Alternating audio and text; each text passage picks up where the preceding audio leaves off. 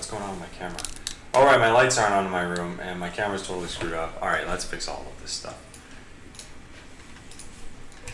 Good morning, Thailand. Just started streaming now. Right on time. That's what we like to hear. Alright, so yeah, we gotta get things going. I know this shirt looks like the one I wore yesterday, but it's not the one I wore yesterday. So there. I don't want to see this in People magazine. Oh, Adam wore the same shirt 2 days in a row. Because it didn't happen. Now, why is bedroom not turning on? Maybe I refresh this. Okay, something's wrong. Now, what is going on here? Yeah, that's weird. Did I break my light? Is the Raspberry Pi not connected? 192.168.1.9? Oh, nice. Okay. What? Oh, bedroom. Oh, no, I'm not in the bedroom. I'm in the office. I know where I am in my apartment. Okay. Alright, there we go. Let's take a look. Did all these things start up? Is this an early Halloween special? No, I don't have anything planned for Halloween for the stream. I really should. We got to do a couple of little things first before we can really start the day. So unfortunately, that means you guys have to watch me do this stuff. Because I stream my life. Seems you had a good drinking weekend? What? Is there... Not sure I understand why you'd say that. Hey, Walter. Okay, so let's put this here. Schedule we need to update, and latest YouTube videos we need to update. So let's do this. Week 7 recap video. And I think I just called this one More Hardware. More Hardware. So that should be saved. Next, let's fix up the schedule. People said that they do want this, so I will do it. Alright, and let's say day 28 is Monday, which is today, 10/26/15. Day 29 is Tuesday, 10/27/15. Day 30, 10/28/15, and day 31, Friday, 10/30/15. Yep, that makes sense. And then we get rid of all of this stuff. Submit. Big Brother is watching you. Oh, I don't know where I am in my own home. I thought it was... Okay, hang on. I'll tell you in a bit. Hey, Orange Ray. And hey, Dawsomer. So yeah, if I move my keyboard over just a little bit, you can see a bowl of Boo Berry cereal.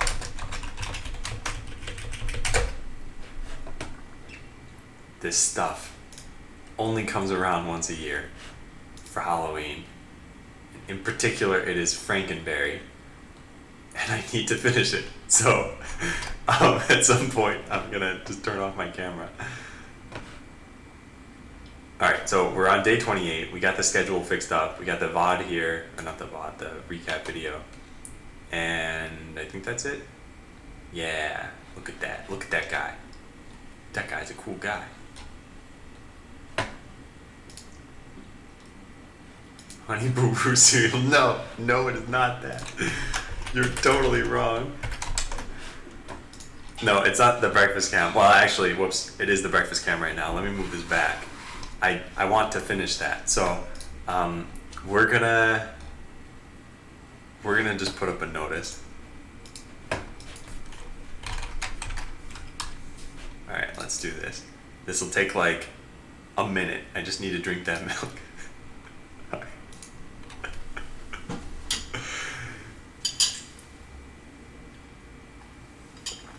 So yeah, let's keep chat up while we're doing this. This is probably the worst stream I've ever had a beginning for, where I'm still eating breakfast. I got a slightly late start to my day. So yeah, let me tell you about what's going to happen today. We are going to work on pre-beta. Now, you might see someone new in chat called BotLad. Ooh. Botlad is the bot that's going to handle giving you guys account information for pre-beta. I have also cleaned up pre-beta a bit. So if you go to bot.land, you should see a pre-beta page now. Also, excuse me. Also, I think I've decided that weekend streams are a bad idea. Sunday didn't go very well, but then I worked an extra like 2 or 3 hours and I made a ton of progress. So I think I do need some time that's off stream. You guys are greeting Botlet.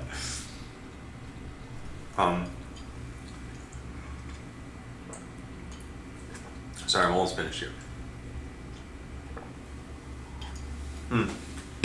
Okay, there. Done. Turn this off, turn this on, there. Okay, yeah, we're ready to start. So it didn't go well. I don't know if, oh wait, is my camera not pointed at my keyboard? Okay, it is. Roving Eye, I don't know if you were there yesterday or not, but I came across a bug, and it was a very, very unusual bug. I'm gonna draw this out. So let's go into, we're gonna fix that this morning, and then we're gonna fix a couple of other things, and then we're going to work on pre-beta stuff. Roving Eye says, if you want more followers, you need to let us know. I'd try and follow, though I often have other things to do. Yeah, more followers would be great. I'm not really too concerned at this point. I've stopped paying attention to follower numbers. I used to record them every day. I figure I'll make the stream as good as I can for the people who are here. The other thing is, in order to get certain followers, you need to pander a tiny bit and say like, oh, here's what you get when you follow. And yeah, so anyway, here's what happened. Let me draw this out, if possible. This will be a little bit tough, maybe, but let's see. So, let's say there's this order of events, and let me just blank out all of these other bots so that you're only looking at a couple of these. So, let's say this doesn't exist, and these don't exist. So none of those bots exist. So just Bender, Harley, and Shroud. And now let's say we have this order of events. 1. Bender shoots Harley, which will be reflected back at Bender, killing Bender. 2. Shroud shoots Harley, which will not be reflected, which kills Harley. Okay, so we have this order of events. Let me try to make this a little bit bigger. So we have this order of events. Here's what's gonna happen. So Bender is shooting Harley, and that happens first. So remember, on the server, what's going to happen is that Harley, it'll see that it reflects, and it'll go right back, and Bender will be killed. So let's say that the Bender's life bar is really not as filled as I made it. So it's something like, this didn't work that well. Okay, let's just take that. Alright, so Bender's life is really next to dead. Okay, so yeah, Bender shoots Harley, and it's reflected, so it does damage to Bender, killing Bender. Bender is dead on the server, but that hasn't been animated yet on the client. Now, Shroud kills Harley. So Harley is dead. Now, the way that projectiles work, Shroud was closer to Harley, so that bullet, despite being created after, reached first and killed Harley, and then Bender, in shooting Harley, realizes, wait a second, this bullet has nowhere to travel to, I'll just kill it. Now, the problem is that bullet needs to finish its flight path, otherwise it won't kill Bender. So that led to this phantom bot that was here only on the client. Now, I tested this by setting a hard-coded reflect value of 50%, whether or not there was a reflect shield active, and yeah, it happened pretty readily. So then I came up with a fix for it. The fix is this. So if, wait, where is this? Here. What this used to say, well, let me just dip this file and show you guys. What this used to say is, if our target died, then mark this entity as dead also. So we just said mark entity dead, and that was the bullet. And this is the bullet that would have killed something had it reached its reflect target and then reflected onto its actual target. However, we know that we have another chase target component in that case, so let's just remove the first chase target component. If it didn't have a new one, let's mark this as dead. So now this should work correctly. However, I think there's also another bug we're going to have to fix. We're running into a lot of problems where client animation is causing issues. So let's check this in. Oh wait, let me write some more news, by the way. So news, I got my VPS. I'll write DigitalOcean, $5/month. There's one other thing, wasn't there? Maybe that's it. Okay, so yeah, let's check this in. So this code makes sense. That's fine. What do we have here? That I'm going to check in differently. That was what I used to test this out. This I'm also going to check in a different, and that's also a different one, and this is a different one. So then these are the only things I need to check in. Entity.js. So we need to add a test case at some point for add a test case for has multiple components. Add an ECS test case for that. Yeah, and so has multiple components is it takes in a name, and if you have multiple of that type, component name and boolean. True if this entity has at least 2 components of the specified type. Okay, that's it. So fixed a difficult to track down bug. Stop using Paint, use Paint.net. For what I end up doing in Paint, I think Paint works pretty well. Man, you guys are Paint haters. Paint.net. Did they? Oh, no. Wow, I'm kind of surprised Paint.net doesn't have the URL Paint.net.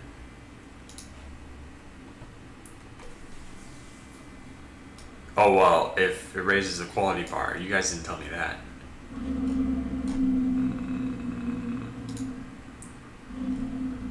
I don't know. Yeah, I mean, this shows a lot of like real life stuff. I'm not doing real life stuff, so I probably can't use this program. Yeah, I'm sorry, guys. Maybe I'll get it later. I'll write it down. Don't worry. Look into getting Paint.net. If I do this, then modify m.cv in my user profile.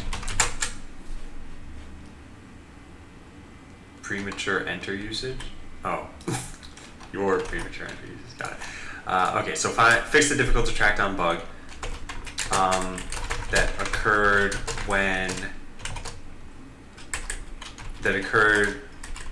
in this scenario. Bot A shoots bot B, which will reflect and eventually kill A.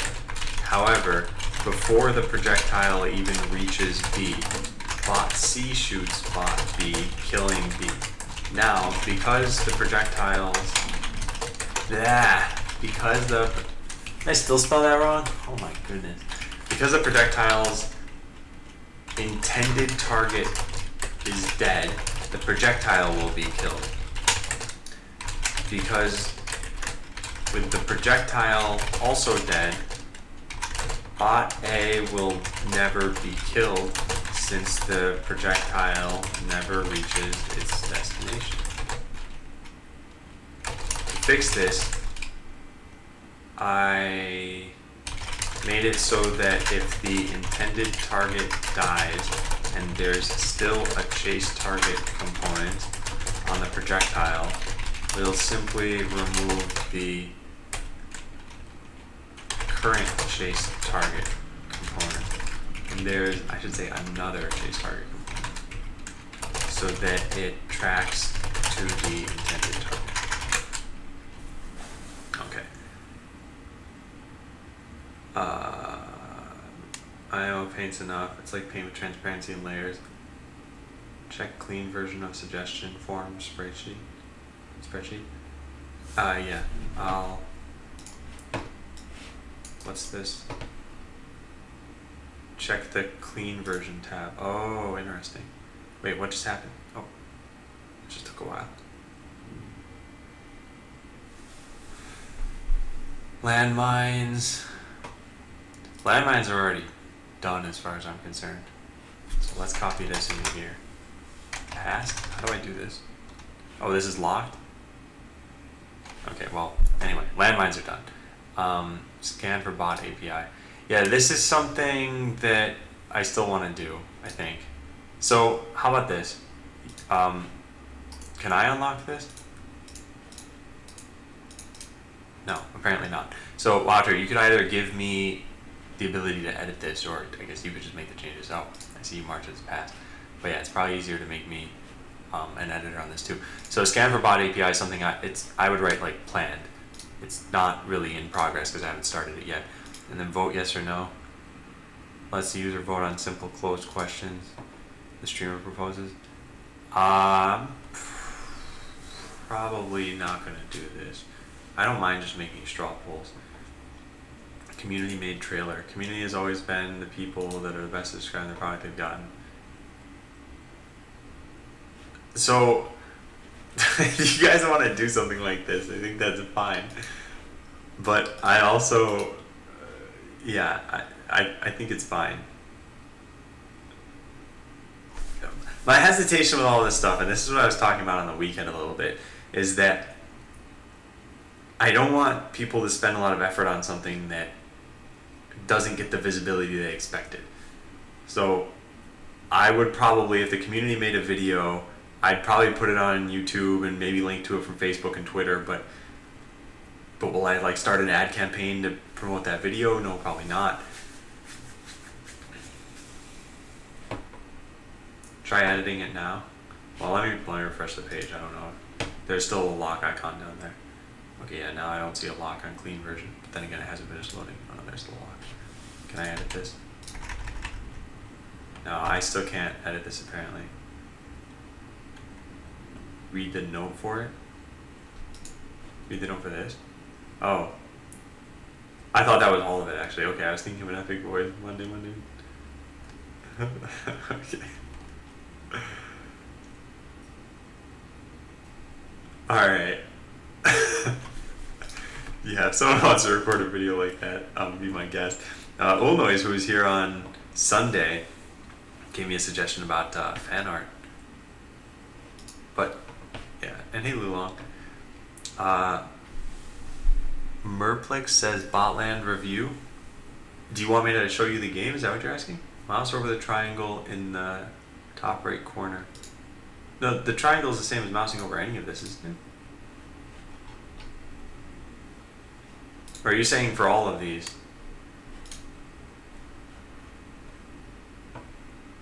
Anyway, users will go buy Google Ads just for Botland. So yeah, like I said, I like the idea of a fan-made everything. That'd be cool, but like I said, if it doesn't get the visibility that you expect, as long as you don't feel like it's a waste of time, then everybody's happy, I think. Oh yeah, Merplix says show the game. All right, I'll show it in just a second. Let me check this in. Yeah, okay, I think this is good. All right, so in Botland, you create bots, so you can kind of see them already fighting each other. And the bots that you create have different pieces of hardware. So here you can see a bunch of different ones, and I haven't done a lot to explain this in the UI yet. This is not final UI. So depending on what I put here, like reflect and cloaking and lasers, so you can only have up to 7 slots. So I have 3 plus 2 plus 3 is 7. Or no, that's 8. Haha, I know math. Let's put 7 here. You can only have 7 slots, and depending on what you have here, you'll be able to make use of these things in your code. Now, you don't have to write code if you don't want to. You could use Blockly, and you could do something like this. Just drag a pre-made script onto your canvas. So here we have the Ultimate Destroyer, use at your own risk. And I actually wrote a loadout for this here. Missiles 3, Cloaking 2, Landmines 1, and Reflect 1. Let's deploy this. Ultra Killer. And so once you've deployed something, so there's Ultra Killer. Once you've deployed something, it just goes into the arena, and it runs based on the code you gave it. So we could see it laid a landmine, it had reflect shield up, it had cloaking, it was shooting missiles at people. Now we can see there's a lot of resources in the arena right now. So let's do this. Let's write a harvester bot. We'll say if will harvest, then harvest. Did I call it will harvest or did I call it can harvest? Yeah. Okay, otherwise we'll say closest resource equals find closest resource. And if exists closest resource, then pursue closest resource. Otherwise, just move. So let's deploy this. This is going to be a harvester. And actually, let's give it cloaking so that it can get to the resources unharmed. If will cloak, cloak. And it's called can cloak, not will cloak. Okay, there we go. So here are a couple of harvesters. Let's see how they work. We can see that it cloaked, and now it's moving between different resources and it's harvesting. So this will put money into your account as a player. And now it cloaked again, so yeah, these bots can't see it, and it's going to just kind of clean up the arena. So yeah, Merplex, hopefully that gives you some insight into botland.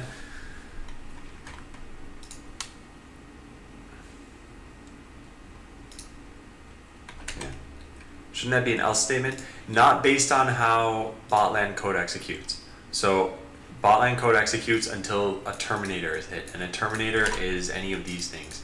So anything you see in red in Blockly is a terminator, and that's why they don't even connect. So you can't do something like this. You can't say harvest and then cloak. These pieces don't fit together because you'll always try harvesting, and then whether or not this works, it'll just bail out of your code.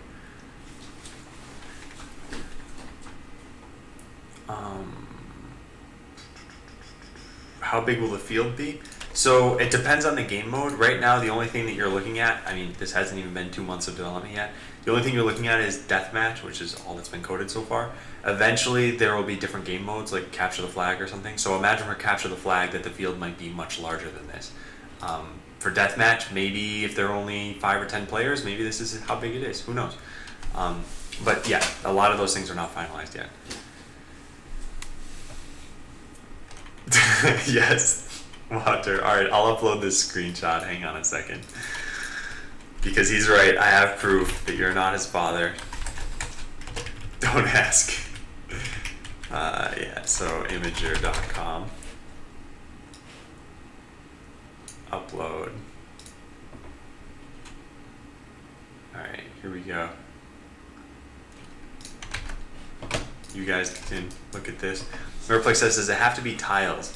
I think, so this is a 2D game, and we wanted to make the automation as easy as we could for you to reason about it. So when you have something like move right or move up available to you, it's, I think, better to be able to tell that there are tiles here. We might do a little bit to obscure that, but the art is not finalized yet, so it's possible it changes a little bit. Okay, says, okay, so harvest and other terminator functions have an exit statement embedded in them. Yes, you're totally correct. And once the game is actually released, we'll do more to explain this. Because right now, the only thing that's obvious is in Blockly, you just can't connect these statements. It would be valid code, because if you take a look, it would just turn into this, harvest and then cloak, but this will never run. And to kind of show you how that works, let's just do what I had typed before. Move right, move left. So this only ever moves right, and we can deploy a bunch of these bots, and you'll see all the moves right bot, they're only ever moving right. And that's because I said move left here, but this, like Akay said, there's an embedded exit statement in all the terminators. Lulong, I already pasted it in the chat. Right? Is that the right image? Yeah, it was. Yeah, let me just tag you in it, I guess. Wait, I can't. I gotta type out your name. Hopefully that worked. Alright, so we checked in the fix to 1 bug. Oh, not that one. Oh no, that's the only screenshot I have of chat. Sorry, I thought you hadn't seen it. Alright, but yeah, you're asking about a different one. So bot that reflects a projectile that will cause a killing blow is being marked as dead. So the reflected projectile, yeah, so that's fixed. Next, I think this is a bug. If a bot moves onto a landmine, but not to kill it, and then gets hit by a missile that kills it, the landmine will never be removed. Alright, so let's do something. This is going to be kind of hard. See you, Walter. Oh wait, first we gotta check this other stuff in. Okay, yeah. So let's write our little to-do list for today. So finish check-ins, then finish bug fixes and refactors, and then pre-beta work. And I'm gonna try to leave my email up because I think the lawyer should get me the EULA by today. So let's say the lawyer did get it to me by today, and I don't know when it's supposed to happen, but suppose it does happen today, then I'm hoping that by Wednesday I get you guys pre-beta access. And for pre-beta, what I'm talking about is if you go to bot.land, you'll see pre-beta here. If you click this, there's just a page about how you'll eventually get access to the game. So in short, earn loyalty points by just staying in the stream, and then you can get access to the game. And this is not available yet. So it says when will this be available? Adam's probably working on this right now. The only other requirement is getting the EULA from the lawyer. So you can expect this by the end of this week. Perplex says, can you play the game on a website yet, or is it just pre-alpha? So yeah, this is only been 2 months of development. I'll link this into chat. You can't play it yet, but by the end of this week, you'll be able to play what you see here, which I can't stress this enough. This is a work in progress. What you see here is not a game necessarily. Like there's no points, there's no objective really. It's just like I want to share this with you guys so that you can see what it is that I'm doing. So yeah, let's start with the rest of this list. Let's go back to here, and I will commit. Yeah, we want to get that into. I want to start with the most important ones, which I think, yeah, this part. So let's do this. We'll go into the simulation server, and here I want to comment what this is. The simulation, so AI, how about this? Bots will be spawned every so often based on this variable. It is a tuple whose first element is the minimum number of milliseconds to wait, and whose second element is the maximum number of milliseconds to wait before spawning a new bot. Yeah. What does EULA mean? EULA is End User License Agreement. How much does it cost to get a EULA? So I haven't been sharing specific costs, and I probably still won't for this. I'll say this, it's not cheap. You might expect it to be cheap, and it is not. So, yeah. And then the other natural question that people have been asking is, well, so why didn't you just copy one from a different website that's kind of like the one that you want? And although I probably could have done that, I just wanted to make sure I've got my bases covered. And if a lawyer says that my bases are covered, then I'm very satisfied. If me copy pasting from another website, I'll think it's covered, but then I don't know. I don't think anyone's gonna sue me based on a pre-beta, but you never know. Is the GUI made in HTML or directly in the canvas? So a lot of the elements you see here are going to be HTML, but then what you're watching here is in a WebGL canvas. So this stuff, this is all HTML, and same thing with this. This is HTML. But then if I close all this, then you're pretty much just looking at WebGL other than this bar here. By the way, this bar here is so that you can connect to the server. I don't have it running right now, but, well, let me just show you. There's no reason I can't run the server. So let's go into the game server and just run it. And by the way, I figured out a way to make this better. So I streamed yesterday for about 2 hours, I think, but then I spent another 2 or 3 hours working, and I discovered just a lot of stuff. And that's why I don't think weekend streams are a good idea. I stream so much during the week anyway that it's probably better for me to just work on my own if I'm going to do that. So now I'm connected to the game server. And to show you guys how this works, it's pretty much the same. The only reason is that bots aren't being spammed into the arena because it's no longer a simulation, it's the real thing. So if I put a bot down here, you'll see it on both screens. And despite that his name moved right, it just tries harvesting. So then over here I can deploy a bot that kills it. So let's make a fire lasers, and we'll move closer. Let's do this. If an enemy exists, then pursue them. Let's put this bot down with level 3 lasers. So now we'll see Terminus go over and summarily execute all of these other bots. Wait a second, that's not right, is it? No, it is right. Because it randomly picks a direction, not necessarily the closest one. Wait, no, that isn't right. Oh, fire lasers in any direction will work, I see. Okay, it says, how can you gain money from a free game? There will be in-game purchases, and I talked a little bit about this before. Imagine that you have like lasers, and it just, my basic example is always this. Lasers do 100 damage. But then there's something else you can earn called vampiric lasers, which do 80 damage, but like, let's say they have 20% lifesteal on them. So is this necessarily better than lasers? No, but maybe you'll want this sometimes. So those are the kinds of things you might purchase, but you also could get them in game without having to spend money. And does it have mobile support yet, like for iPad or something? Yeah, kind of, sort of. It has it in that I could load this. I could show you right now, actually. Let me load this on my phone.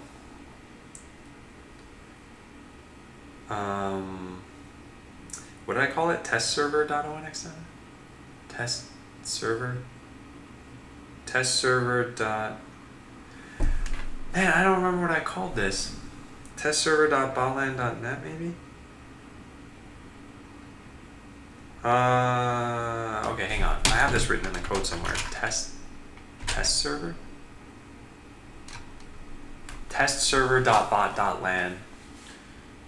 Test server. By the way, if you guys try going to this URL, it's not going to work because this is a local URL. Test server.bot.lan :3000. Okay, so yeah, here we go.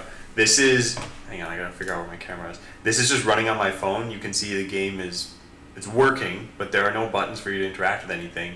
And also, I don't think the frame rate is great. So there's a lot of stuff I haven't really worked on yet. You can still zoom in, and you could, well, anyway, yeah. So it will be on mobile eventually. I haven't done a lot to support that yet. Are there going to be some items for purchase later, like other free-to-play games? Yeah. There will be items that you can purchase. And that code GUI looks cool. I haven't seen that. Oh, thanks, Nix. The advantage of having a web application is that it's portable and can run on mobile devices, right? Yeah, that's one of the advantages, definitely. I think the other advantage is that people don't have to download anything, which is super important. So imagine in the future, this is not the case right now, but if you just go to bot.land and you see this, you see this page right here. You're just looking at the game, and maybe I overlay the entire website on top of the game. That'd be pretty cool, actually. I probably won't do that, but yeah, this is, by the way, what you're looking at here is going to be the title screen eventually. You can jump in and start controlling these things and say like, oh, I want to put in a move randomly bot and deploy a bunch of these. But mostly on this screen, you'll just pick, do I want to play single player? Do I want to go to multiplayer? Do I want to customize options or change my account or something? Okay, so we've got that. Random number within the cooldown or set range. All right, and I should also write the reason why I put this here.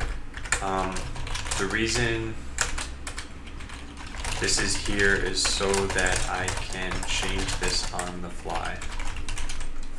So that this is in a variable so the reason this is a member variable is so that I can change it on the fly. Yeah, there we go. Won't there be any obstacles, like so you can hide from bullets or something?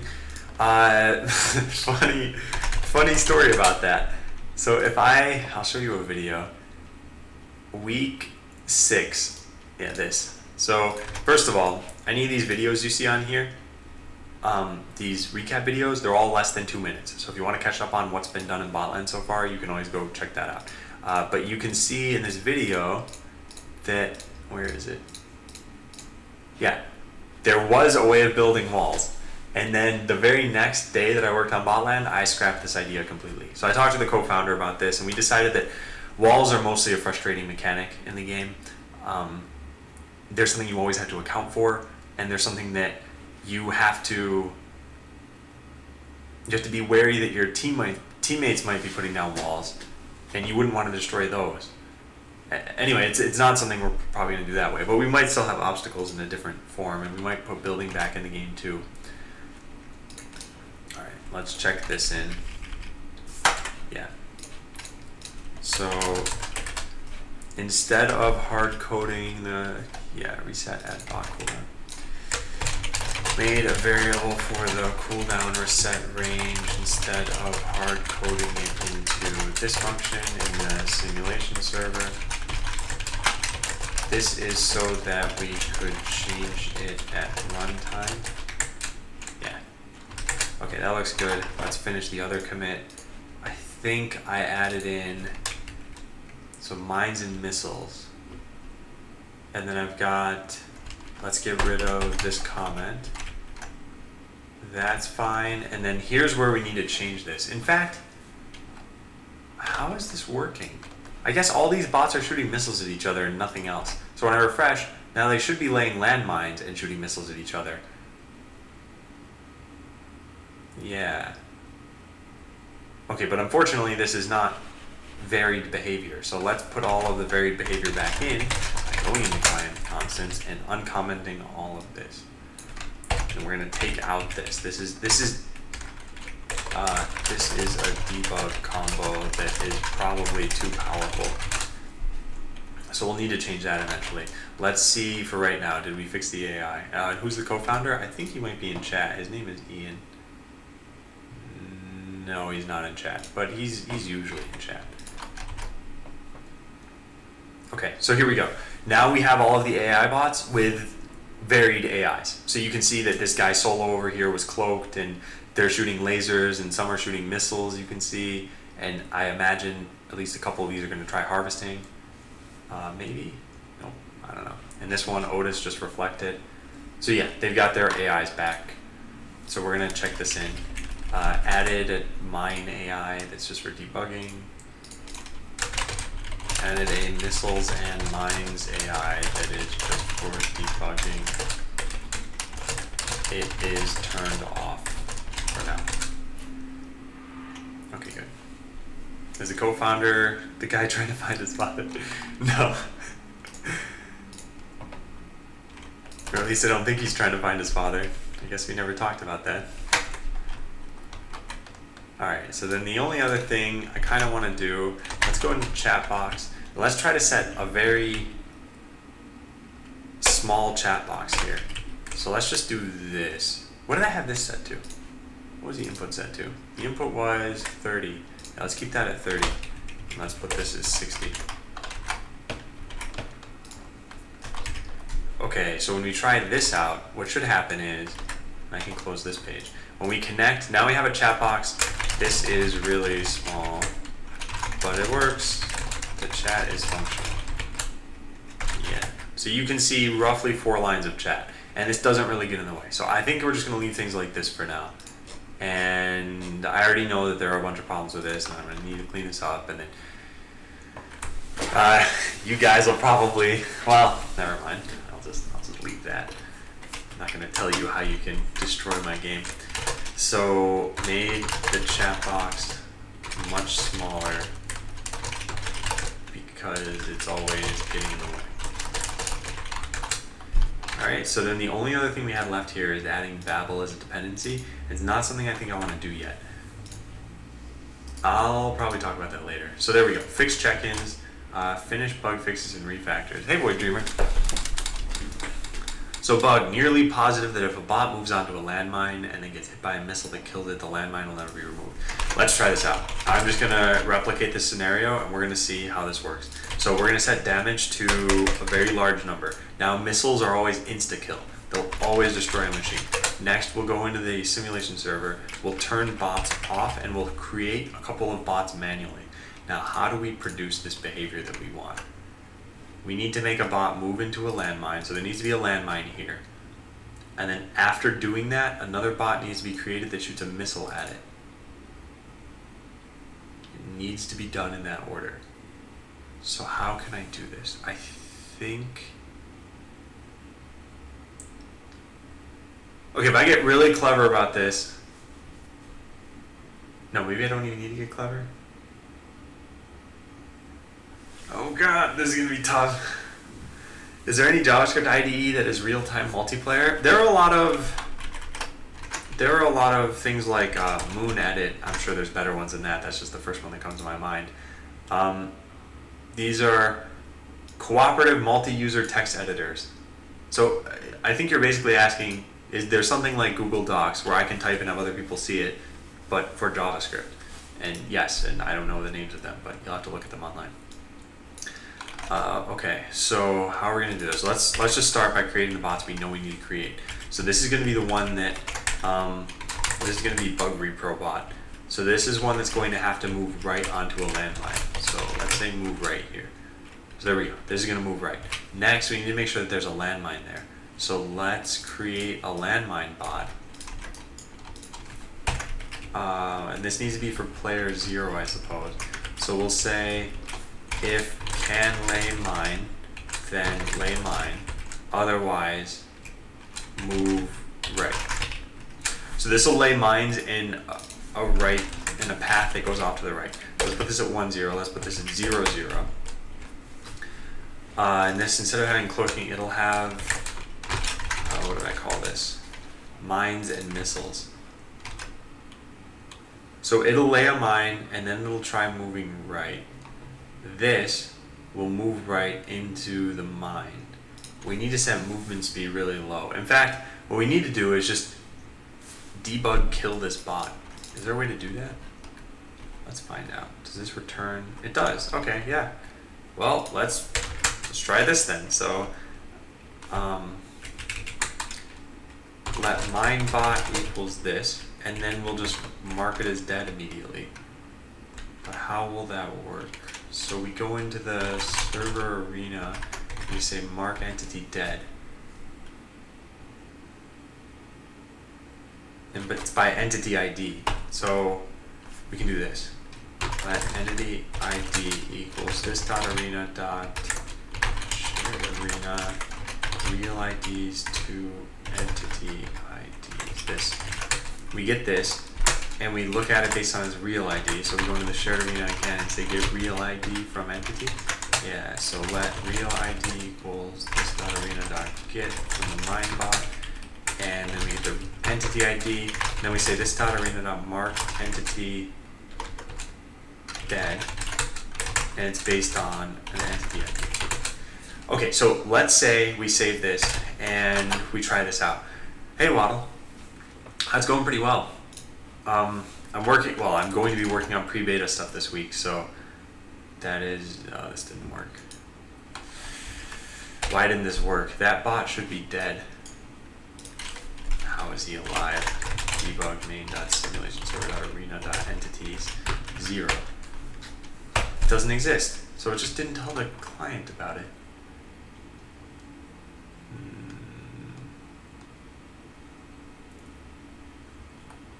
You know what we could do? This is really stupid. Mark entity dead 0. Okay, let's do that for now. This is not great. And actually this won't even work, I think, because this is the game server. Do we have a pub sub here? No, we don't. Well, whatever, let's just ignore it. Spammer's already out. Okay, it says, how'd you get the idea of streaming this on Twitch? I've been pretty transparent about this. There have been 2 big reasons for why I stream on Twitch. One is accountability. You guys are preventing me from going insane, but you're also keeping me on track. And 2 is marketing. Like, if I wasn't streaming on Twitch, you guys would have never heard of Botland until a year and a half from now, because any marketing efforts I would have attempted would have been very small efforts. I don't have a lot of money for this game. And so I'd rather put whatever money I have into artwork and things that affect the game rather than marketing, which means that I'm essentially working as a full-time marketer as I'm creating this game. Oh, nice, Waddle. What kind of website you making? Okay, so we've got this bot. It's got a landmine. Next, we need to create the move bot. So this is Bug Repro bot. And then we need to create the missiles bot. So let's make lasers do a ton of damage. Where are lasers? Here we go. Yeah, so let's make the laser damage infinite. Which this is infinite as far as bots are concerned. It's one hit kill. Then we'll put the lasers bot at 1, 2. So it'll be beneath the landmine, and its code is going to say to fire lasers up. So if I've orchestrated this correctly, here's what will happen. We'll see a landmine right there. Then a bot will get created down here. No, that's not what will happen first. A landmine will get created here. And by the way, it'll appear as though there's a bot on top of the landmine. That's something that you just kind of have to ignore. Then a bot will be created on this red tile. It'll move to the right. The landmine will only deal 200 damage to it. But before it makes it there, there's going to be a bot that's created here that kills that bot. So let's refresh and see if that happens. That did not work. The lasers bot didn't seem to shoot.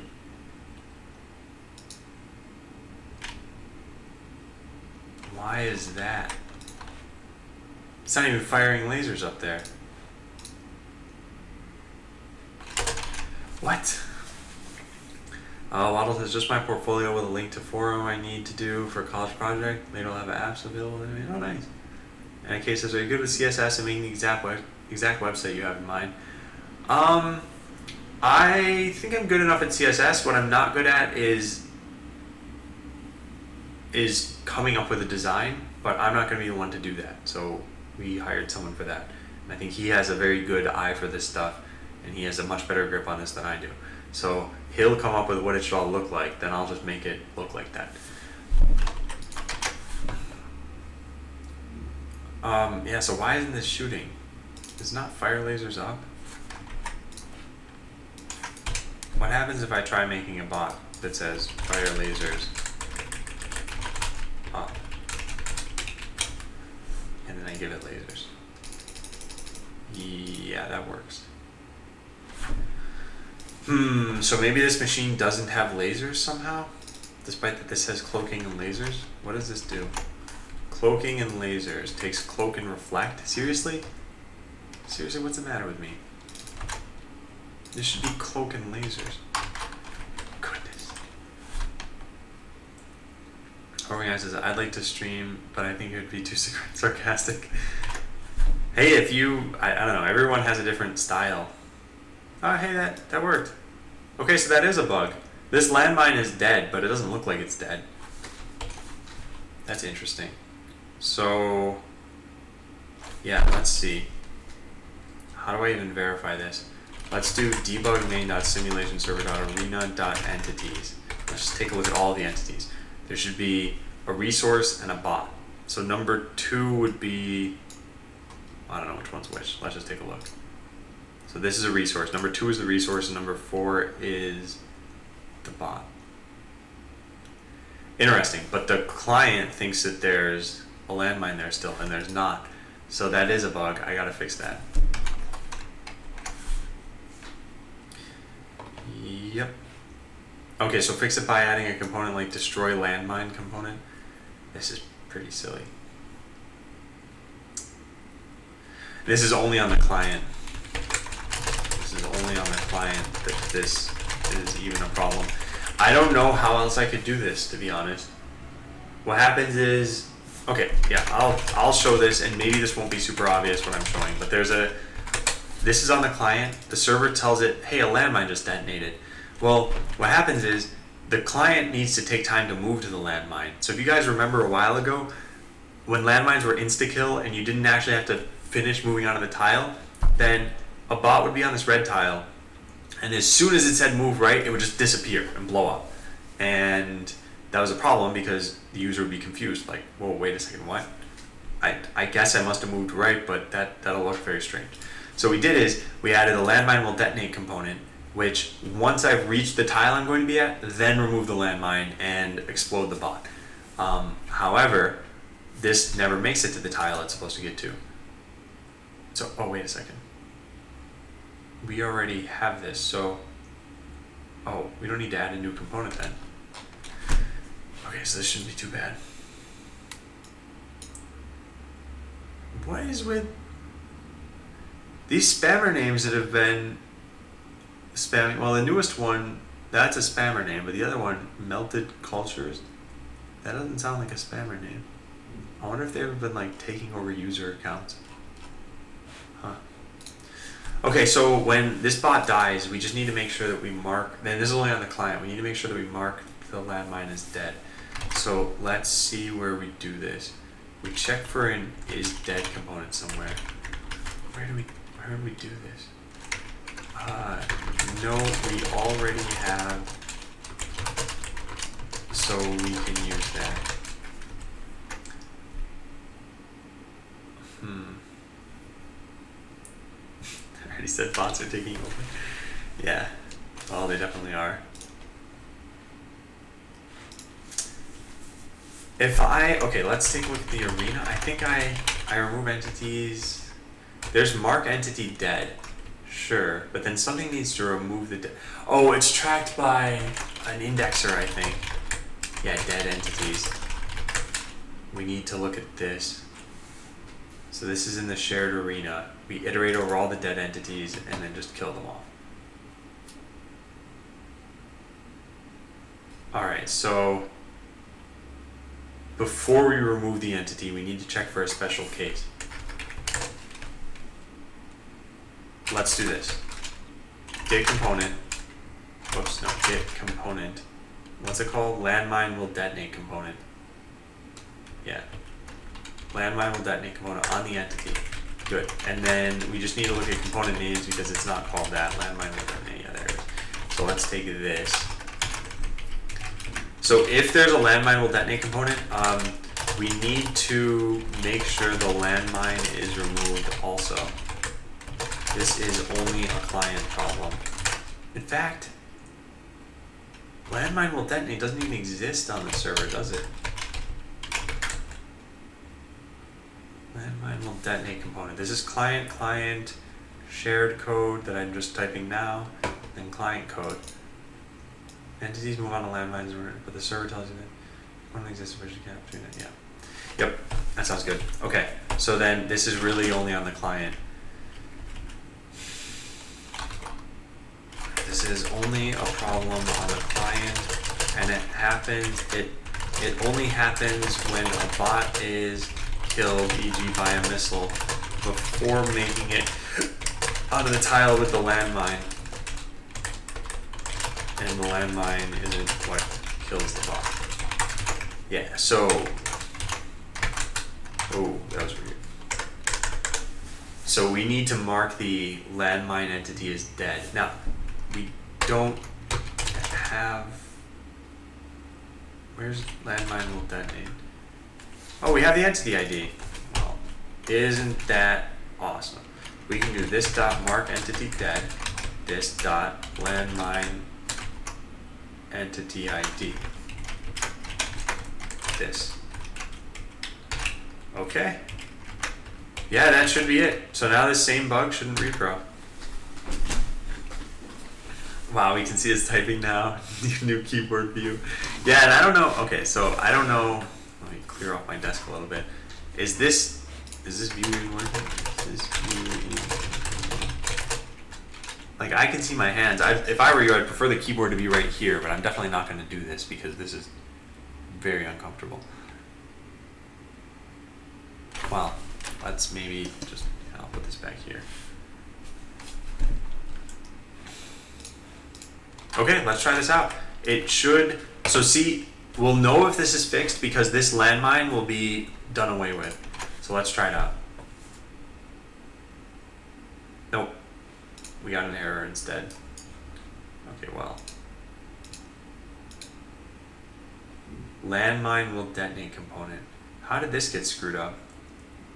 Wait. Landmine entity ID is 1. All of this looks correct. What is this? It's not defined. Oh, did I just type the wrong thing? I wrote component. Magilla Gorilla. There. There's one weird shaped keyboard.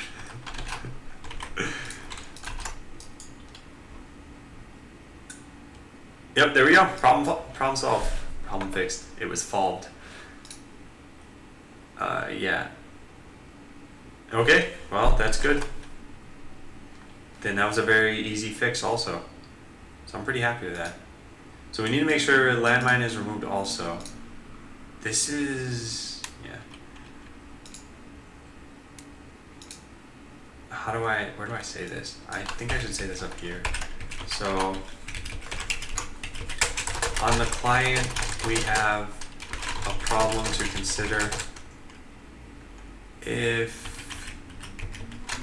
a bot is killed by a missile before making it onto a tile with a landmine,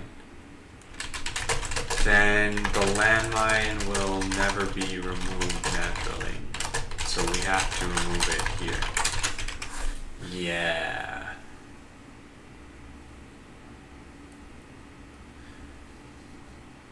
Now, there's one case where I think I might have screwed this up. Mark entity dead checks to make sure that it's not already dead. So let's do one other thing. If I go into hardware constants and I set landmine damage to, I don't even do it here. If I set landmine damage to 1,000, I think this might screw up. Well, 5,000 is greater than 1,000, so that's okay. Let's try this. This might cause a problem, and if that does, then I'll just fix it. So let's see, does that? Yep, it does. Okay. Yeah, well, it's good that I can at least reason about this stuff. So yeah, mark entity dead is trying to mark it as dead. So here's what we need to do instead. We need to say, where's the code I just wrote? Yeah, here we go. So if it exists and it's not the killing blow. So in landmine will detonate component, we mark whether it's the killing blow or not. If it's the killing blow, then it's going to get removed. Yeah, there. Okay, so problem should be solved. Now we should have the same code, but it just shouldn't break into debugger. So if I don't press anything, good, see that get removed. Now if I set the damage from 5,000 back down to 500, we should also not see it break in. So we set that to 500, wait for it to finish building, and now we should see this thing get killed by a laser and the landmine get removed. And the only difference is going to be that instead of seeing these slow lasers shooting, we should see one fast laser. Yep, good. And then all the other ones are slow and the landmine is deleted. Everything is good. The galaxy is at peace. So we fixed the bug there. This is not necessary to check it. Neither is this. But then this, that's important. And then we're not leaving lasers and missiles doing 30,000 damage. That doesn't make any sense. Alright, so fixed a bug on the client where a bot could be killed while in transit to a landmine that would only deal damage to it as opposed to killing it, which meant that the landmine would never be reached, which meant the landmine stayed around forever. The fix was to, could you possibly, yeah, the fix was to check for a landmine will detonate component on dying entities, and if it exists, remove the landmine, the reference landmine. Alright, it's pretty good. Alright, so those things are fixed. So now we just need to finish the refactors, which are these two things. So we can put this up here and get that item off of our list. That was one fast missile.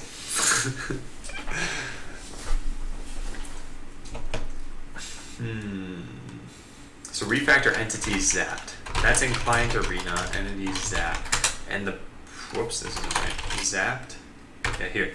So the problem here is that we're using the same for loop twice. How do I want to fix this? I could do something as simple as, I'll just kind of show you. I could do something like this. Let's just make it called foo, and we put this down here. And then the only difference between these, we just put into foo as argument. It could be as simple as that, and maybe I'll do that. So let's diff these selections. So we're iterating over a different array. This is all, so that's that. So different array. We have a slightly different assert message, and then we pass in a different damage value. So array, assert message, damage value. So array, assert message, damage. There. Array, assert message, damage. Done. Now we can call foo with both of these things, and then we can rename foo so that it doesn't sound stupid. So we say this.foo, we take in the fully zapped, we say entity zap full damage, and we say that the damage is damage. Okay, says, do you play video games? I play Hearthstone and Wordament, which is, well, actually, there's one other thing. I played Jazzpunk this weekend. I had a friend over. It went on sale for $4, and it only took like 4 hours to beat, so it was like $1 an hour. It was pretty good. That game is much more comedy than it is game, and I was just watching my friend play it. I thought it was enjoyable though. So then partially zapped, we can say half damage, and we say half damage there. Yep, there we go. Okay, so now we can say, instead of foo, this could be entities zapped, like implementation, and we'll say entities zapped. Alright, let's comment this. Here begins the story, begins the adventure. Implementing a syntax highlighting JavaScript editor in JavaScript.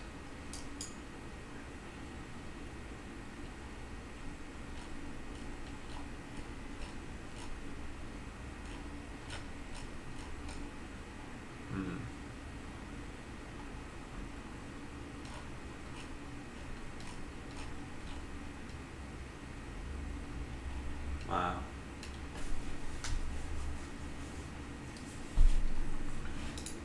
Yeah, I wouldn't want to do that. Alright, so this is an array of entities.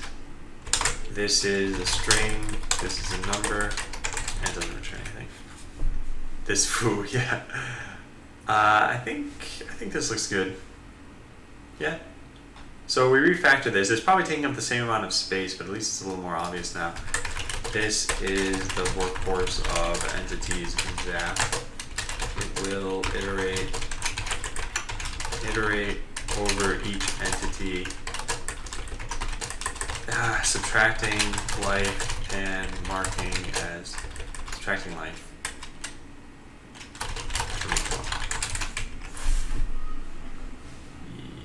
Yep, looks good. Yeah, so let's try this out. Let's load up some Zapper bots. Oh, and in order for this to work, we need to do one other thing. Go back into the simulation server and comment all of this out. Alright, so let's write out Zapper code. Update equals function if can zap, otherwise just move. No, let's have it pursue enemies. It doesn't make sense to move randomly. Closest enemy equals find closest enemy bot. If exists closest enemy, then pursue closest enemy, otherwise move. Alright, so we've got our code. Let's prettify this. I could have just typed that into there instead of typing it into this, but whatever. Okay, it says, what's the shortcut you use to delete word by word instead of letter by letter? Does it work only on Sublime? So, let's, actually, I have lorem ipsum text for this very reason. Okay, so I've got this, and I'm deleting word by word. Is this what you're talking about? On Windows, this is Control Backspace. On Mac, this is Alt Backspace, I believe. And you can do the opposite, or the converse of that, I guess, which is Control Delete, which will delete in the other direction. Now, there's one other thing you can do, which is double-click drag. Normally, if you just drag the mouse, you select letter by letter. But if you double-click drag, you select word by word. And if you triple-click drag, you select line by line. So there's no way for me to select an individual letter at this point because I've triple-click dragged. That's really useful for if I wanted to delete, like, from lorem to this, the last word, the lorem. Okay. So we've got our Zapper code. Let's try this out. We should see a lot of bots get created. Good, we do. Then we make a Zapper bot, and we deploy this. Mr. Zaps. This is what I named my Pikachu amiibo back when I was playing Smash. So let's see, Mr. Zap should get closer to bots and then just zap them to death. Pikachu's only fault was loving too much. Yeah, it's working pretty well.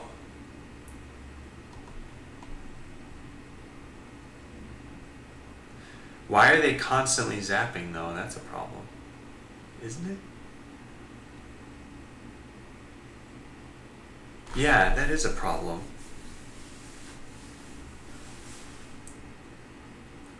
I think that's a bug.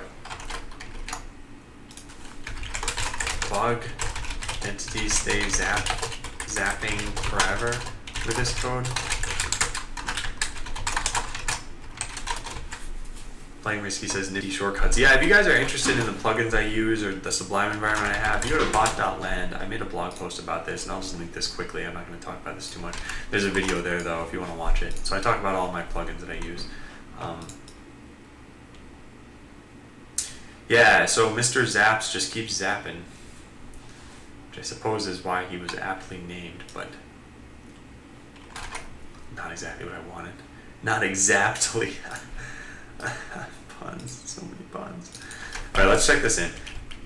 We fixed this. The only problem is there's still. Maybe we should fix that other bug first and then just check them in separately. Because right now there's definitely a problem. Let's take a look at what's happening. In fact, let's just do that right now. Let's go into Client Arena, and there is Entity Deactivated Zapper. What did I call this? Entity Zapper what? Okay, there's Entity Activated Zapper right there. What did I call the deactivated version of this? Entity Deactivated Zapper. It's right here. Why couldn't I find that when I searched for it? Because it doesn't exist. I just never wrote this code. Okay. So, problem I never actually implemented. Is the green spot a mine? Yeah, the green spots are mines, and they're friendly mines. So like they'll greet you and say, "How are you doing?" But the red mines, they're offensive, so they'll insult your mother and do damage to your bot. And that'll be more obvious once there are teams, I think. Also, what's going on down here? Olympia, what are you doing? You guys can't even see this. Oh, that was really weird. Olympia was sitting in a corner for like 10 turns, not doing anything. What code could that have possibly been where it would just sit there? In fact, it's still doing weird stuff. Well, it has cloaking. Alright, we should take a look at that too. What is that doing? Client constants. Cloak and lasers? That must be it, because that's what I...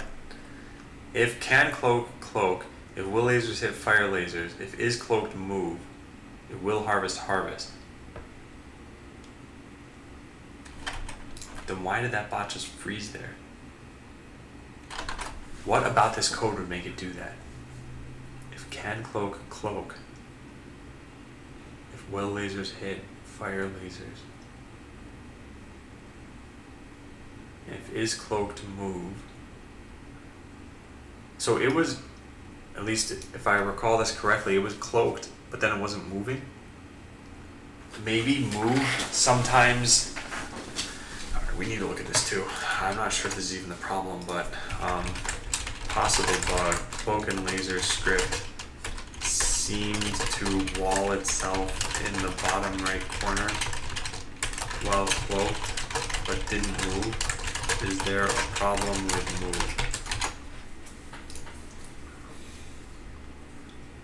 Move is in a random direction, right? May have just been random. Hey Zong Zebra, first of all. And second, you are correct, it's in a random direction, but the one difference, the one little caveat there is that it's in a random valid direction. So if we look at move, well we should, well, if we look at will move, or can move, yeah, okay, can move. If we look at can move, what happens is, if you don't specify a direction to this,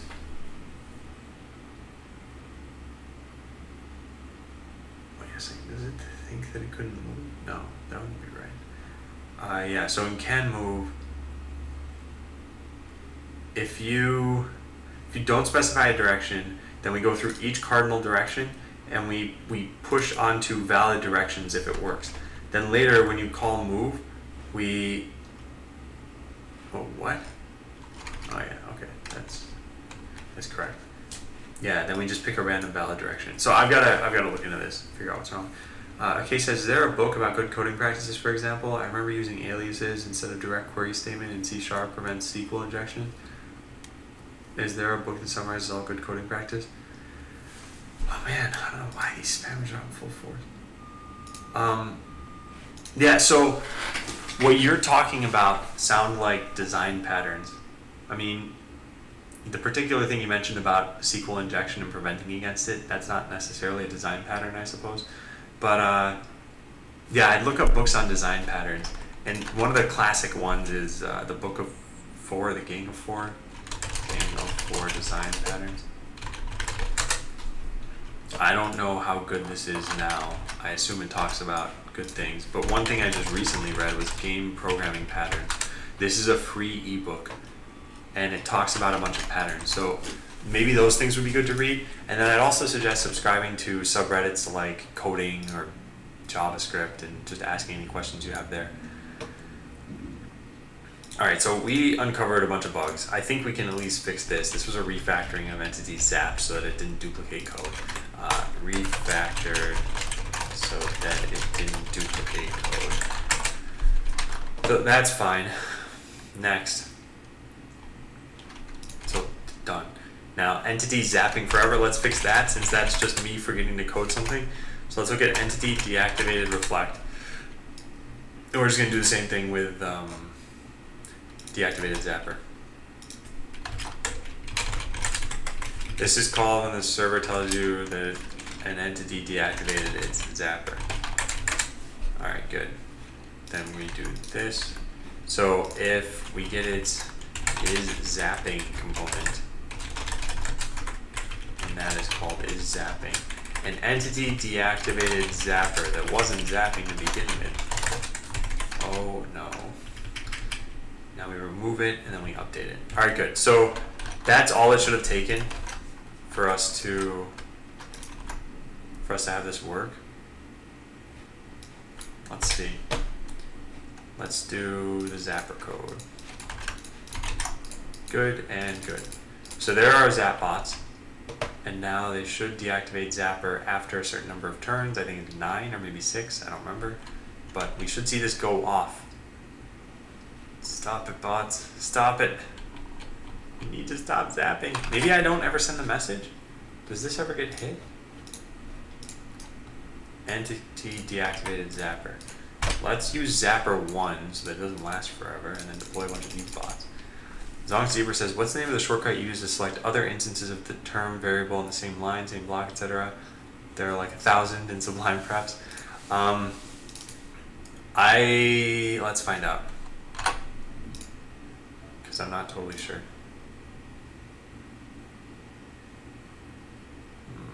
Highlight line, highlight modified tabs. I apparently didn't change anything in order for it to do that. I just double click a word and it selects it. Because these are my only settings that I have here that I've overridden. I don't see it in here.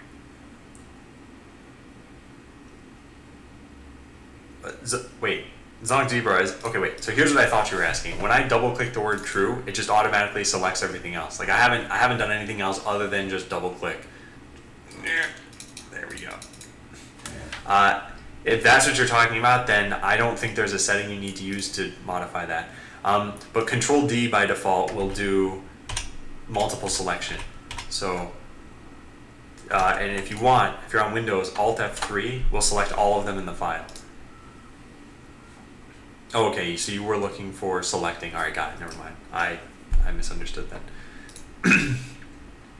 And yeah, there are plenty of things you can do with that. So if you have something like int x equals 5, and then you have a whole bunch of variables, let's say, so a, b, c, d, e, and then you're like, whoops, I wanted to make all of these different. What you could do is you could hit, at least this is the shortcut for me, Control Alt Up will extend your selection to up, and Control Alt Down will extend it down. So now I could change these to something like A2 or go modify this to some 10. I could do other things like evaluate a selection and change that too. There's a whole lot of cool Sublime stuff you can do.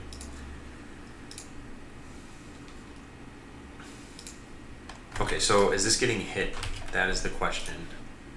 And it doesn't look like this is, which means the server isn't sending anything about this, which I find very strange because why would I not code that? Yeah, apparently I just never coded this. No, sometimes it just doesn't make sense. So let's take deactivated zapper. Let's search for activated zapper. And we should be routing this at least in one spot. We must be. Yeah, here. Zap. Good. Next. Entity deactivated reflect. So that's in will update. Oh, I just never copy pasted this block of code to handle. So it's zap cooldown is zapping. Whoa, what just happened? Is zapping and deactivated zapping. Alright, this should be fixed now.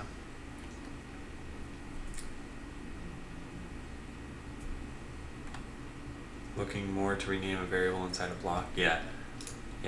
So whenever I want to rename something like that, like I have this is dead. Yeah, I do control D, which I actually don't do control D. I do control E because I remapped it, but I know what the default is.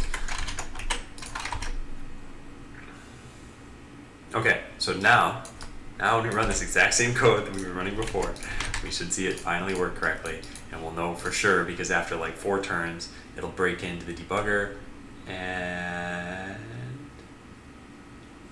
no, you're making a fool out of me, code.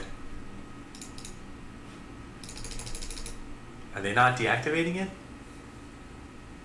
No, that worked. The breakpoint just wasn't right. Why did that happen?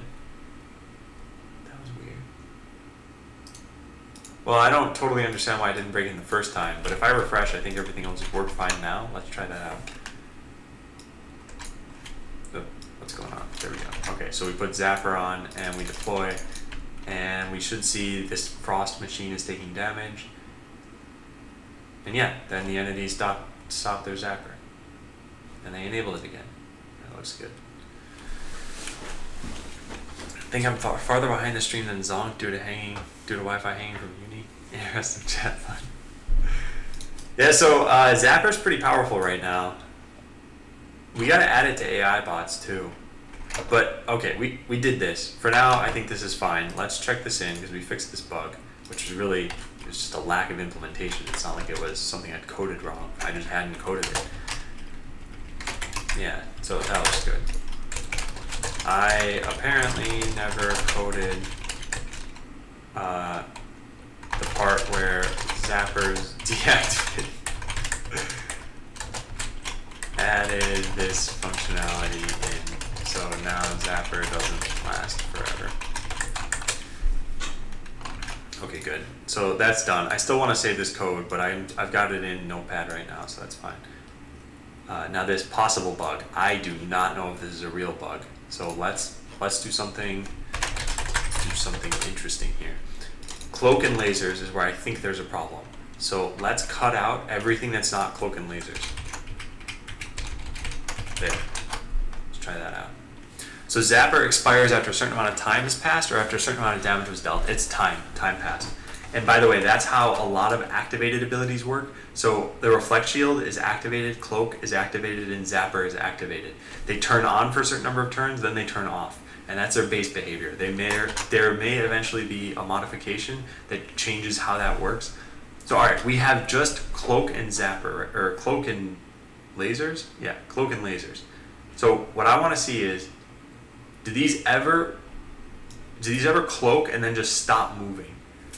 Because if they stop moving when they're uncloaked, that's fine, because that's what their code says to do. But I could have sworn something was cloaked and wasn't moving at one point. Maybe it was uncloaked and I just forgot what its behavior was. Yeah, because I don't see this happening. So if there is a problem, it might only have to do with the bottom right. Maybe I'll just deploy a bot there and see what happens.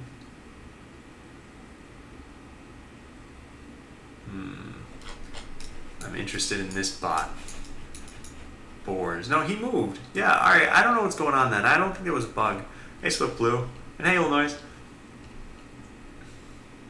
Can't find anything with a default key command of Control D. Perhaps key binding is default. You should see it in there. Are you on Mac? Zonk Zebra? Because if you're on Mac, it's Command D. But if you look in default key bindings, you should see Control D. Yeah, there it is. Find under expand. Oh, on OS X, yeah, it'll be Super D. Super plus D. Yeah, there it is. So everything that was on Windows as Control, you're going to search for Super on Mac, and that's not entirely true. They've changed certain shortcuts.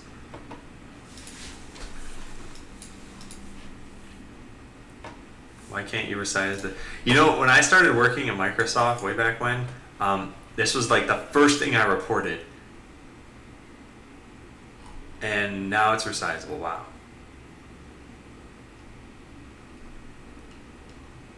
Can't believe this. But yeah, they said some guy actually made it work after I reported it, but then it never got incorporated in Windows.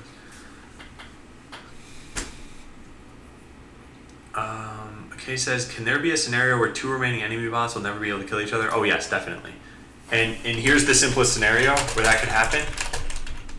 And it's this. They just don't even have code. So if you don't have code, you'll never kill them. But imagine if, like, a bot can kind of kill itself by walking into a landmine. So you could end up with two bots that just have no code in them. You could also have two bots that have code like this, move up where it's code but it just doesn't do anything. And finally, you can still have code where it means to attack, but it just never gets to that point. So imagine two bots that just keep swapping locations with each other.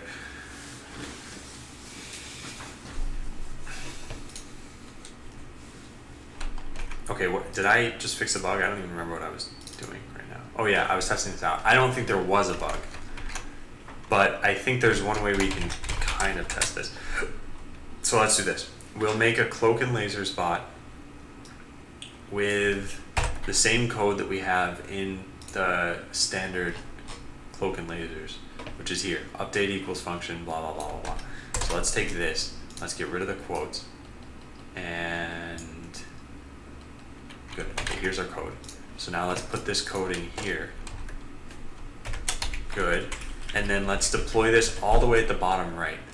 Now I don't remember how big the arena is, so we need to, well, I guess just go figure out how big the arena is. Arena width is 15 and 10. So we want this to be a 14 and 9. And we'll call this repro. Alright, next we, no, next we do this, and then we save the file, and then we just run. And we should see, hopefully, nothing weird happens with this bot. Now, if something weird happens, then, well, I don't know what to do. We can look into the bug, I suppose. So there's the bot, and it's moving. So yeah, as far as I'm concerned, then this is fine. It stops moving when it uncloaks, but that's what its code tells it to do. The code looks like this. How do I format this? Yeah, there we go. So the code looks like this. If it can cloak, then cloak. If its lasers will hit, then fire lasers. Only if it's cloaked will we try moving. So I think it's working as intended. What does it take to deploy your game on Facebook, for example? I'm not actually sure. I've only worked on a Facebook game once and I never fully finished it, so I don't know what it would take. But I don't plan on doing that. Okay, I think this is working fine. I must have just looked at it while it was opaque and thought, oh, something's broken with it. But I don't think anything's broken. Alright, so then, great. We've solved that problem by saying that it's not a problem. That's the best way of solving problems. Alright, we can revert all of this. There, good. Yeah, excellent. So then that's done. Then we can close all of these things and refactor zap adjacent entities so that it only finds entities within the zapper range. I don't want to do this right now, so we're just not going to do it right now. Instead, I want to get you guys having pre-beta stuff. So we still don't have the EULA, so that won't be a thing. It won't happen today probably, but maybe tomorrow or the next day. And I'll write myself a note. Email lawyer if I haven't heard back by the end of tomorrow. In fact, do I even need a note for that? I think it's going to be pretty obvious. No, I don't need a note. Okay, so pre-beta work. That is all of this stuff. Alright, and for those of you who don't know what pre-beta is, go to bot.land and then click pre-beta. And yeah, you'll see all of how this will work. This is how you guys will get access to the game. Hey 40, this is how you guys will get access to the game before it's out. So it's going to be released sometime in 2017, and you guys should get access sometime this week. But you spend loyalty points to get access. So if you want to find out more about that, just read this page. Before I start this work, I'm going to go use the bathroom. So URB bathroom. I'll say 4M. All right, I'll be back.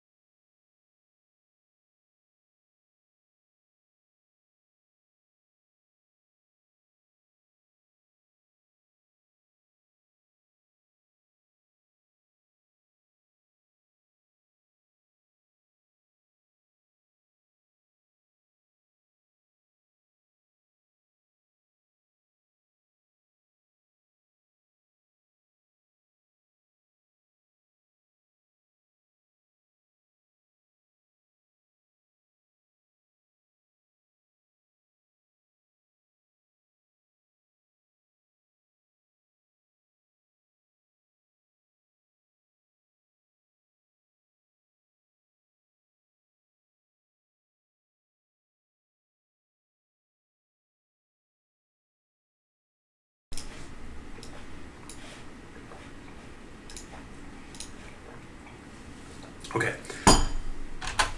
Excuse me. I had to get some water too. Alright. Let me catch up on chat because it looks like everyone's checking for their points now. And hey, Jthor. Pass Mesudo again. What is everything we can use the points for?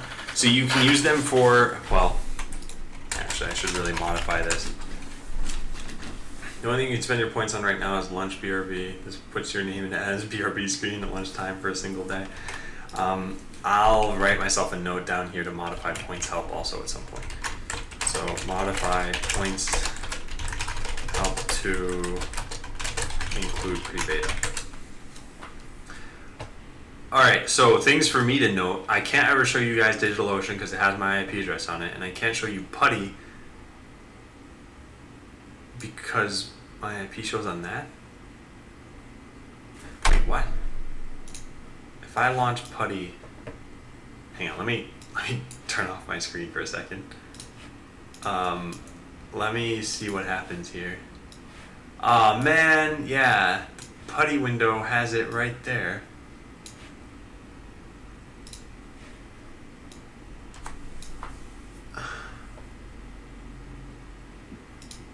That's unfortunate. Is there any way to change the title on the window?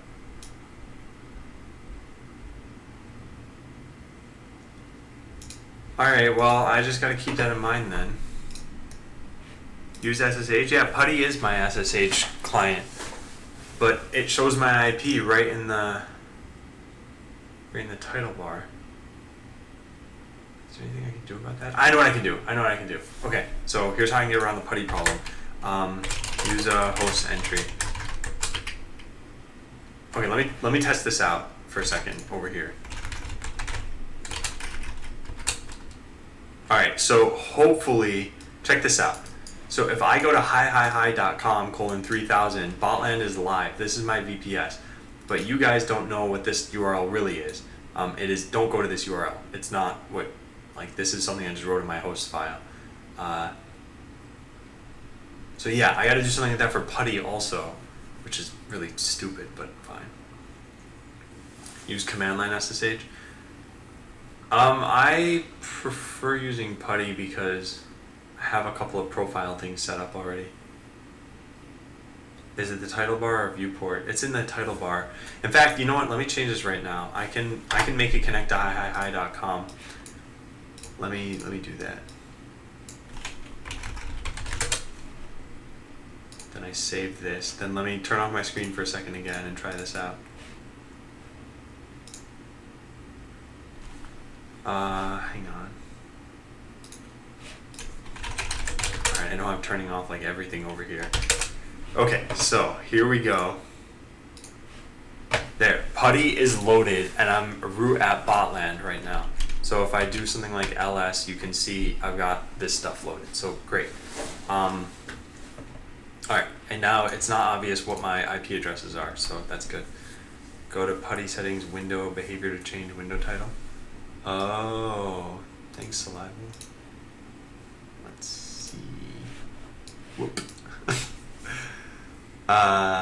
Window, behavior, window title.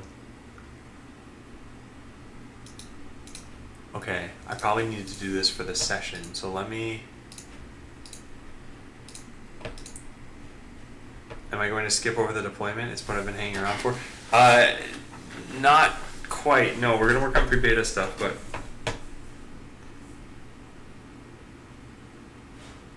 Okay, hang on. Let me turn off my monitor again. Just make sure I got this working correctly. So if I load my profile and then change the window title to be DigitalOcean, is this going to work? And then I save this again, save, and then I double click it. Okay, yeah, this works. Alright, so then let me show my screen again, and then close that. Alright, here we go. So now it just says DigitalOcean at the top. I can turn my keycam back on also. Alright, thank you, Salival. I appreciate that. Points give, wait, how does this work? Points give, yeah, nice. Alright, good. So still, can't ever show DigitalOcean page. That's true, I can't do that. And I just can't do this for now. Eventually I can show you the IP address and it shouldn't matter because you guys will have the IP address. But for right now, everything's just wide open on that website. So if I go to, yeah, so if I go to the hi.com, 3000, you guys shouldn't have any way to know what page this is. But yeah, this is my VPS. Okay. Alright, so I need to modify the game server so that the SQLite database is running with usernames and passwords. This should be a mirror of the database that I have in my token bot. This can run on my own personal computer too so that I can test things, but it makes sense for it to be part of the game server. So, okay, yeah, this is what we're going to tackle first. Oh, the deployment part, a lot of that happened yesterday, Roving Eye, so it was very, very frustrating. And then I wasn't familiar with the screen command. There's a GNU tool called Screen. I wasn't familiar with it, so what I would do is open up an SSH session and start the server. And then eventually I wanted to close the SSH session, which would close the server. So there's something called no HUP, which stops the hang-up signal from being sent. But that wasn't exactly what I wanted, so I ended up using Screen, which lets you multiplex terminals. And anyway, I fixed all that, but yeah. Will you be hacked if your IP is revealed? I probably won't be hacked, but I do have some services running on my own computer. And I just don't want people messing around with that. Was the IP it was showing your external IP? Ouch. Yeah, it was. Well, no, it wasn't. It was my VPS's external IP. So PuTTY lets you connect. PuTTY is just an SSH client, and you give it a target host. So target host was like 192.168. I'm making up an IP address right now. It's something like this, right? Well, then this turns up, the title bar now says just the IP address. which would be my VPS. So in about 2 days, it'll be totally fine to show you guys that. But for right now, it's not because, yeah, then you'd have botland access right now. Naro2 says, wait, is there pre-beta? Can we play it? So if you go to bot.land, click pre-beta. In fact, I should have just linked you to it. I think it's just bot.land/pre-beta. But yeah, if you, why is this? Well, the title of this should have been capitalized. I guess I'm going to write myself a note to do that too. Capitalize the title of bot.land/pre-beta in the title bar. So I'm not going to spread the deployment stuff. I think the stuff that's done already, no, probably not. And a lot of that was like very tedious. I had to work through, so there was an issue I had in my notes about how do I stop running using Babel Node. Babel Node doesn't even exist on Debian Linux. And so I found a way around that, but that was kind of, it was not fun to work through. All right, so this, modify the game server so that we have a SQLite database running. And also, do I even need this node anymore? Yeah, so I ran into a bunch of problems. This is part of the deploy stuff that I ran into, and this doesn't really have to do with deploying, it just has to do with running in Linux. The problem is I was browserifying all of the server code for no reason. I have no idea why I was doing that. I think I just, when I made the projects, I'm like, oh, this makes sense, and I never came back to it. We're using Screen to keep Node running. I missed yesterday's stream. Yes, I am, but I didn't figure that out on yesterday's stream. I figured it out afterward. I spent another 2 or 3 hours. And yesterday's stream, I encountered a bug, which I finally fixed today, and that was this thing that I was describing here. I'll talk about it very briefly. But yeah, so imagine this scenario that we have. Bender shoots Harley, which will be reflected back at Bender, killing Bender. So Bender shoots Harley, which will be reflected back, killing Bender. So now Bender is no more. But that's only on the server. Then Shroud shoots Harley, which will not be reflected, which kills Harley. So Shroud shoots Harley, which kills Harley. Okay, great. The problem is that on the client, while this bullet's animating over here, Shroud killed Harley, so now Harley's gone, and now this bullet has nowhere to go to. So it just stops, and the bullet's gone. Now nothing's there to kill Bender because this bullet should have bounced off and then killed it. So I fixed that bug. That's what I was working on yesterday mostly. And hey, Java. Yeah, so what else is in here? I always use Babel Node, this compiles, so it should be Babel Python. No. Yeah. Okay, so I can close this. So we're going to do this. We're going to give the game server an account database. So let's think of how we start this. I think first step, get a database into the game server for accounts. Second step is allow accounts to be added / removed, and more importantly, modified from the command line. That's a pretty important step. So if I do want to ban someone, I should be able to do that. How many points do you have? You can type bang points and then replics, and you will find out. So yeah, you have 8 points, and that makes sense because you've been watching for 82 minutes. And if you follow, you get an extra 15 points. The way it works out, I think I wrote this right on the pre-beta page. The way it works out is that, yeah, if you stay in my chat for like an entire day, you get 50 points. So if you stay for the whole week, you get 200 points, and spending half of that on a Monday gets you access to the game. And don't worry, I'll do point giveaways or something like that, or pre-beta giveaways. And remember, pre-beta, you have to renew your account every week. And that's what we're coding today. That's what we're getting to work, all of this stuff. And I'm checking my email for the lawyer EULA message, and I'm still not getting it yet, but it will arrive at some point. So get a database onto the game server. Let's do that first. So how do I want to do this? Alright, let's go into the token interface. I have a database wrapper. And it was this. Initialize database, there's add user. I wonder if it's a better idea to just make everything JSON blobs. Like, disk space is not really an issue. I have 20 gigabytes on the VPS. Oh, and you got the points. Can you play the pre-beta forever? No, Naro2. You can only play it for a week.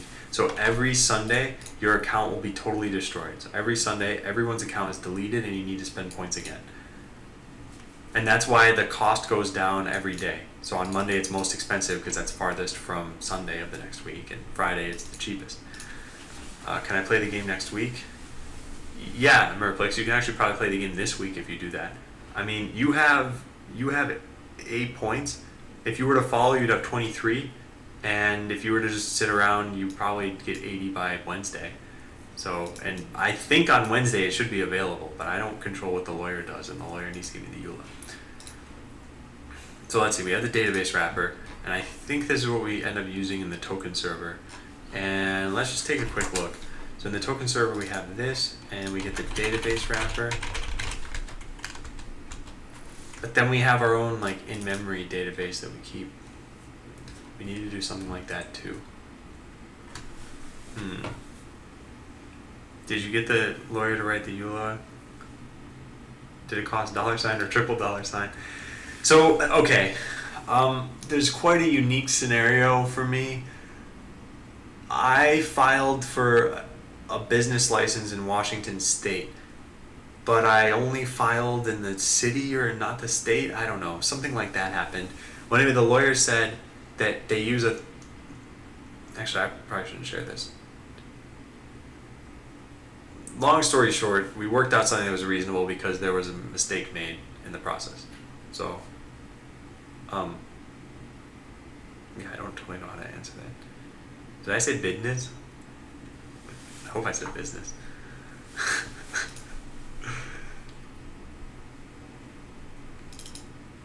Alright, so here we had our own in-memory copy of this. I don't know if I want to do things this way. I think the database wrapper should have that.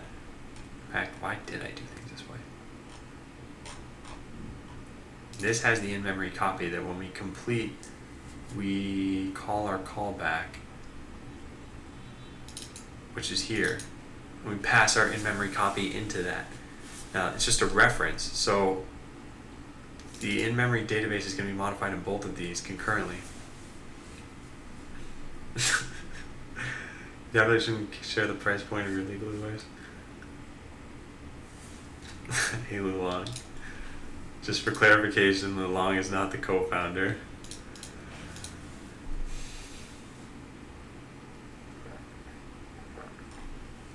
So all I'm thinking of right now is how do I get the database wrapper most usable?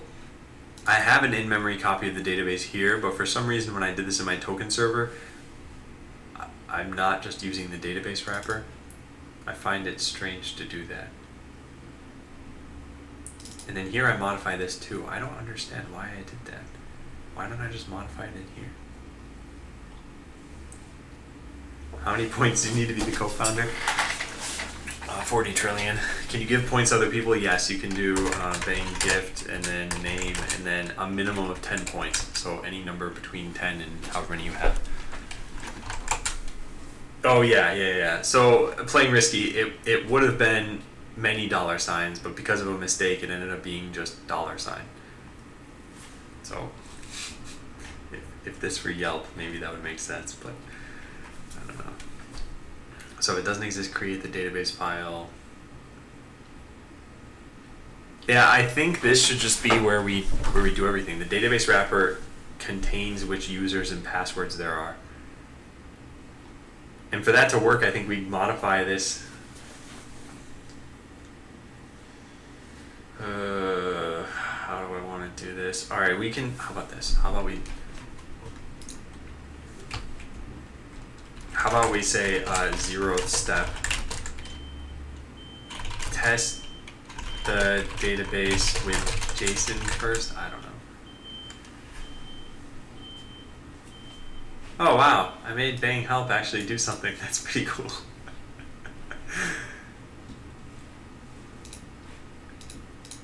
And then, okay, so here's my other question. Right now, this database has a schema where, yeah, here it is. So there's a username and there's a password. Should I change this to just username and then a JSON blob and I can store whatever I want in there? Because there are other things I want. Yeah, okay, let's do that. So let's save database wrapper. We're gonna make a test program entirely. So I have test HTML here. Did I have something else in like the delete folder maybe? Yeah, let's make something in here called database test, database wrapper.js. And then we also need an app.js. So let's store that. I'm not gonna be super happy with it if I do it this way. Alright, no, let's make this an Express thing. Alright, desktop, and then we go to, Hearthstone screenshots. Let's archive those. Alright, so desktop, we go into del and then database test. So let's just call Express here and then, yes, npm install.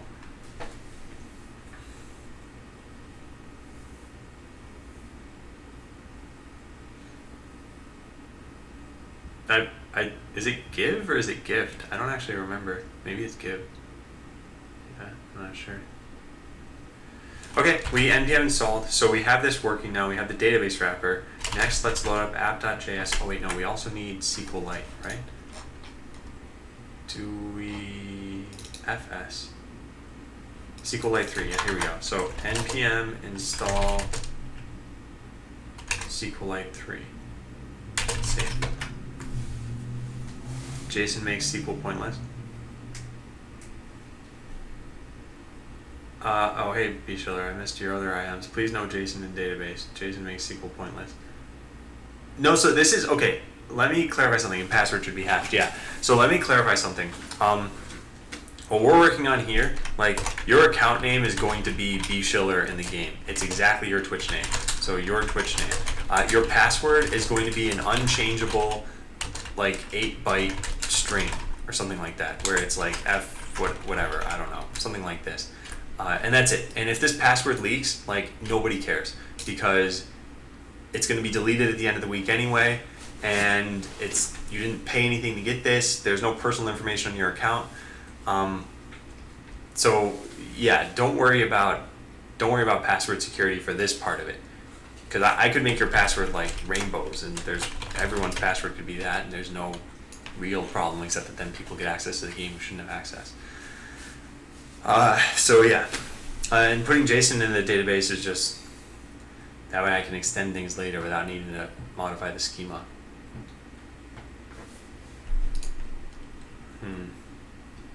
Well, fine, I guess I could come up with all of the different things I'd want in here. So yeah, let's write a better database wrapper. Then let's make sure we're using the database wrapper. So I have that in here, and this is how I used to use this. And let's load up app.js. So we can do this in www. B Schiller, trust me, I know that sounds stupid about like, oh, I don't care about password security, but I don't care about password security for the sake of the pre-beta, where there's no customizable, you don't even have an email address in your account. In fact, if you wanted, you could always make a different Twitch account, and like, there'd be no way to link this back to you other than that there's someone sitting in chat. But yeah, I'm going for like, yeah, it is just for beta. Trust me, I care very much about the security of the released game. And then you will have probably some personal information. You'll have an email address at the very least where you can recover your password. Then I won't be storing passwords in plain text. I won't be doing any of that stuff. So don't worry, I used to work in security. I know about this stuff. At least I know enough, I hope. And we'll see. We'll see how I end up coding that stuff later. So let's get this database wrapper. In memory database equals null. So then we have add user. And yeah, I don't want to call this test DB anymore. I want to call this like accounts.db. Oh no, be sure. And I appreciate the comments, definitely, because it is possible that I'm like, wait a second, what are salting passwords, or what's a hash about? And so yeah, then it definitely would have helped. We've already established that you're dumb cryptending. IR no understand. JSON blob should be fine. I can't see any issues cropping up with it in the future. Shouldn't need transactions or rollbacks. Game state should probably be handled differently. Yeah, so for pre-beta, okay, here's what I'm planning on storing. I'm planning on storing this information. Twitch name, password, maybe like time password was created, and then number of passwords created. Time last password was created, and number of passwords created. Or rather, number of, yeah, something like this. So I really could just make a schema for this, I think. And no, be Schiller, I shouldn't have to search any of this stuff. I just need, like, given a Twitch name, is this person in the database? And that's it. That's like the only thing I need to do.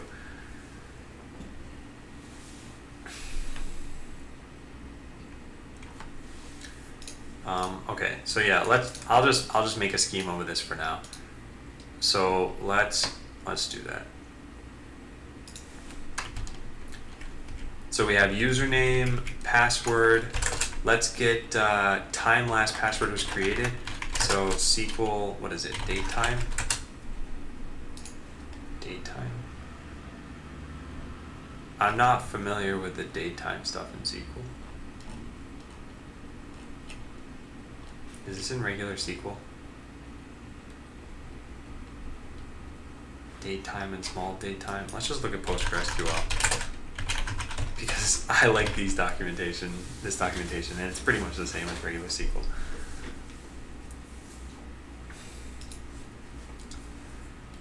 So they have timestamp, date, time. So this one, timestamp with time zone. Yeah, so let's use a timestamp. Oh yeah, definitely be Schiller. And I do want to reiterate that I plan on having everything be as secure as possible at release. But yeah, for anyone new to the stream right now, if you lose your pre-beta password, it doesn't really matter. You'll just get a new one the next week. Okay, so then let's do this. Creation, last creation date, and that's going to be a timestamp that's also not null. And there should be a default of like, can you say a default of now?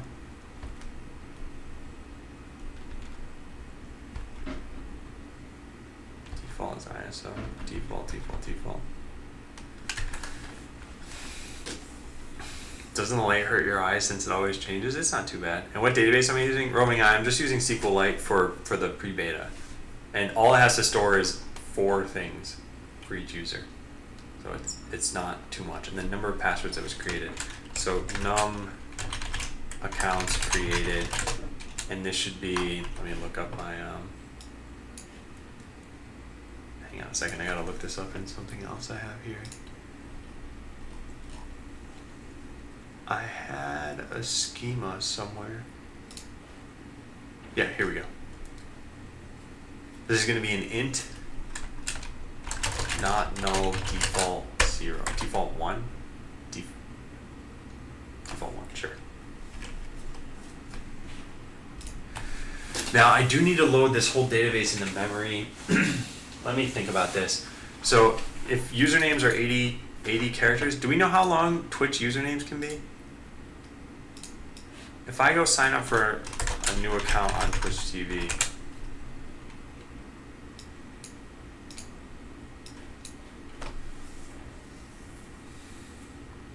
sign up, A 1 2 3 4 5 6 7 8 9 0. Well, what? This is already not allowed. Oh, there we go. It was just already taken. So all of that is fine, but then it looks like it's not fine. Wait, okay, let's just type random characters. Okay, that's good. Now, at what point does this become not valid? There we go. So I think this is the longest a Twitch username can be. Let's take a look at what the length of this string is. 25 characters. Okay, good. So Twitch usernames can only be 25 characters. Let's just say 30 in case some old usernames could be longer than that or something. Your password is always going to be like less than 30 characters. So now number of bytes per person in this database is like 100. That's not too bad. And by the way, yeah, chat is going decently fast, so just tag me in a message if you want me to see it. So good, we have this create database. Let's do this.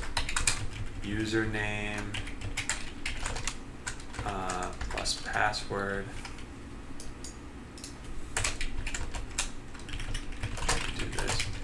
plus last creation plus num accounts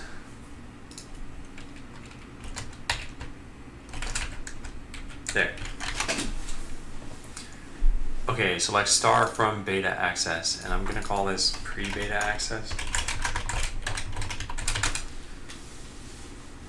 You do know every field in SQLite can be any length, or are you getting ready for the future? I did not know that. What do you mean exactly? I know about, like, I could just have a text field if I want, and then it can be any size I want it to be. What prevents anyone from creating bots and using them to gift points? There's nothing preventing people from doing that, but if I see that happening, I guess, then I'd probably just ban them. But even then, it's like, the only thing points give you are pre-beta access, which once you have, you don't need more of, and then insertion into my BRB screen. So yeah, if I see someone who's only ever gifting points away, then I'll probably ban them, or just remove their points maybe. There's no need to ban them.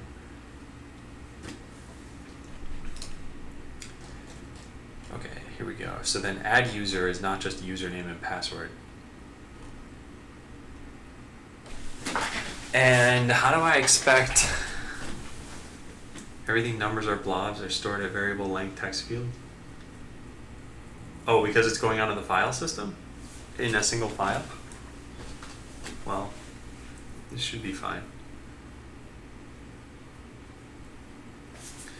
Okay. So then the other question is, how will I handle account resets every Sunday? I could just delete their password. Or I could set a flag. I could also just set a flag about validity. Yeah, let's add that in. How do you do booleans in SQL? Whoops.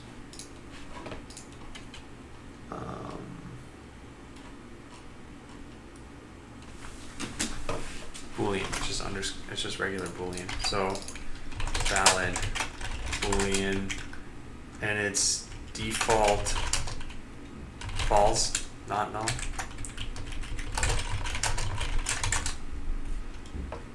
This should be capitalized and these should be capitalized. And since spacing doesn't really matter in this, let's make it blatantly obvious what we got here. No, I don't want to. Okay, good. So I think this is good for that.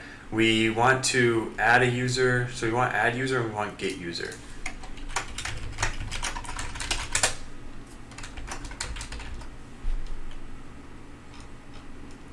Yeah, and get user is just going to be get user based on their name.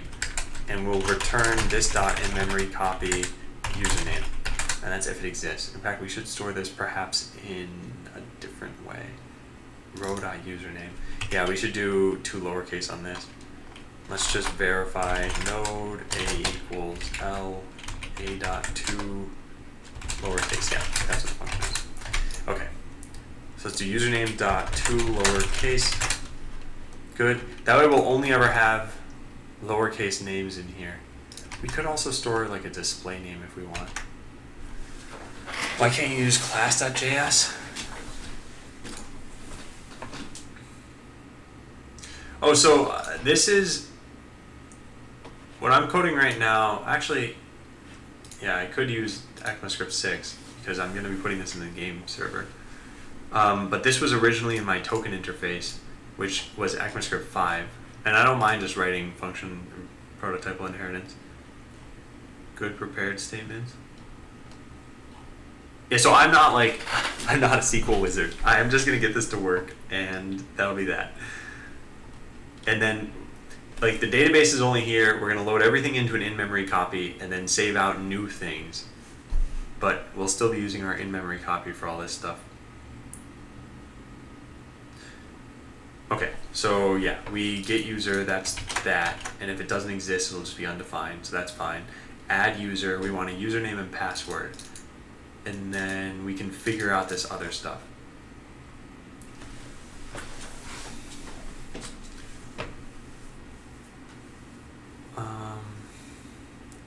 So we delete them. Ghetto upsert.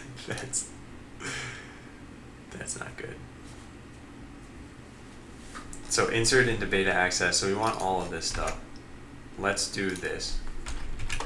So if, let's do existing user equals this dot in memory copy username. No. This dot get username. So if existing user not equal to null, then we want to check if they're valid, then we don't do anything. So if existing user dot valid, let's put is valid.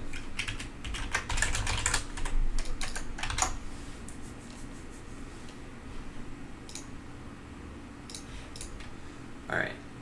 So if existing user dot is valid, then we'll just say console.log that user is already valid. Well, not that user. We don't know who that user is already valid. Not adding that.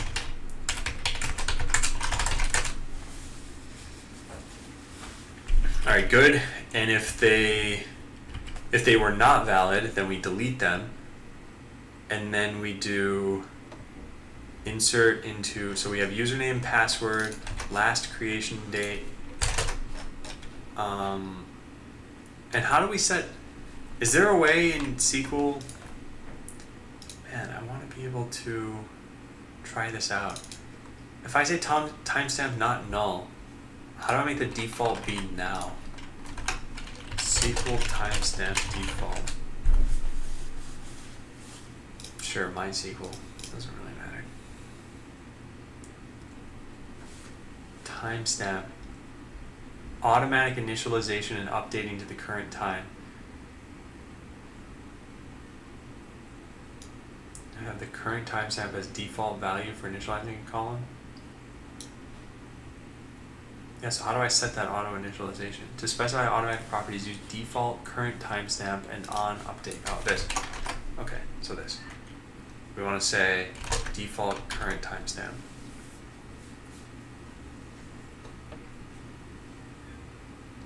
Perflex, don't worry about the number of points you have.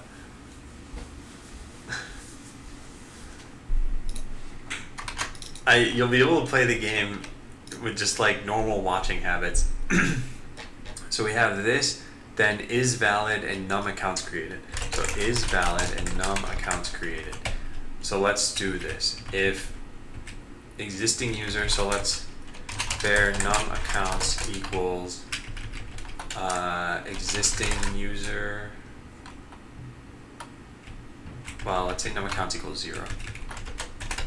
And then here would be num accounts equals existing user dot num accounts.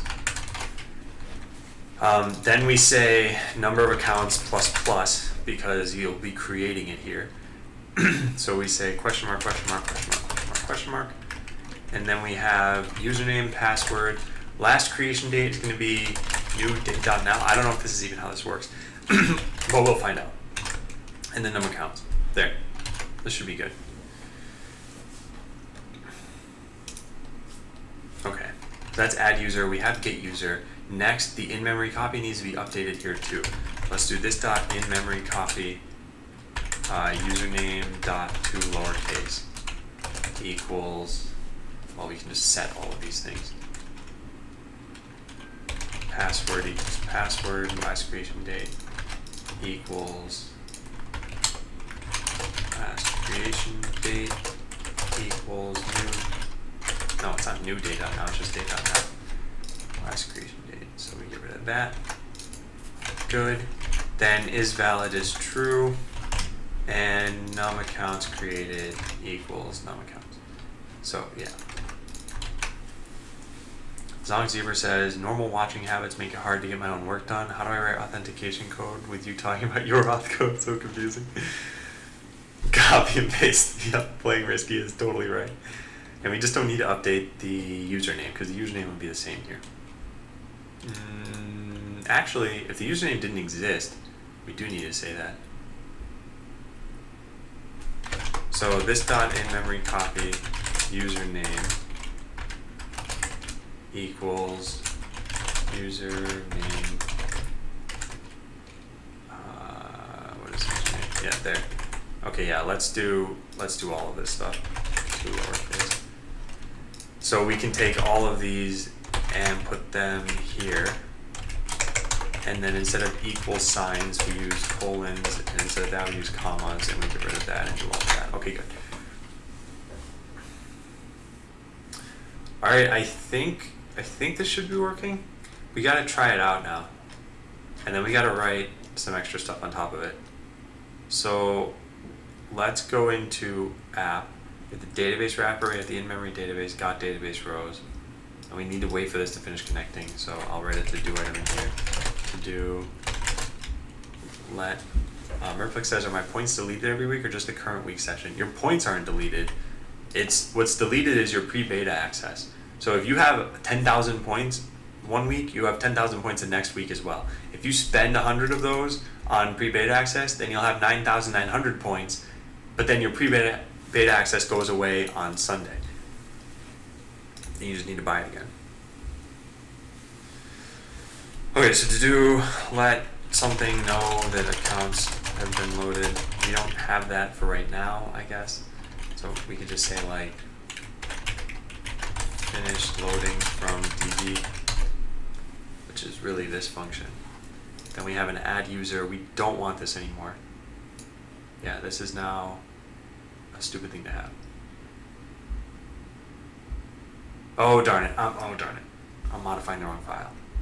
That's not good. Okay, let's Control Z all of that. All right, good. Let's never touch that again. Now in here, what we do is we can say we need to get the database wrapper. Oh, we have all this already. Okay, good. So we can just do this, I think. We get the database wrapper, and yeah, that should be that. All right, let's try this out. So node app. Password. So we don't have a password specified in here. That's actually pretty strange. The database wrapper.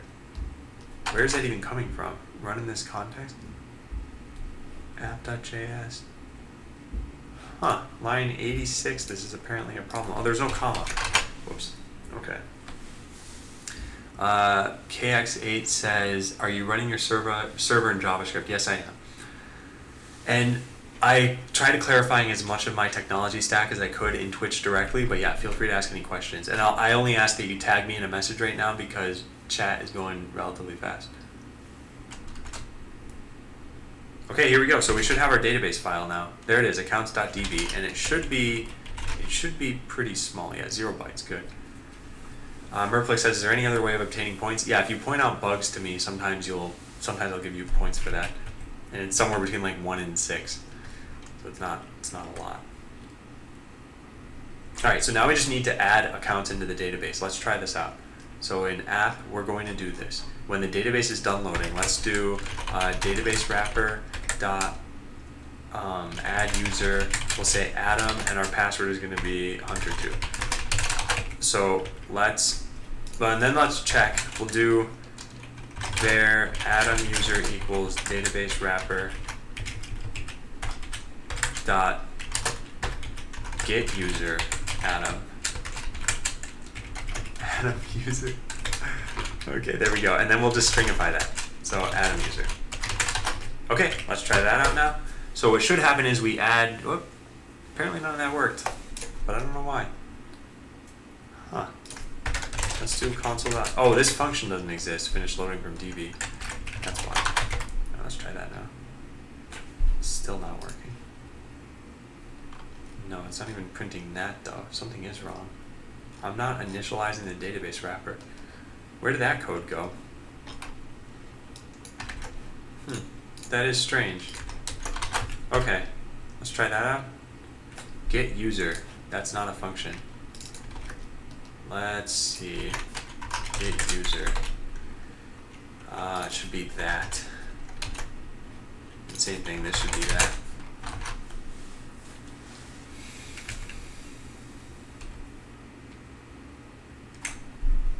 No such table beta access. Yeah, because I changed the name to pre-beta access.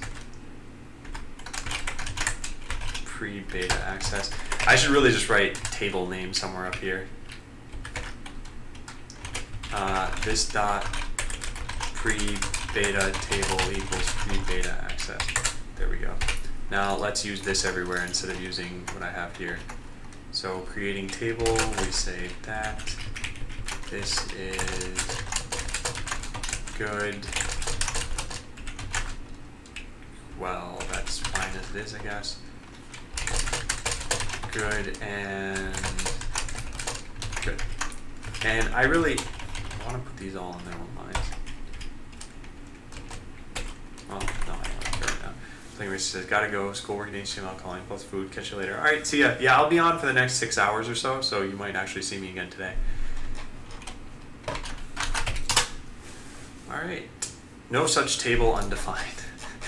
It's the exact same mistake I just made before, where I can't be saying this everywhere. I need to be saying that. That. Good. We rerun this, and now we get no such table pre-beta access.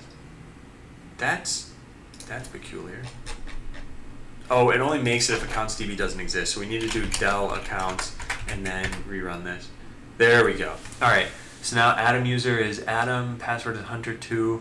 Last creation date, is that now?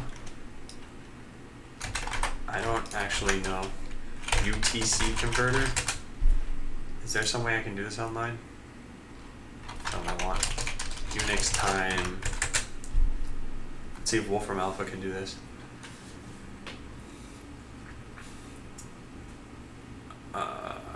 What? Oh, this is milliseconds, so we gotta cut it down to seconds. And we get 6:10 p.m. That's UTC. Oh, offset is 7. So yeah, that's right. I made this token at 11:10, but I'm GMT minus 7. Yeah. Okay, I think that's correct then. So this worked. And then if I try getting the user again, that should be exactly the same number this time. And it should say it didn't add them. Yeah, it's already valid, not adding them. Good, good, good. So if I want to wipe out everyone in the database, I can set is valid to false. Num accounts created 1. And let's try that out. Let's do a wipe database. Wipe, invalidate all accounts. And this should have a semicolon here too. Alright, so how do we do this? We need to update star, SQL update star. Why, Bing? You just answered that question yourself. I ain't gonna answer it again. Update table name, set column where some column equals, yeah. Okay, so let's just do update. We need to serialize this, I guess. Oops.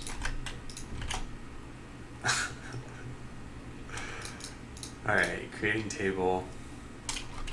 So I think we can do this. Not even that. Where do we? Yeah, this insert into. So we have a statement and then we just run the statement. And we finalize it too. So statement.run and statement.finalize. Okay, let's put that in here. So we're gonna do update that.pre-beta table. So where that equals this. Do we have? We want to say set is valid equal false. We want to just do this in a blanket way here. So just everyone is going to be set to invalid. So console.log invalidating all accounts in the database. We don't care how many we did, none of that matters.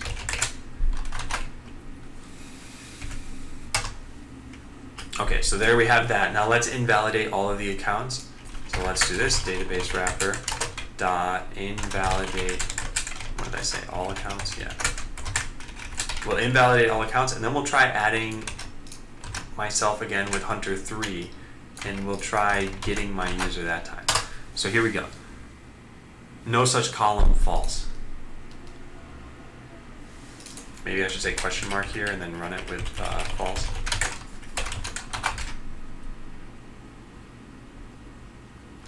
There we go. But no, that didn't work. It did not set is valid equal to false. Did I do this wrong? I think I did. I think that has to be, yeah, values has to be question mark. Set is valid, values equals question mark.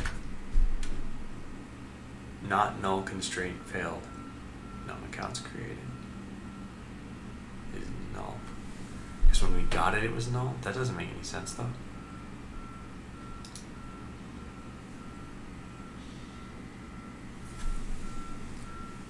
$40 viewers. Yeah. Set is valid. Okay, wait. So how do you do this using the values statement? Here's an example. Set this equal. Maybe I just put false in quotes.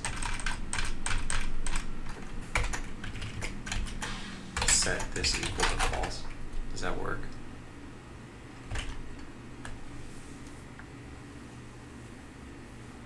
I don't think this is working. Also, the other way I need to do this is I need to update the in-memory copy when I do this. So let's do for var username in this dot in-memory copy. In-memory, it's gotta be that. Can't forget that. In-memory copy username dot is valid equals false. I think that was the problem here. Not null constraint failed. I'm not sure why that's happening, to be honest. But I'm pretty sure I'm screwing something up because it's saying num accounts created is null. Huh. Okay, we can put a where statement where is valid equals true. But I don't think error near where. Alright, let's just look this up. Update Boolean. How to update a Boolean field. This is Oracle though.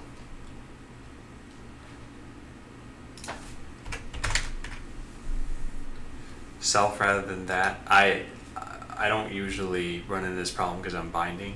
I'm doing it here because I'm trying to write this code quickly. I really shouldn't even be doing that either. Oh, can we just set it to 0 and 1? So update this, set this equal to 1, where column equal criteria. Okay, so set is valid equal to 0, where is valid equals 1. I don't understand why this not null constraint is triggering. Am I not inserting into the database correctly here? Num accounts created, I have 5 question marks, and then I pass num accounts.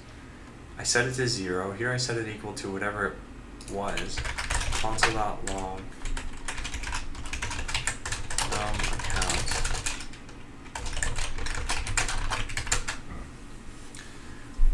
Yeah, it says num accounts is not a number. I don't know how that's possible. I guess it's because the existing user doesn't have one, which means I must have never set it when I... that is possible actually. Yeah, this row, num accounts created. Am I making sure to use that everywhere? Looks like I've gone through all his shirts, seen this one before. Oh no, it's happening! Trackly is keeping track of things. Yeah, so I'm not totally sure. This says that the username already existed, so let's try this. Let's do existing user. Let's see what that has in it. So existing user there has num accounts created is 1. Oh, whoops, I see. This should be num accounts created. Okay, there. That problem should be solved now. Yeah, there we go. So now num accounts is 2, num accounts is 3, num accounts is 4. Okay, yeah, this is working. Man, Merplix is duping everyone in here. Or maybe it's FootBlue who's duping people, I don't know. Okay, I think this is working. We could console, well, okay, yeah. Then I want this same database wrapper in the token server. That's That's the reason I've got to write this code this way. It's got to be usable from inside some stupid code that only ever runs on my machine, and then in code that actually runs on the game server. Is it right you say var that equals this? Yeah, so this is something in JavaScript. When you define a function like this, there's a concept of a closure, and it's basically that what you find outside of here, callback and that, are going to be referenced inside of this closure now too. So the reason I have to say that equals this is because if I try calling this from in here, JavaScript has very weird this rules, and there are 4 different ways you can use it. There's the function invocation, there's a global this, there's apply, call, and bind. Maybe there's 5. So yeah, this is definitely intentional.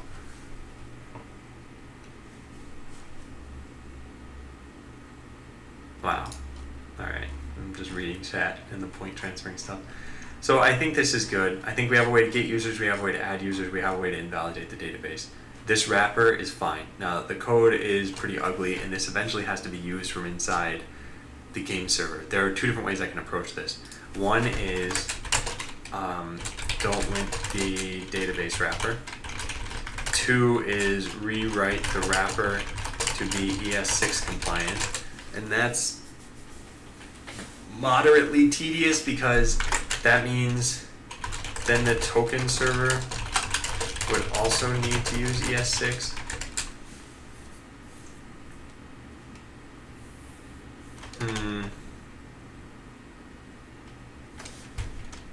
So yeah, all this stuff doesn't need to happen here. We can do it, but we're not going to. And the in-memory database, I don't think we want to print that out, because that'll print out people's passwords. We need to make sure that we're never doing that. Okay, so I think step 1 is done. Well, the 0th step. Test the database with JSON first. We're not even doing that. Get a database into the game server for accounts. So we should do that next. Let's see where we stand with the code that we have now. We have some things in the simulation server. I think I'm going to revert all of this because we wrote the test that we needed to write, and it wasn't that hard to come up with that code in the first place anyway. So let's get rid of that. This Babel, yeah, we're gonna get rid of that too. So now we're in a totally clean state. We're gonna add the database wrapper into our code base for the game server. So let's save this. Actually, we'll also need to reincorporate this back into reincorporate the new database wrapper into the token bot. Yeah, we'll do that. We'll do that after this. Now there's no way to save this code such that I'm using it from both places unless I use some very wonky paths. Yeah, so let's just put it in the bot line for now. In the game server source, we're going to say database wrapper. Let's do pre-beta database wrapper. When is the alpha coming? I need more points. So yeah, pre-beta is going to start sometime this week. And I'll link this again for anyone who's new to chat. So yeah, this week, that's when we're getting this. Just gotta get the lawyer.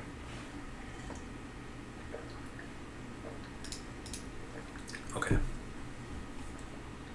So we have this database now. There's all ES5 code. Next we need to install, so let's go into Botland game server, which is this already running somewhere? It is. Yeah, let's just do this here.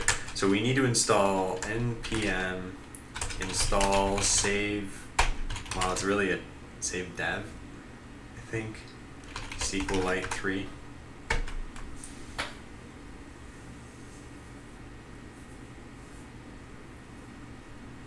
Five hours to go until what?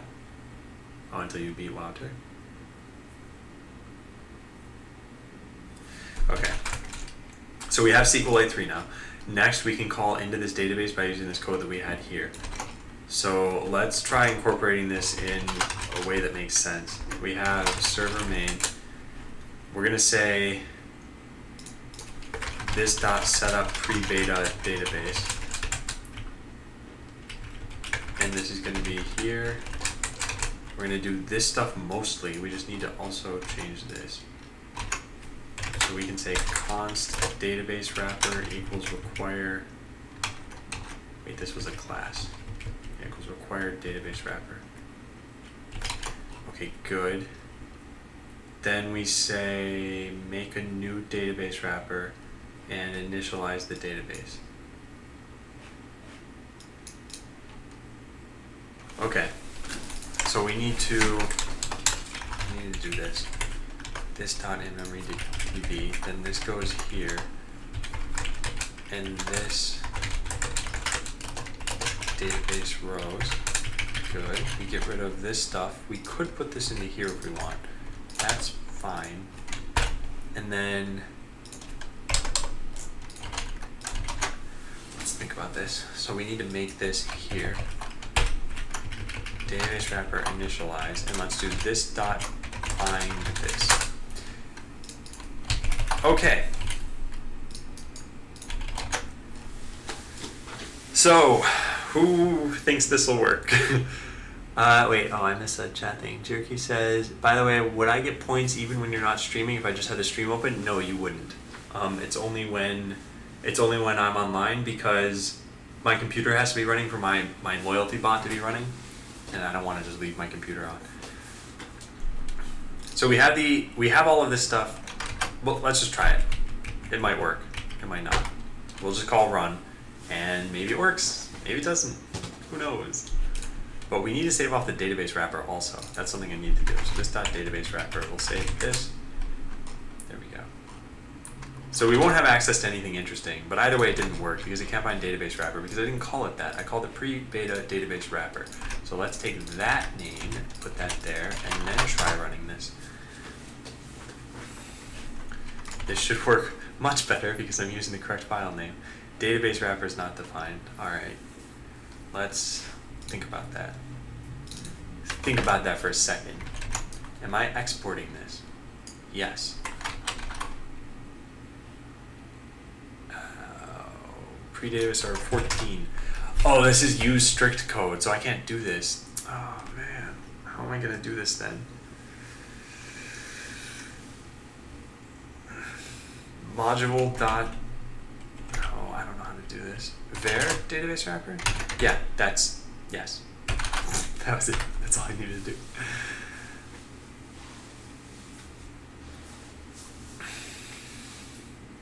Does JavaScript care about methods you call being stored linearly later than the line you use it? SteelCap asks. So this is a relatively complex thing to answer. JavaScript has what's called variable hoisting, and I'll go over this just briefly here. But if you say something like if a, and then here you say var a, the variable declarations get hoisted to the top of the function automatically. So it's as though, so you can do this. In fact, let's try this out. If I put this into the console, this is a multi-part answer by the way, and then I call foo, we don't get an error. But let's say I hadn't put the var a here, then I believe we will get an error now. Yeah, we do. So that's hoisting. Variables get hoisted to the top of the function, so a actually is undefined here instead of being a reference error. That's number one. Number two, I'm using ECMAScript 6 for the majority of my code base. In order to use ECMAScript 6, since it isn't supported by the browsers natively right now, I'm using something called Babel.js. Babel is a transpiler. It will put my ECMAScript 6 code into ECMAScript 5.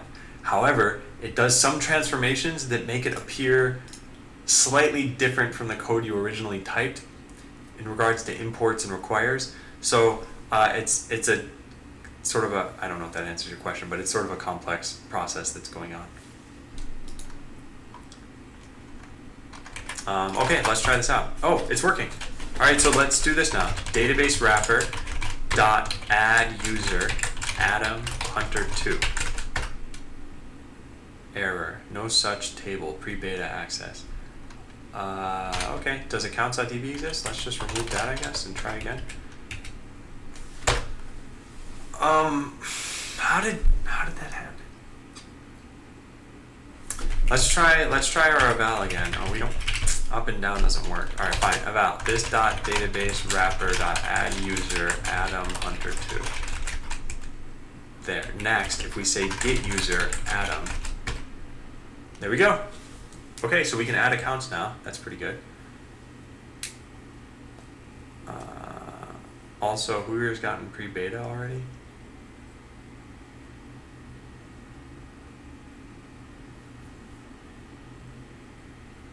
Wait, yeah, no one's got pre-beta yet because it doesn't exist yet. All right, so this is okay. It's not great. We still need to fix up a couple of things. One is we can't set up anything else until we've gotten the pre-beta database up and running. We need to make sure that we got rows from it, I think. Or do we? Does this... I kind of want to just wait for this part to finish and treat this synchronously.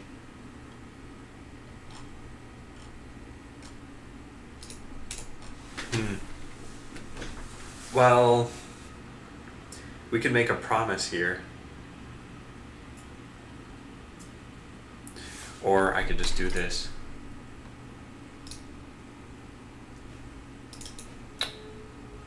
How do I... Okay, yeah, let's do it this way. I think we'll put all of this into here. Just for now, at least. Steelcap says, it seemed odd that Adam reordered the functions to make sure one of the functions appeared a lower line number than the function referenced it, or is that just sort of housekeeping for readability? That was not an intentional thing, the way I ordered something. It was probably just there was fewer keyboard presses for me to do what I did. But I don't remember, because that was like 3 minutes ago now. Okay, so now we'll know that the database existed. Now let's try, how else can we do this? So if we restart this now, we hit run, and we do get the Atom user again. Let's try this. Eval this.database wrapper.get user Atom. Okay, we have our account and it's valid. So now if we want to wipe out all accounts, how do we do that? What's the function name? Invalidate all accounts. Now when I get the Atom user, it's not valid anymore, it's false. Excellent!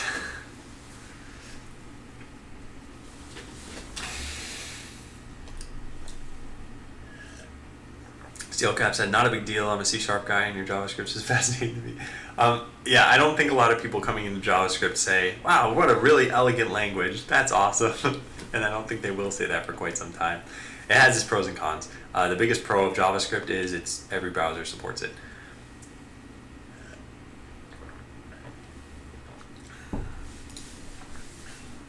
Okay. Yeah, so this is good. This is the first step. Then the other steps, I need to make it so that people can only connect if they use a valid username/password. I really should allow people to type in their display name. Consider adding display names.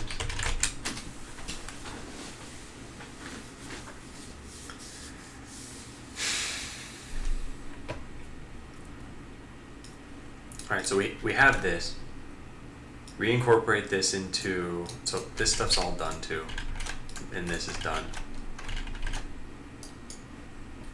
Alright, so don't lint the database wrapper. Yeah, that's going to be pretty much necessary. Otherwise, watch what's going to happen. If I do pre-commit, first of all, this is going to break because it's been broken for the longest time.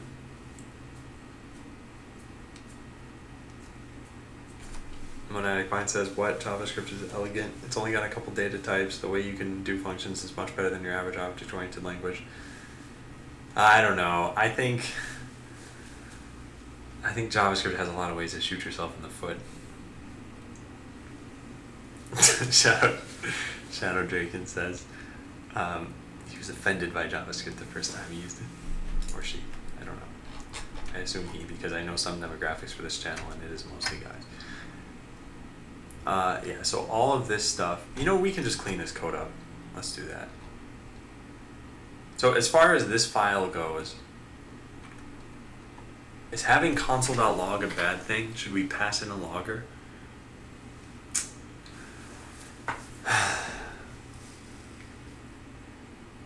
See, I'm writing my own manual database replication. Is there even a point to that? Yes, there is. There is.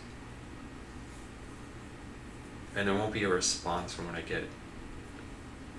Yeah, that's going to be something else I need to do. So it makes it that you can connect to the use allow them to be added.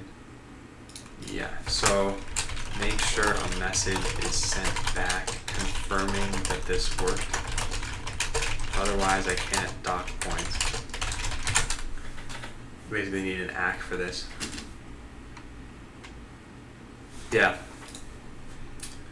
So then the question becomes, do I pass in some generic logger for this? How would I even do that though?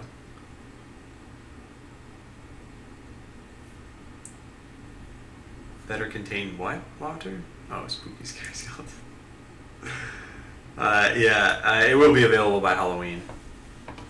Well, okay, so again, that's assuming that the lawyer gives me the EULA. If I have no EULA, I'm not going to do this, but the lawyer said it should be fine. Pass-in logging will make it easier in the long run, and in production you probably don't want anything. Yeah, I guess I can do this. We can do this here. Yeah, let's do that. Put this here. And then let's format this. So if I want to pass in a logger, I guess I take that in here. Logger. And then instead of console.log everywhere, let's use that.logger.log. And then in some places we need to change that to this. So let's change it here. And then where else do we have it? That's correct. That's correct. That's correct. And that's correct. So all those things are fine. Do I use the console anywhere else? No, I don't. So then we just need to make sure that a logger is passed in. We have a logger in main. We should. We apparently never use it. But it should work. So let's do import. Let me import from the log interface.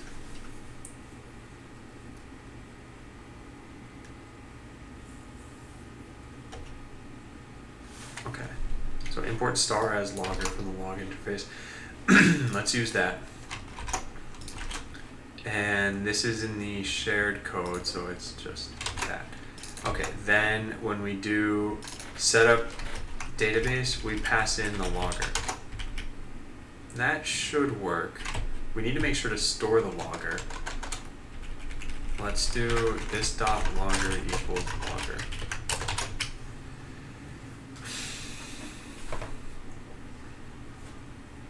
Okay, we have the logger, and it should be working pretty much like how it used to. So if I do run, let's try that at the same time that we do this. So we should still see, oh, port's already in use. Yeah, because it is in use. All right, let's try that now. Get rid of this.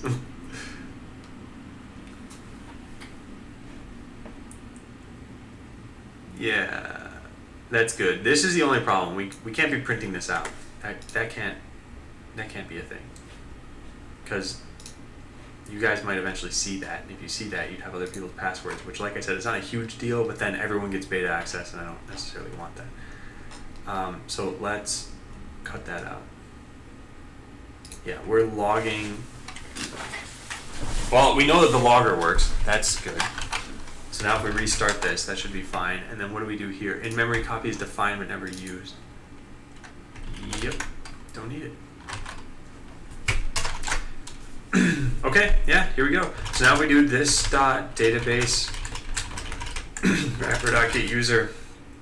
Actually, we can just say in-memory copy and get all of the users that we have. That way, if we say add user and we say something like steel cap and beta, now we have the steel cap user in here, and their password is beta.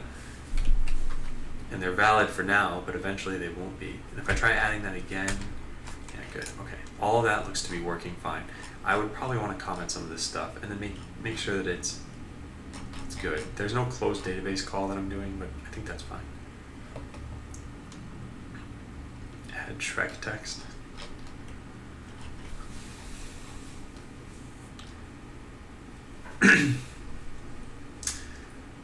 Alright, what's next?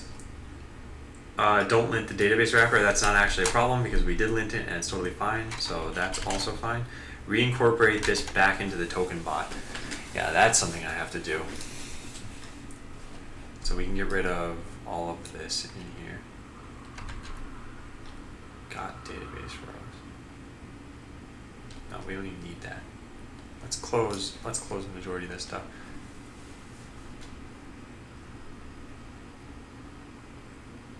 Okay, is that Smash Mouth? I think that's Smash Mouth.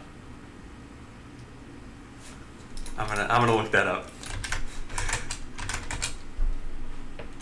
Yes, okay. I'm not so out of touch.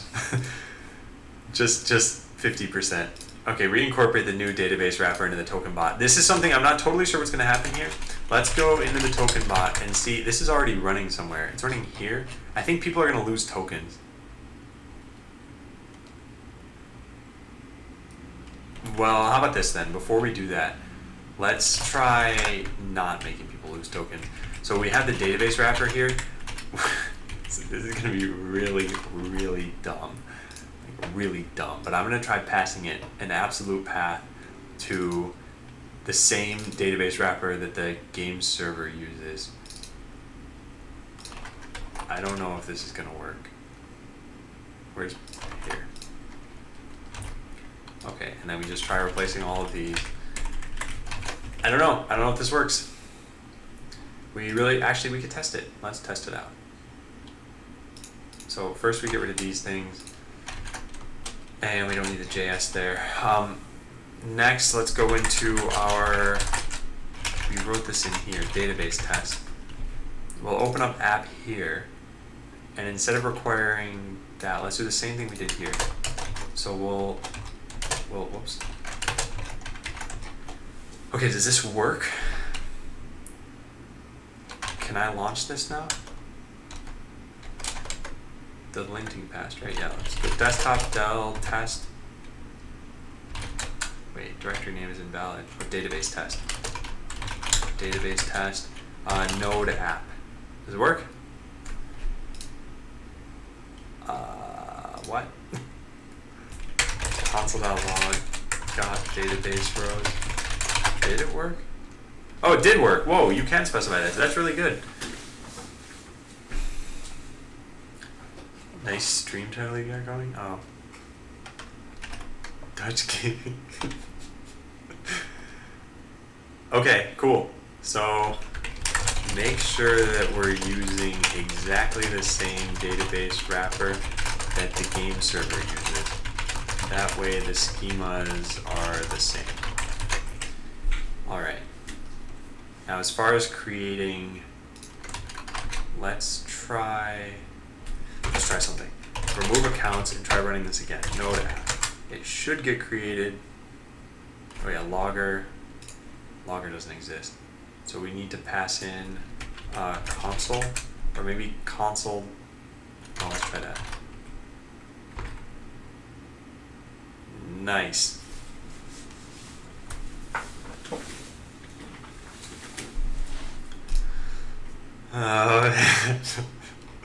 Smash Mouth, make it stop.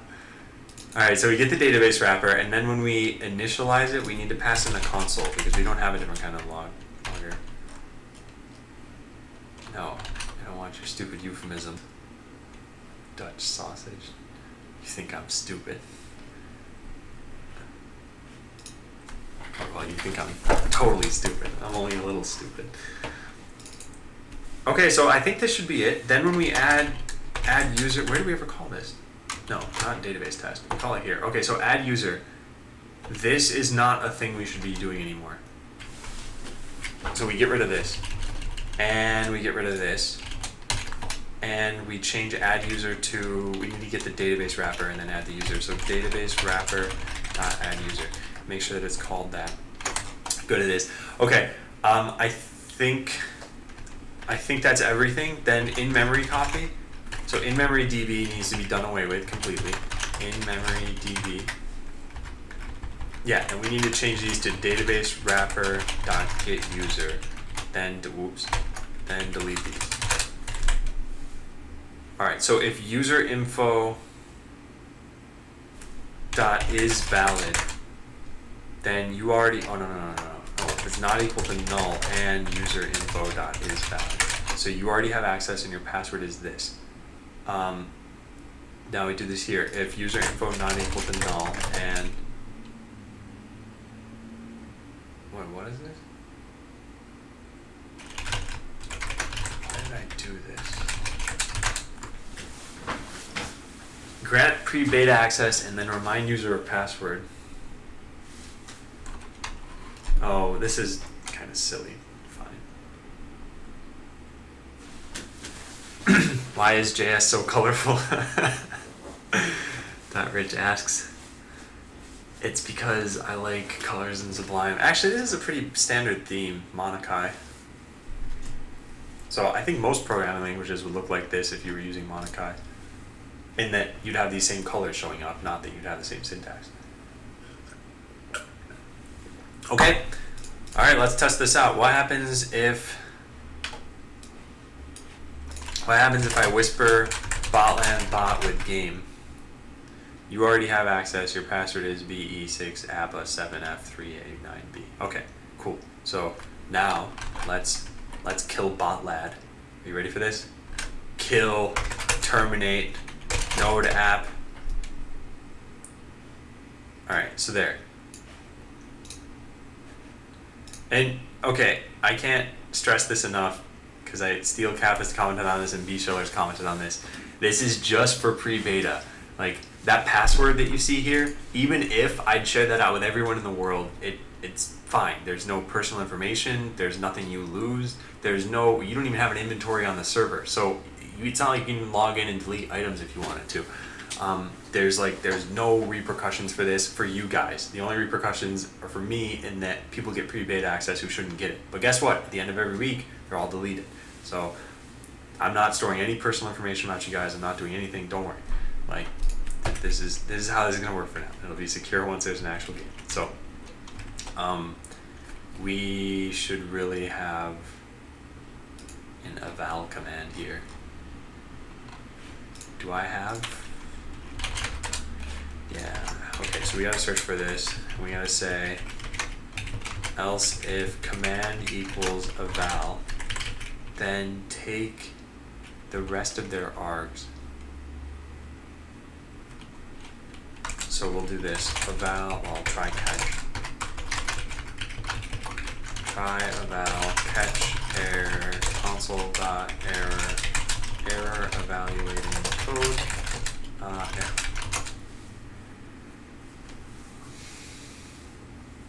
We will not collect or store the information.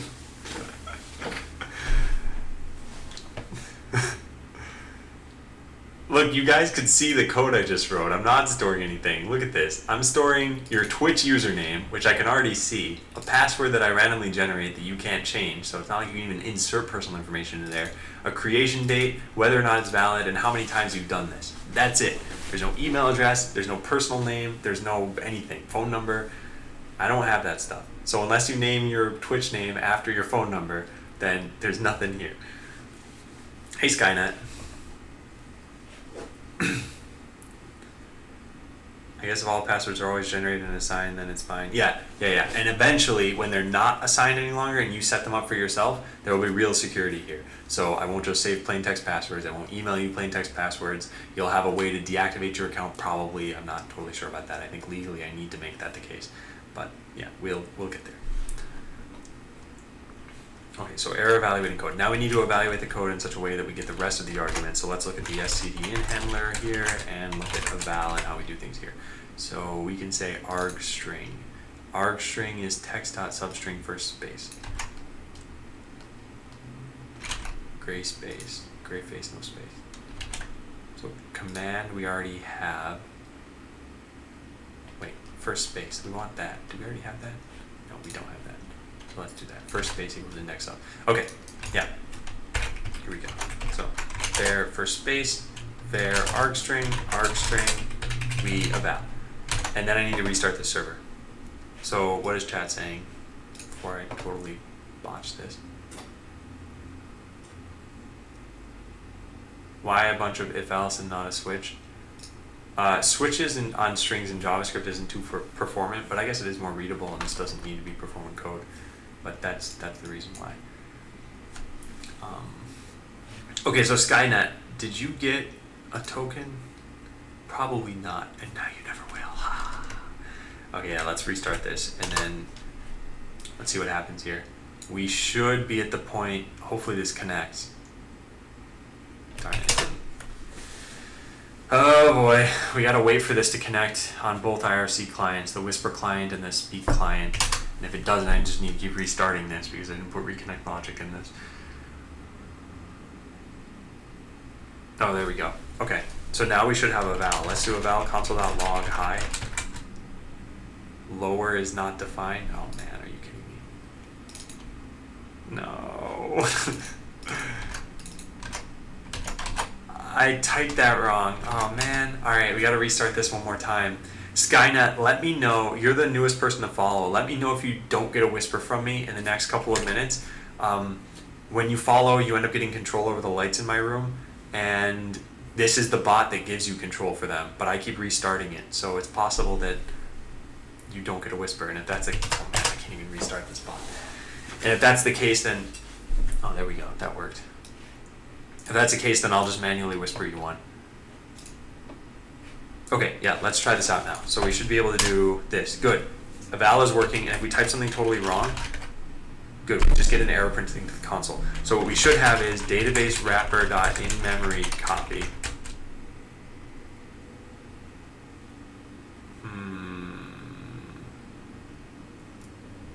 That didn't work. Do we have database wrapper here? Yes. And do we have an in-memory copy? Yes. This is not good. Console.log JSON.stringify. Oh god. That was... What's going on here? Oh, so there's just nothing in the in-memory copy. That doesn't seem right.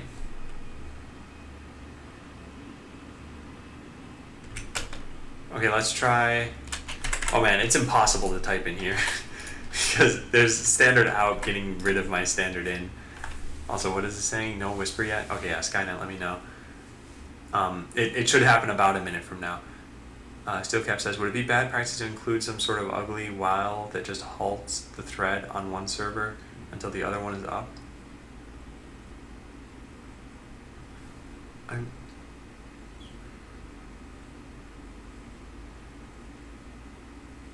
I don't understand what scenario you're trying to accomplish, Steelcap. Have an ugly while that just halts the thread on one server until the other is up. Isn't that what joining threads are for? Oh good, Skynet. Okay, you got a link. Yeah, so there's a slight problem here. Unless there isn't a slight problem. Let's take a look, shall we? So we have accounts.db. No, but there's stuff in the accounts. No! Why is this happening then? If there's something in the account, then that means that we should have an in-memory copy and that we should be adding to it here. Unless we never initialize the database? No, but we initialize it here. Then we say got database rows. Got accounts from the database. Or is it possible that this is loading from the wrong... Wait a second, let's take a look. Database wrapper in memory copy. No, we have items there. Then there's no reason why this would be the way that it is. Let's do this. Eval database wrapper dot in memory copy. Let's do console.log JSON.stringify that. Man, what is going on here? I should do that. I ask because you keep restarting over and over, waiting for the Whisper server to be up. Oh, yeah, and this is for the chatbot in particular. There is reconnect logic for this, but I noticed it was very flaky. So, yes, anything would be better than what I did. The problem is, okay, here's an issue that I just shouldn't even run into really at this point in my career of coding. I have two modes of coding. One is where I'm trying to write professional code that I comment and make sure that it lints and everything else. And the second is where I just try to accomplish a task and I just code as fast as I can and get something done and with whatever dirty hacks I feel like. I should never even use that second mode because like this is a chatbot that's now ugly code and I should have just designed it well. But I didn't know what I'd have as my requirements, and I don't know. Maybe I should just redesign it someday. Or as Messerdo was asking, what if I just gave it to the community to work on? So what I find strange now is this.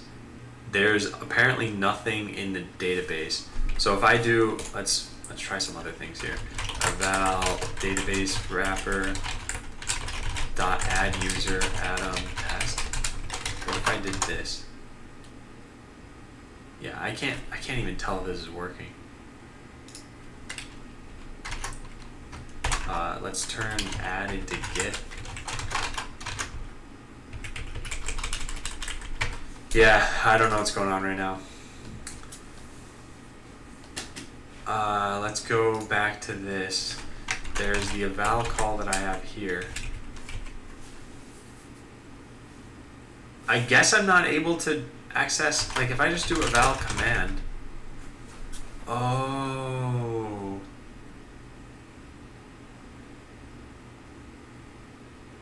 This isn't doing at all what I wanted, huh? Console.log, JSON.stringify, database wrapper. Does this even exist? Oh, it does. And it has an in-memory copy. What? Database wrapper.in-memory copy. Oh, but that's the user I just added. Also, I meant to console.log the results. And that's what I meant to do. Alright, that's what was missing from all of this. So I'm gonna restart this, and I'll clear it back. URB bathroom. Let's give you a more accurate estimate of how long I plan on taking. 150 seconds. There. Alright, I'll be right back.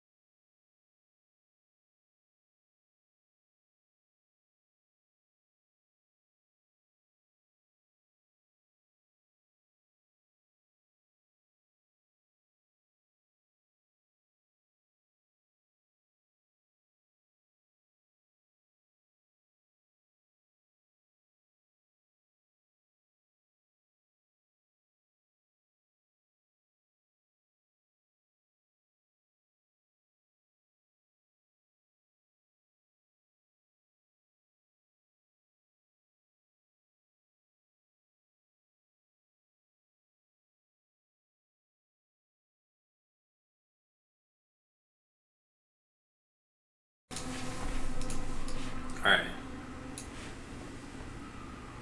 Yeah, I remember the horse mask. The movie should have been edited and fixed last week, but the guy that was in charge of that only started yesterday. Project's doing 12 hours. Steelcap says, oh, JavaScript streamers, why use an OBS scene transition when you can write an applet to make a website?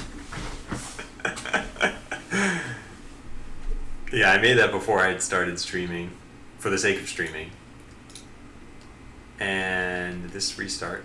No, it didn't. Okay. Skynet, by the way, did the link work? Did you use it? Got data from client ASD. Okay, apparently someone's trying to mess with me. Alright, here we go. Let's try this now. Console.log in-memory copy. Okay, good. We have an in-memory copy now, and we don't even need to do that exactly. We should be able to just do this. Eval in-memory copy. Okay, the only thing I don't understand about this... Oh, the database already had existed, and now it had an invalid schema in it. Hey, Blavente.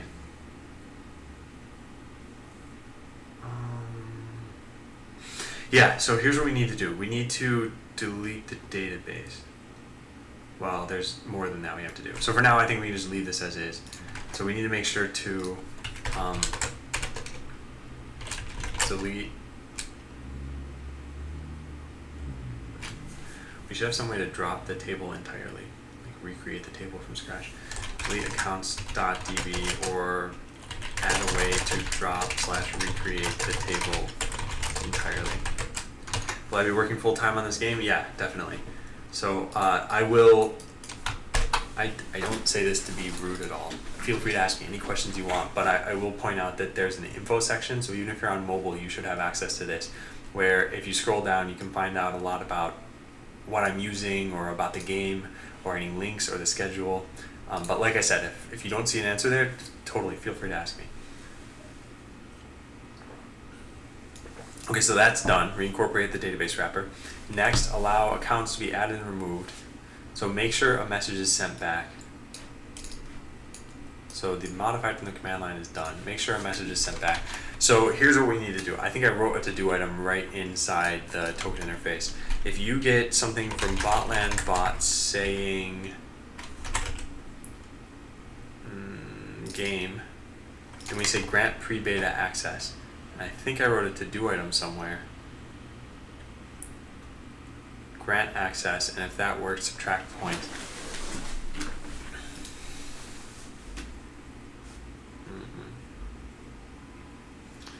So this needs to call out to the game server. Yeah, this is gonna screw up.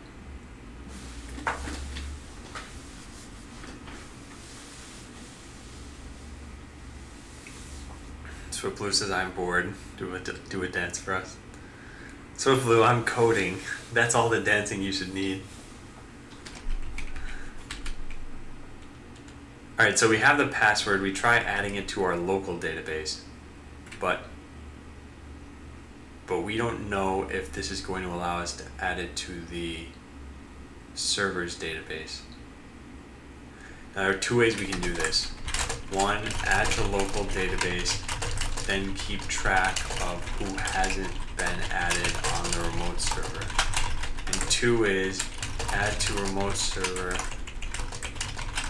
first, wait for confirmation. I think I want to do the wait for confirmation route. So we need to cut this stuff out for right now. To do add in only when we get confirmation from the remote server. For us to do that, we have a service running, and eventually we'll need to point this at the right location.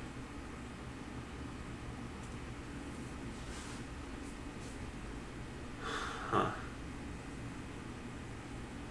Oh, hey, Hyrule Smasher.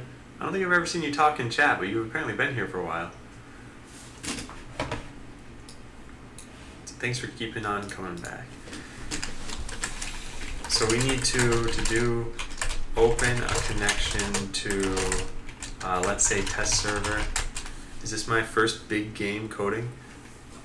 It's the second big game that I've done on my own. I worked in a professional capacity too. The first one was totally open source, and it's located here.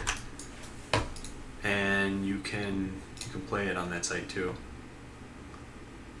So yeah, this is the game. A few people in chat have played it. It only takes about, I don't know, 2 hours to beat. Maybe not even. I'm not sure how long it takes. Okay, anyway, this is what we want. We want to connect to this server, and then we want to send a message to it. We need to send a password or something along so that it knows that it's us. We could... How do we do this? No, we really should just open a socket to this. Open a socket to that. And that's not even what we should do. We should probably... Oh man, this is going to be somewhat tough.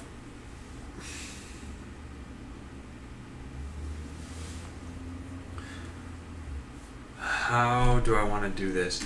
I could have this person connect as a fake user. So here's what I'm thinking. There's already a connection manager, and what this does is it on connection it calls socket connected, and then we only wait for chat set name. And apparently the kill all message, which I really should remove. Yeah, let's get rid of that. There should be no reason the players can be able to say kill all. And did I So if Blue says, can I give critique on Ophog? Yeah, sure. I don't plan on changing anything. I'll just tell you that. So if even if your concerns are valid, I'm not playing that game again. Or I'm not coding it anymore. But yeah, I'm totally open to feedback still. So we could write something in here like this. On constants, there's a chat set name. Yeah, what we could do is write something like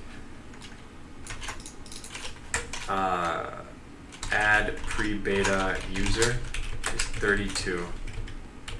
So sent to the server to add a user. Sent from the server to confirm the addition. So anyone's able to send this message, which is why I'm going to need to put a password into the code that's in an environment variable so that you guys don't necessarily see the password. But then when I start the bot, I need to add that in. Okay, yeah, so that's what I think we'll do. So add pre-beta user. Let's just say add pre-beta. Okay, so constants.add pre-beta user. We'll say add pre-beta user. Okay, how is this going to work though? We've been calling into the arena this whole time. We need to pub sub it out to who cares about it. So add pre-beta user. Let's just do ..args, and we'll say this .pub sub.publish. I guess we need a topic. Debug add pre-beta user. Args. And then we're going to clean up this code afterward. So let's just get this working for now. Then the server's main.js is what sets up the pub sub and is going to need to listen. This.pubsub.on debug add, This, we're going to say this.add pre-beta user find this. And we don't need to do that for pub subs, right? We can just say this. Yes. Then add pre-beta user takes in,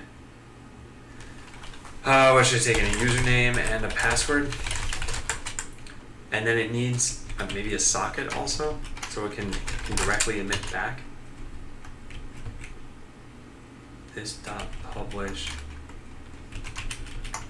Let's do socket args. Yeah. Okay, yeah, let's do that. And then we'll emit back through the socket something like add pre-beta username and password. We'll send it back if it worked. So we do this dot database wrapper dot add user username password. And then we wanted to know, well, we want to know if they already existed. Let existing user equals pretty much this. Get username. This should be get. If existing user, do I have util here? I don't have util. Let's get util. Okay, so if util.exists existing user and existing user.is valid, then we send back like user already. No, what should I do here? It was add pre-beta. We should just say exists pre-beta. We have username and password. That's what's in the database. Otherwise, we add them and then we send them back and add pre-beta. Okay, so I think that's it. Zarna says, hey Adam, I'm back. 12th day at university. How are you? What are you going to focus on today? Wow, 12 days. So university started mid-October for you. How am I? I'm doing well. I'm pretty excited about this week. What I'm focusing on for all of this week is getting you guys pre-beta. So I still need to wait for the lawyer to get back about the EULA, and I don't think he's done that yet. No, I don't have an email about that yet. But I'm doing everything from my end to support this. So if there's ever a week where I'm going to work overtime, it's going to be this week if I need to, which I don't think I will need to because there's not too much stuff to do here.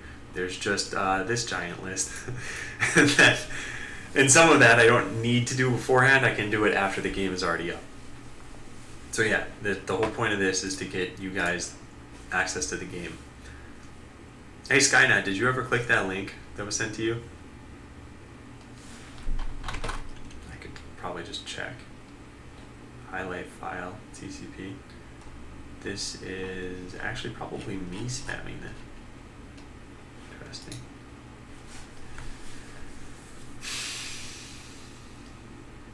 Okay. So we have everything in here. This is add pre-beta user. And this can tell us, this is not only add, but it's also get. And it sends back regardless. So if we open a socket here, we just leave it open. It didn't work, Skynet? I wonder, let's try this. Skynet 32. Alright, try that one out. Let me see if any of this is working. Let me try my own. So if I do this, okay, yeah, at least it's working. So yeah, you should be able to try it out too.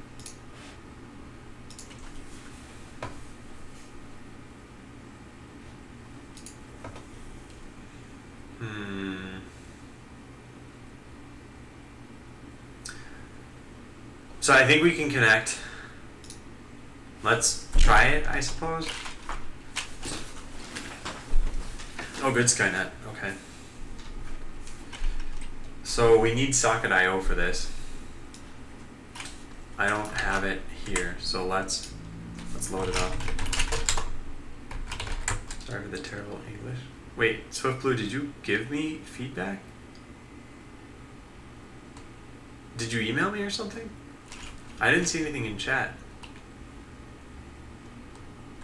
Okay, so let's do npm install socket.io, save. And now we'll have access to socket.io. We need to open up a socket pretty much at the beginning. There's actually a lot of code we're going to want to do here. So we need code to check to see if we are connected. And if we're not, we need to try connecting. Yeah, this is going to be somewhat tedious.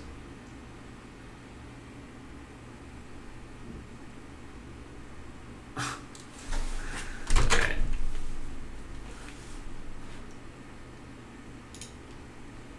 So we need to open up a connection. We need to make sure that the connection stays open, or we open one up just for the sake of this. And see, I suppose we could do that. It's just not a good idea. Fine, let's do it. Wait, SwiftBlue says it's in chat. I only see, can I give her critique? And then the next SwiftBlue line I see is sorry for terrible English. So I'm not sure what happened exactly. But I definitely don't see it. Okay, there's socket. Let's see what we did in the connection manager. Do we even include it here? IO equals socket IO. Yeah, so const IO. Then we need to open a connection. We want the client version of this though, but I think this has both.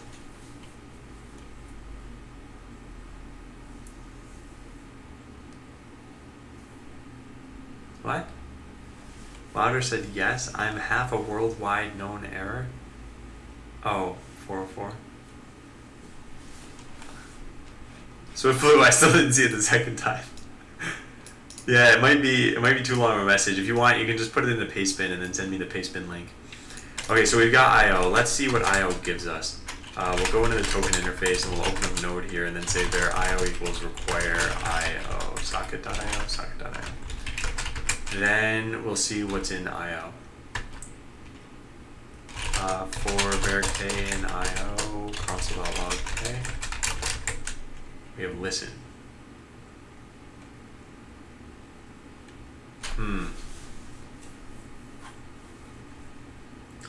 That's just the server. We want the client. How do we get the client? I could include it as IO requires server and then IO on. Standalone. That's on connection. There's the server API. Is there even the client API in here? Client, here we go. Client class. No, this isn't exactly what I want. Socket.io, let's go to this. Oh, no, SwiftBlue, I'm talking about Pastebin. I think I linked that correctly. Yeah. So just if you paste it in here and then link me to the result, that should be all it takes. I'm pretty sure that I need the... Alright, let's take a look at socket interface. I'm pretty sure I wrote in here that this comes from, yeah, Socket.io version, included from the Jade template. So I need to do something like that too. Client index Jade. Socket.io, yeah, there it is. But what does this have that I don't get from requiring it?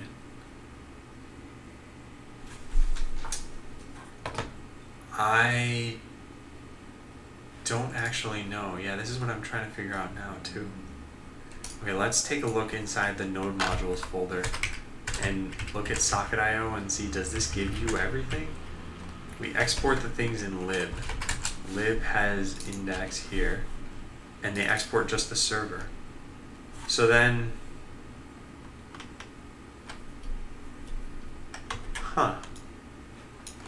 they get the whole client source. Handles a request serving socket.io.js. I didn't even know this was a thing. What? The server can serve the client code? Wow.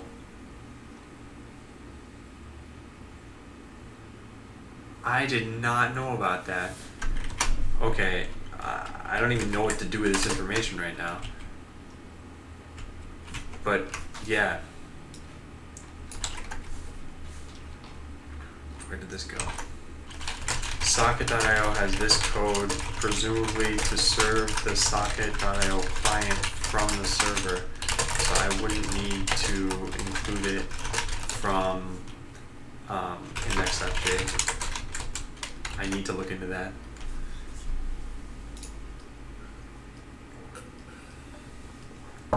So maybe we can call a serve function, and no, we can't. We'd have to start a server in order to do that. I don't want to do that. But they have the Socket.io client. Maybe we can just require this. Let's try that out. And where is that? Socket.io client. This? Export client.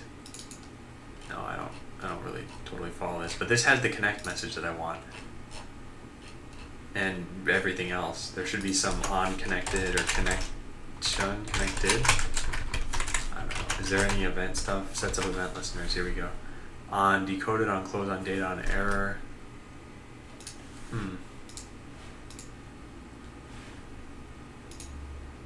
Okay, Wouter. The cat's staring into my soul again.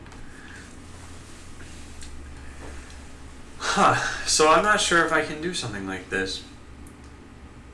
I think we should test this out inside that test application. I think that makes the most sense. Let's go load that up. Desktop, the Dell database test. So yeah, let's load this, put this over here, and let's also try loading this in the same way we did over there. So we have this. Next, we need to desktop Dell database test. We need to do npm install socket.io. So that should give us this, and then we should be able to connect. Let's try that out. We don't care about the database right now, so ignore all of this. Let's just do this. io.connect. We pass in http test server botland.net/:3000, and then io.on. How does this work in the socket interface? This dot socket. So we get a socket to that. So we can say var socket equals that, and then on connect socket.on connect function console.log socket connected, and then we should be able to emit things from there. Walter says, new suggestion on the forums. I just mail you every day you stream and the things have been submitted. That's a good question, Walter. Let me check out the forum. And Orange Ray says, you shouldn't be working on that ticket, his project manager says. Then why do you have assigned any of my work queue? Yes, good question. What's the suggestion? Oh, gift random? I think I should check this out from time to time. So yeah, Walter, if you want, whenever there's like a big suggestion or a lot of suggestions, yeah, you can let me know. I miss those days, don't I? Where I would get work that I don't need to do. Yeah, those are the days, man. Those are the days. Cannot find module. Yeah, I figured it couldn't find the module. That's too bad. So it can find socket.io, but then socket.io doesn't have a connect message. Yeah, undefined is not a function. So the code exists, I just can't use it. Or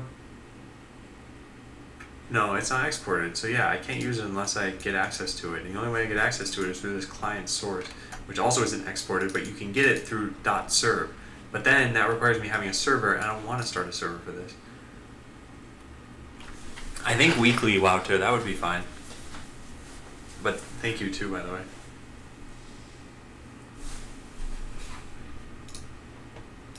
And I could also just write myself a note to check it out every week. And so if you want me to do that, that's fine too. Okay, so I need the client code for this. And I have it here somewhere. Client, public, JavaScript, vendor. No, where do I include this? Wait, where do I include this? Client index.j. Oh, I take it directly from the CDN. Can require even work that way, out of curiosity? Var s equals require. Cannot find module. Okay, yeah, I didn't think so. We could download it and then just put it as a file. Yeah, let's do that. So let's copy all of this and put it into a file next to desktop.del database test socket.io.js.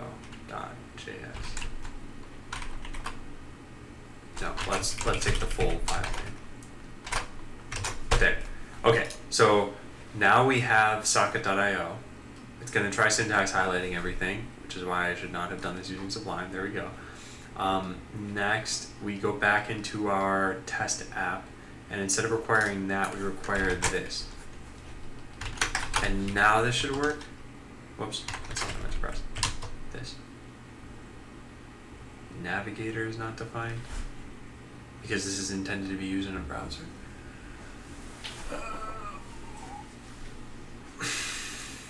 Oh, I'm being stupid with all of this. I think I can just use the net library and not worry about any of this silliness. So node net module. This is 4.2.1 though. I want the old docs. Stability index? How do I just get to the old docs?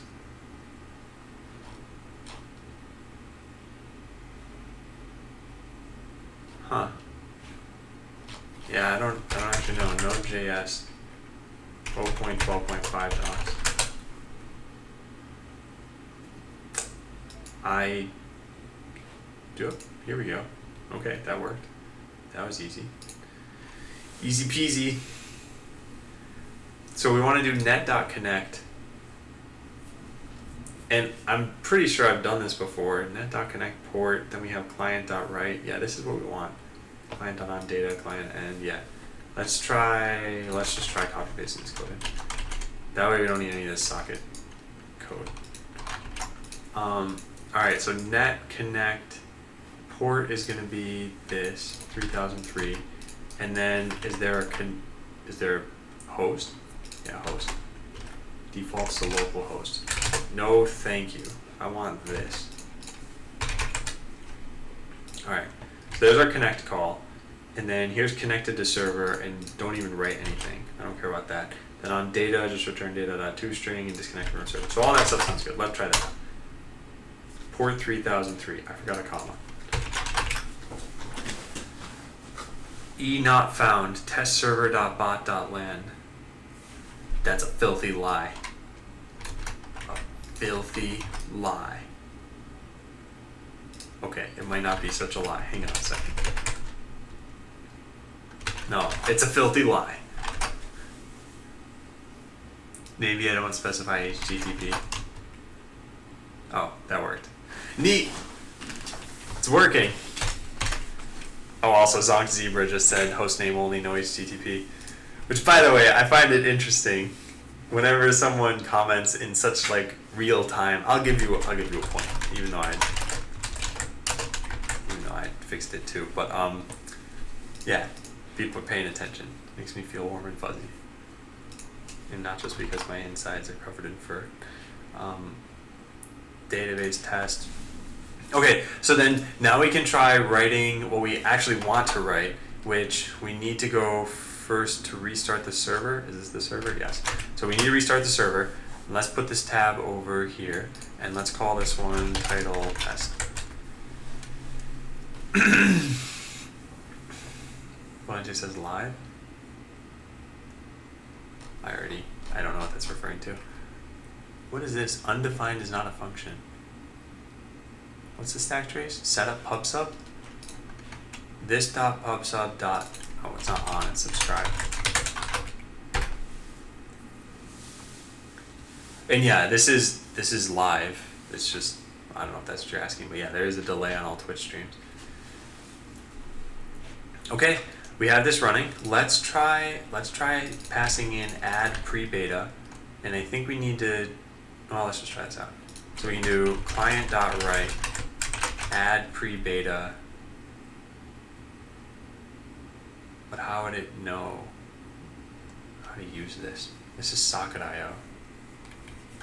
We need, yeah, I don't know how this is going to work. In fact, it probably won't work. What I should do is, in connection manager, I should put a breakpoint in, what's it called, pre-beta, this.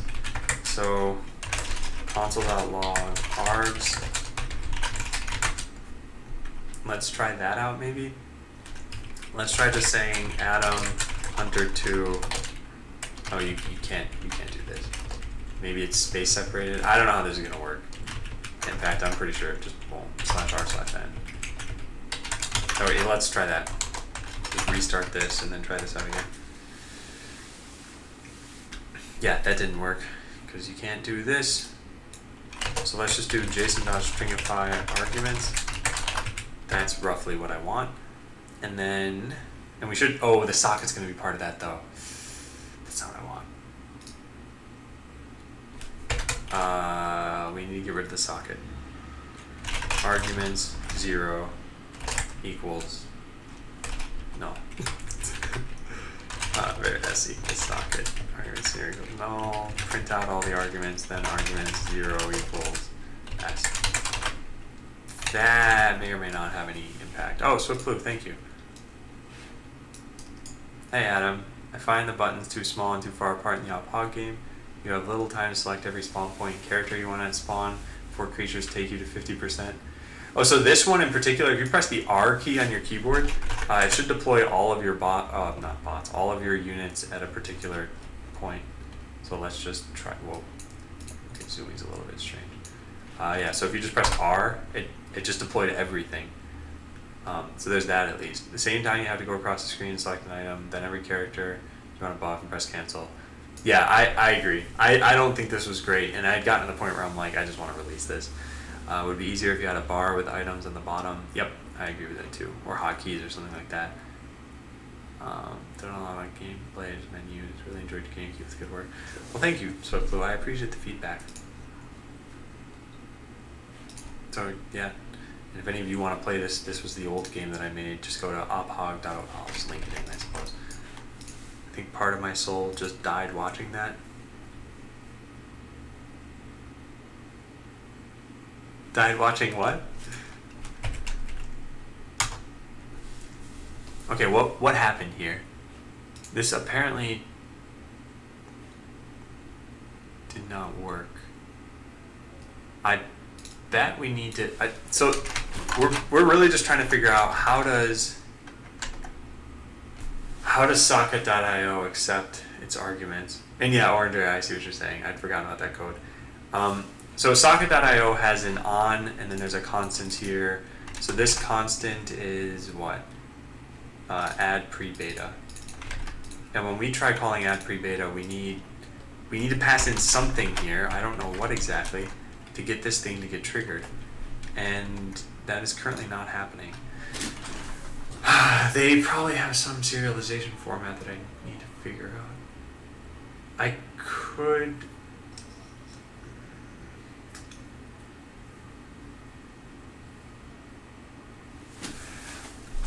can think of a really hacky way to do this.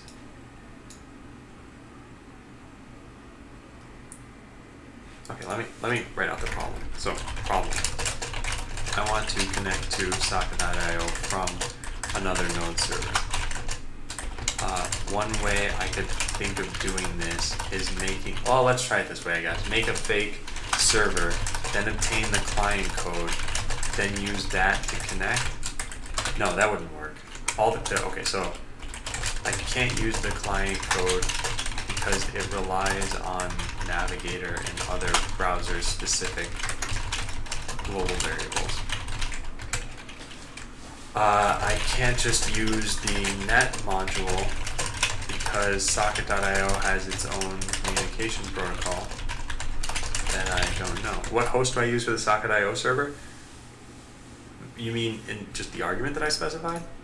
Because that's just a local host. This points to like 192.168.1.10. It's not it's just my own computer right now. I can't use the net module because socket.io has its own communication protocol that I don't know. What if... Yeah, I'm not sure how to do this. So, socket.io client from Node.js. Oh, wait, what? There's a socket.io client? A standalone build of socket.io client is exposed automatically by the socket.io server as socket.io/socket.io.js. Alternatively, you can serve the file found at the root of this repository.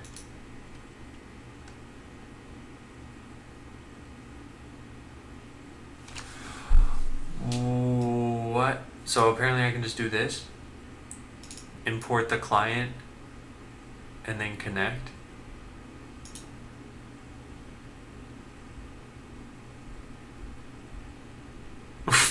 What?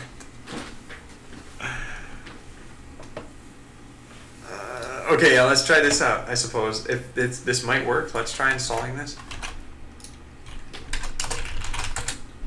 And then...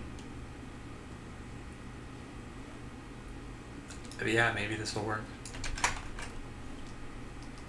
It's worth a shot, because if this works, then that solves all the problems I want to solve.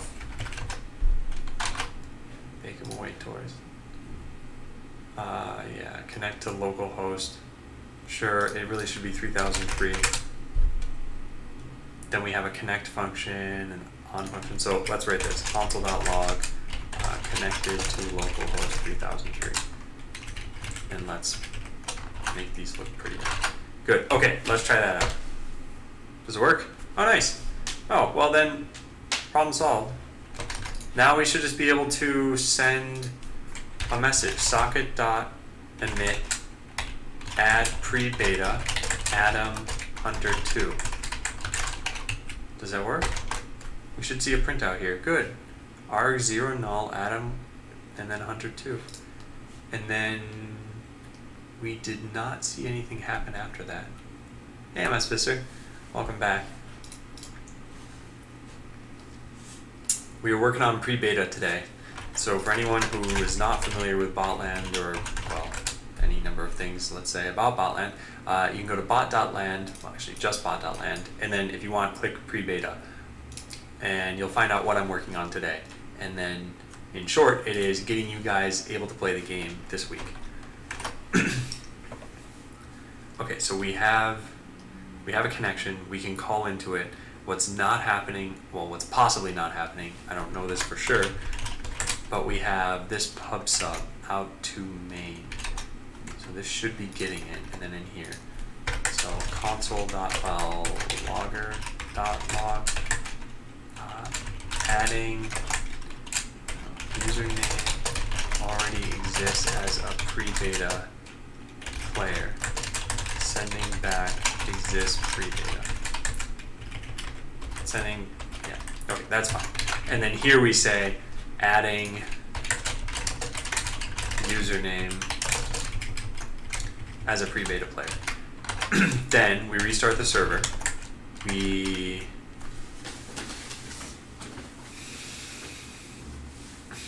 Fat Cookie, thanks for the follow.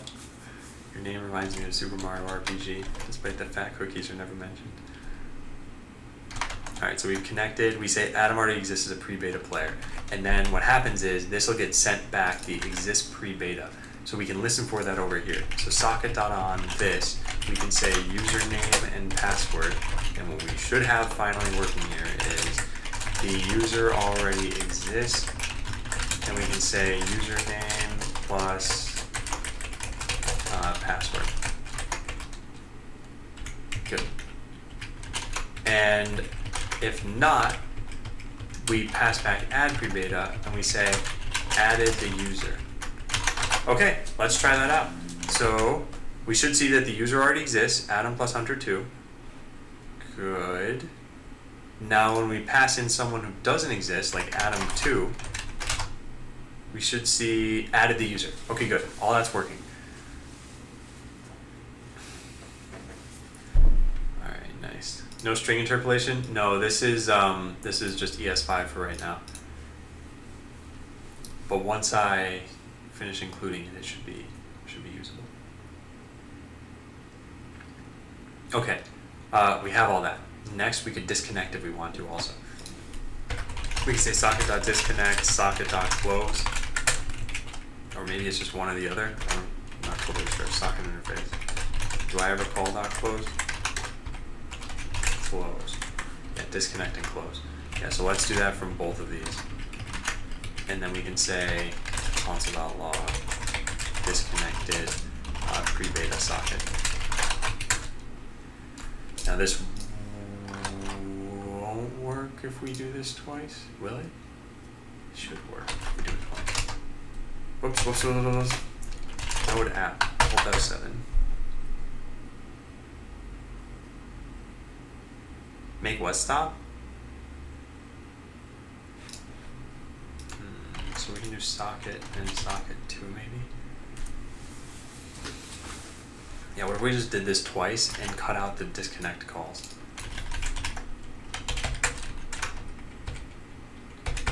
There. And we ran this. We should see. Why did that happen 4 times? Oh, each one is getting the events. Oh, that's kind of a problem, isn't it? So we need to make sure we're only using one socket for this whole program. Or can we just say that this is socket 2? And then cut out the disconnects?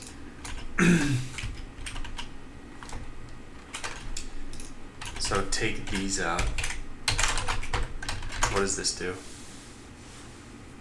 User already exists, Adam2 and Hunter2. Okay, yeah, I don't think this is gonna work. Because it's gonna think it added twice. Yeah, because it's the same socket. Socket.io probably has pooling and realizes that you want the same socket.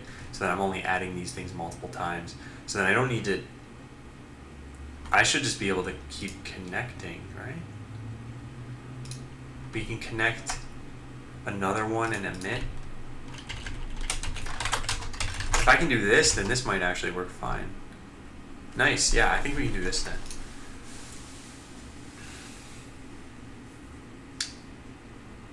And no, you could do it again. You can control my lights again. It's just I need to, yeah, you need 400,000 points. I never finished coding that. Water,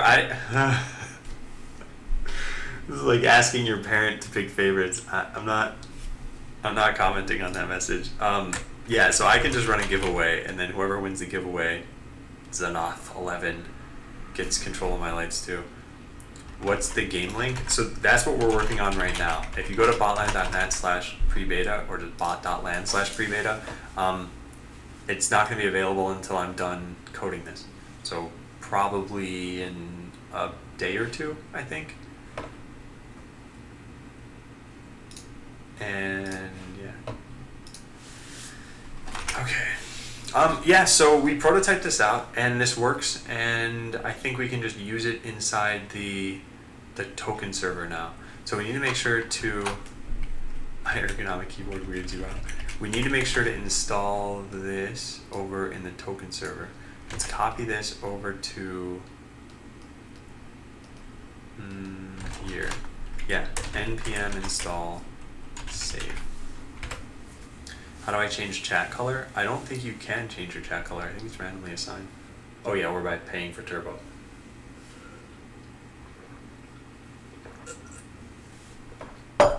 Oh, also you can't, I think, are my lights changing colors right now? No, never mind. I was gonna say you can't change them if they're on color loop. You gotta turn it off first. All right, so we have this in here now. We want this code. So we don't mind connecting anew. That shouldn't be a problem.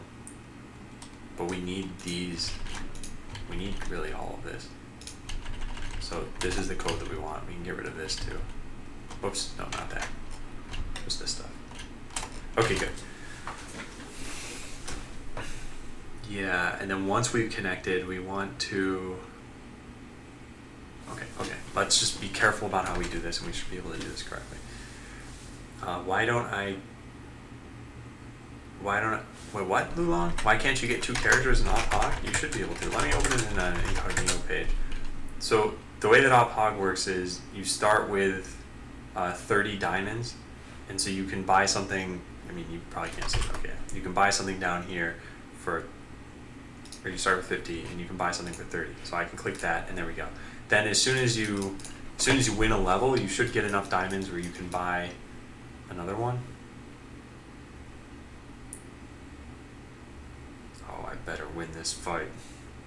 You stupid jerk onions. How about I give away 2 compilation every 2 weeks? A compilation of all the past giveaways that I've run? Oh man, I'm doing terribly at this game, and this is my own game. Alright, let's turn on life bars. Oh, goody. I'm gonna lose this, aren't I? Yes, I am. Goodness, it's the first level, you're not supposed to lose it.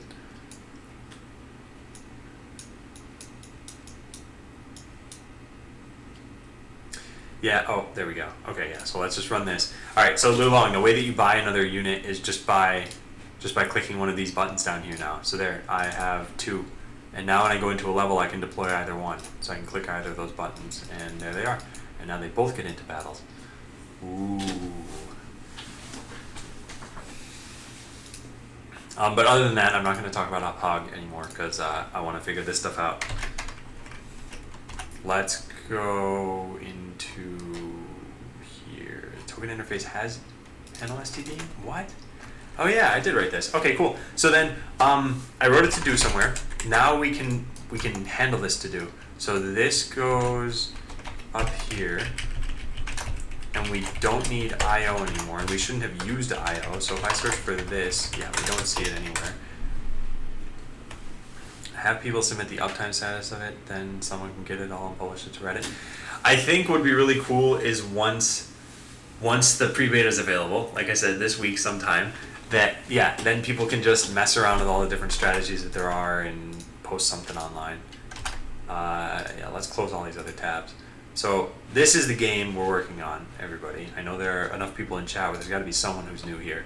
And how this works is this is Botland. So you create bots, and you create them by putting things like lasers and harvesting and maybe zapper on this, and then you actually write code for the bot that you created. So I might say something like, if will lasers hit, fire lasers, otherwise let's find the closest enemy bot. Let's do this. Let's say if can zap, then zap, and then move to the closest enemy. So let's delete these things, and let's just put zapper level 3 on. And yeah, so all this is going to do is going to enable the zapper.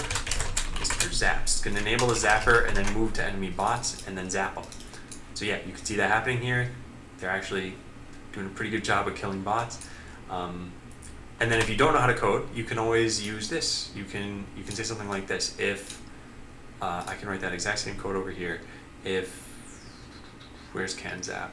Oh, I never put can zap in here yet. Well, I haven't finished working on the game, obviously, so let's just make a new one. If can cloak, then cloak, and let's do fire missiles at closest enemy. And so for this one, we'll put cloaking level 3 and missiles level 3, and then we'll deploy this. Cloak Isles. So we can see them here. They're cloaking and then they're firing missiles at things. Oh yeah, Zapper is an area of effect, kind of like a melee attack almost. Who's in the dev team for Botland? Just me. So yeah, this is the game, and I'm hoping that by the end of, I can't say hopefully enough here, I'm hoping that by the end of maybe about 2 days, you guys can connect with your Twitch names and the passwords that you get, which you can get that information from pre-beta. Well, bot.land/pre-beta. You'll get access through loyalty points. Mr. Zaps, is it going in? Guns blazing kind of guy. Am I searching for devs? No, I'm not. I'm only searching for a sound designer at this point.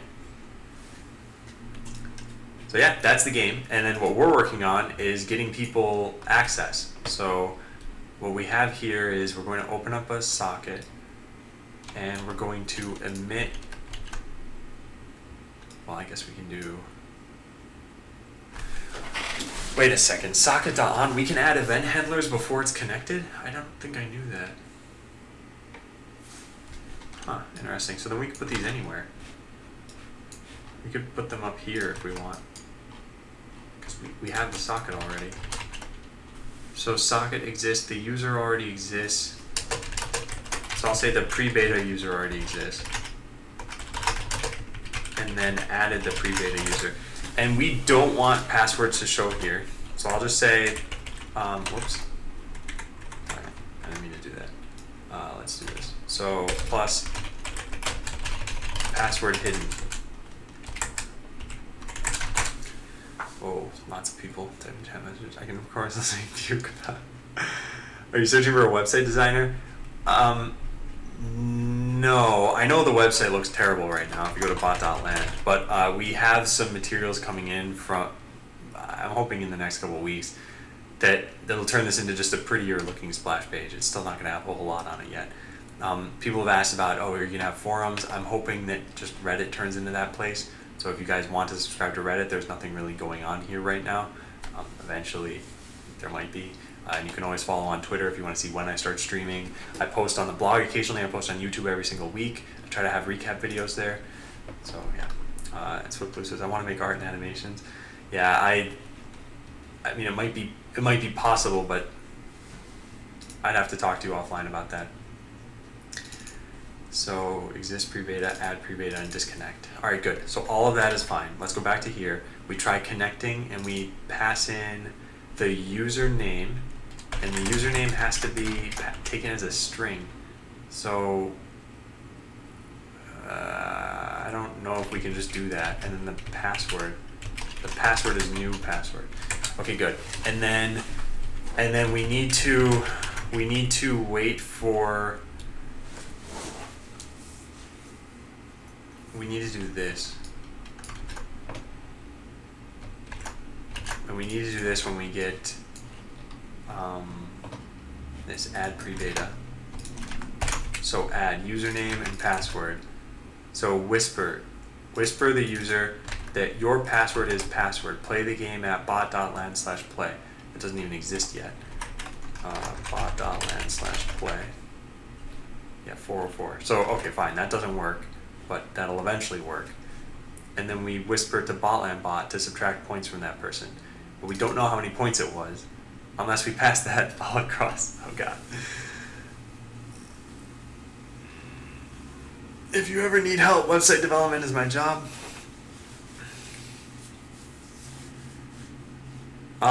Yeah, and I might end up taking you up on that at some point. And SwiftBlue says just need the dimensions and info and how to deliver it to you. Yeah, SwiftBlue, I'll let you know. I'll let you know if something comes up, and I'll write down in this note here. So SwiftBlue is willing to help with artwork, and I think I wrote about the website that someone. Yeah, I think I've stopped writing that down. But yeah, many people have offered help for the website, and I really appreciate it. Like, it's very nice of people to even offer help with these sorts of things. I have been very happy with how people have been supported. Okay, so I think this is it. I think we've got this working. We just need to pass the number of points required across. So points required. So this goes across to the game server. The game server then sends back how many points we got. So we can get rid of this, and we can go into main, and we can say points required. So no points required is here so that the sender doesn't need to keep track of it. It just simplifies things. Merflix says, can I submit a first page for bot.land? You can if you want, sure. And then we can send this back when we say add pre-beta. Yeah, so we'll get this over in app. So we now have the number of points required available to us in this function. And there we go. All right, I think that's it. I'm just not positive, but the only way to know is to test it. So let's try it out. We got to restart this. Then, nope, doesn't look like it's going to connect. Because it usually would have by now. So I guess we need to restart this. Yeah. And then I wrote wit somewhere. Where did I write this? Restart the program with... Well, why does it print? Wait, well that time it worked. But if I scroll up here, it says... Oh, I see. That's not a bug. That's just how we get things printed out. All right, so now let's... how do I do this? I've got to have Botland bot whisper botlad. All right, let's log in as Botland bot, or botlad. Or, I don't know, whatever. Let's log in the incognito tab. So I'll go over here. Could I use the content on and relating Botland for some tests? Site won't be visible if you don't want it to. What kind of tests? Implementing my forms, etc. Yeah, I think that's fine. So I'll log in. I'm doing this off screen because I've gotta type my password, which means I also need to turn off my keyboard camera. Hang on a second. Okay. So what is my password? It's not that. If you guys had seen that, it wouldn't have mattered. Okay, there we go. So I've got Botland bot now. Let's turn the keycam on and let's go browse to my favorite streamer. And then let's try this out. Alright, we go into chat. Let's see. Test. Does that work? Okay, good. Botland bot can test. So let's whisper botlad with whatever it's supposed to be. And I don't even know what it's supposed to be. So I have to go into phantom bot, scripts, handlers, Atom handler. And this whispers botlad with game. Yeah, so game and then chat name. So we say game and then chat name is going to be, let's say, Zonk Zebra. Zonk Zebra says, good luck with the rest of the day. I've got to run. Talking about coding is not good background noise for coding. I'll catch up tomorrow. Have a good night. All right, thanks for joining and see ya.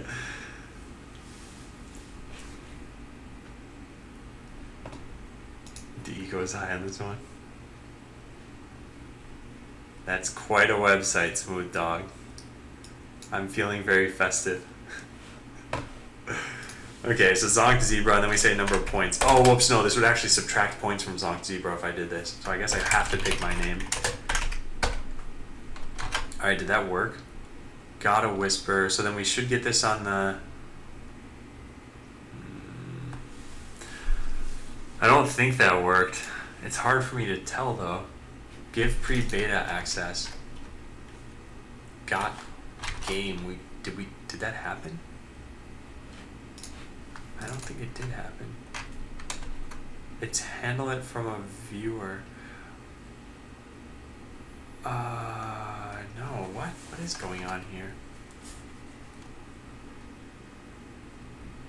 We get a private message, we get game.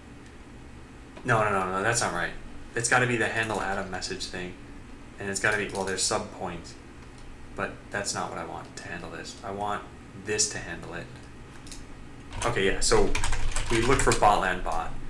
And here we get a message that says game. And then it takes in a username and points required. Grant pre-beta access. Then we connect to localhost 3003 and call add pre-beta on that. You already have access and your password is this?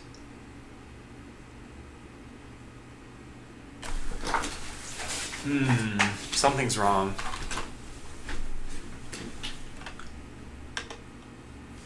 What? What is this? I whisper bot lad with game Adam13531. That should be this. Then that should go into pre-beta access. So okay, let's print some things out. Got game from botland bot. No, we didn't even see got a whisper from, did we? I think we did. Got a whisper from botland bot. Game. Yeah, so then what happened here? It did message.split, and if split message... where's command? Command is here. No message is greater than 0. So get the first message, and if that's equal to game... Yeah, this should have been hit. So I guess this just doesn't print anything. That was the problem. Yeah, that was the problem. Okay, so... print line... Oh, wait a second. Can I not do console.log here? Where am I running this? Yeah, this isn't phantom log. Console.log will work. Alright, let's just put something here then. Console.log, going to grant pre-beta access to username.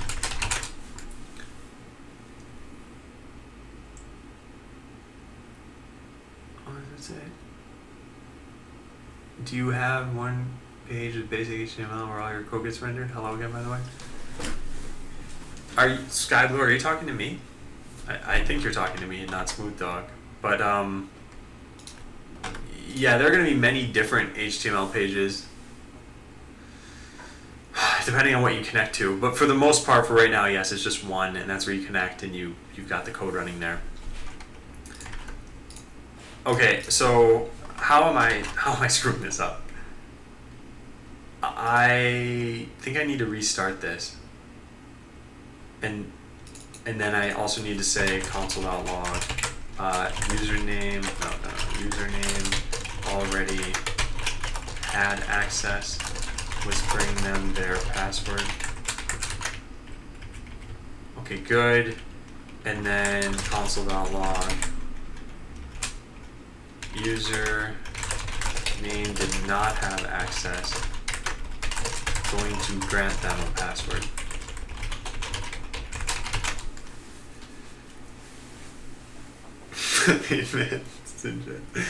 Welcome. Thank you for following.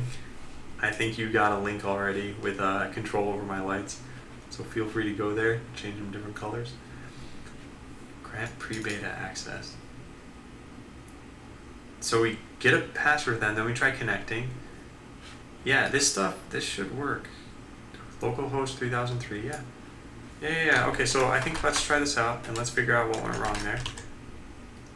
And who knows? Maybe it works, maybe it doesn't. Oh, that definitely didn't work. We don't like seeing error text. There we go. All right, good. So now we try whispering botlad, the same thing we whispered before. So let's do whisper botlad Adam1353, no, game Adam135350. What happens now? Adam13531 did not have access, going to grant them a password.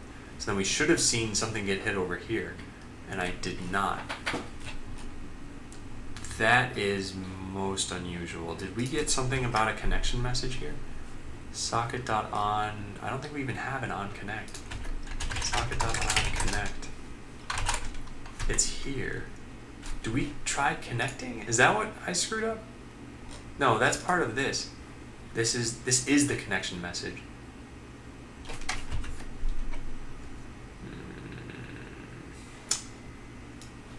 Most unusual. I think we should just put this over here. And then we give one socket.on. How did we do this over here again? If I control Z a bunch of this stuff? Yeah, so I would just make a new socket and then have the okay, got it. Okay, that's what I need to do then. And I let socket.io's pooling take care of things. Quinat, do I know you? oh, okay. You were talking to I Am Deity. I thought you were looking in my direction. Alright. So, yeah, I think this should work. Let's try that out. We rerun this. Socket is not defined. Oh yeah, we can't do that yet. So we need to do this the first time the socket was created. So var socket was created equals false. Then down here we say if not socket was created, then socket was created equals true, and then put all of these things here. Well, that's not entirely stupid. It is entirely stupid. This is the worst code I've ever written. Okay, so the Whisper client's connected. Do we also get connected to, well, let's try this out. We'll rerun this. We'll whisper botlad game Adam13535150. So what happens here? Oh, nice. Check this out. I got a whisper automatically saying your password is this. Play the game at bot.land/play. Oh, and I guess you guys saw this message. Adam135351 bought pre-beta access using NAN loyalty points. If you want access to, so don't actually whisper the botland bot yet, unless you want to lose all your points. Yeah, that's what we're testing right now. So,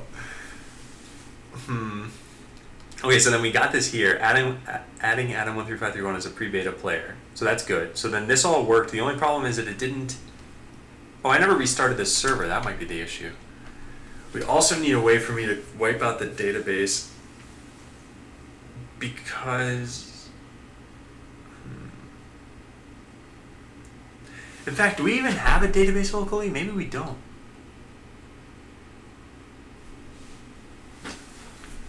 Huh. I think the local one prevents me from hitting the game server. That's probably pretty important. So let's try that. Here's what we're going to do. We're going to wipe out, we're going to delete accounts.db. We're going to restart the game server.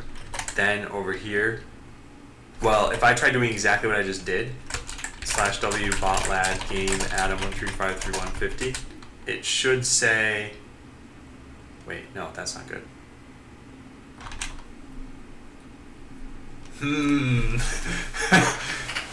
Well, at least it said 50 correctly, but it should have said that I already have an account. Because of this code here, get user username. If user info is not equal to null and user info.is valid, do we not call this correctly? Add user username password. Wow. Did I write this down here? Added the pre-beta user. Yeah, Adam1351 password hidden. And then we noticed that they existed before. So, yeah, what happened here? This is totally wrong. What did happen here? The user's not working.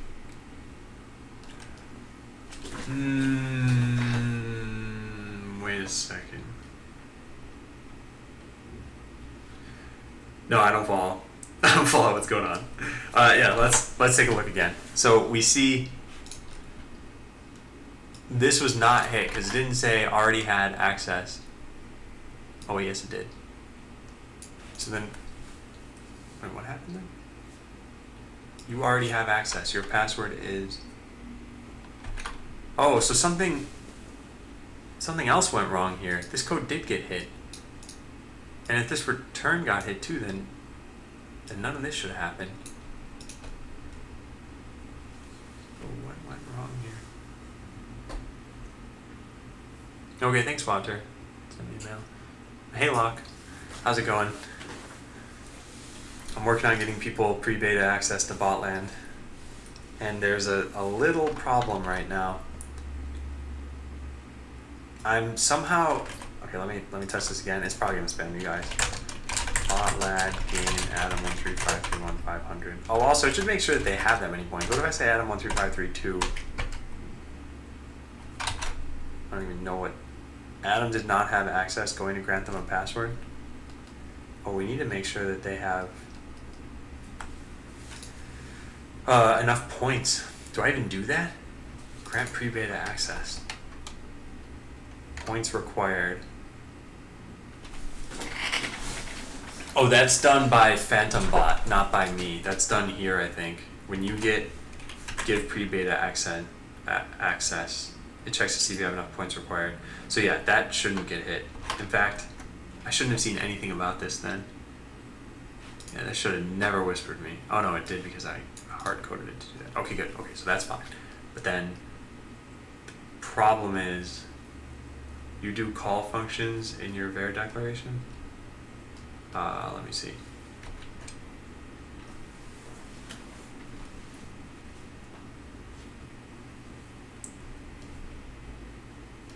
Wait, what? I call functions my variable declaration?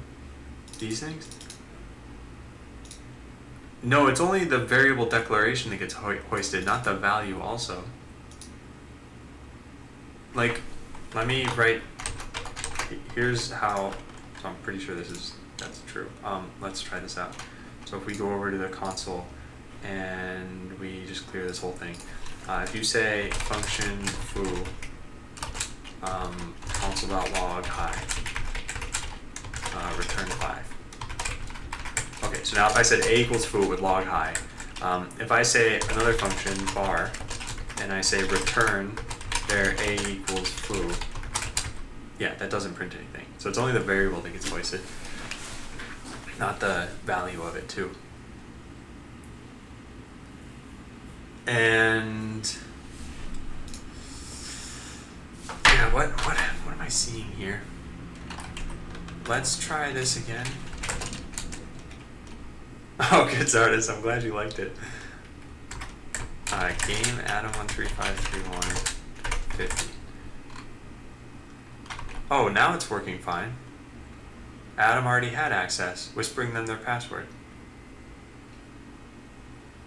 No, but that's because now it is stored in the game server.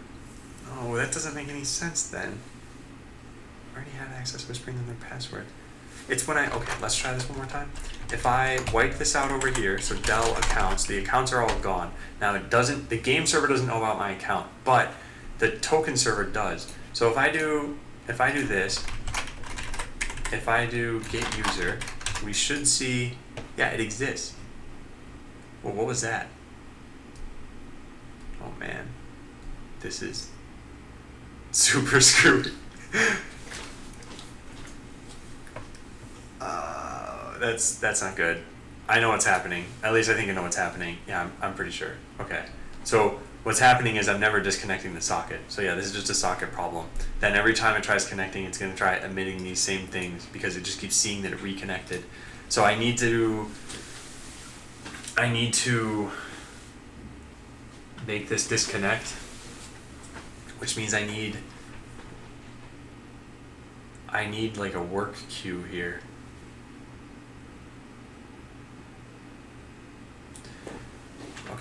let's see how best to do this.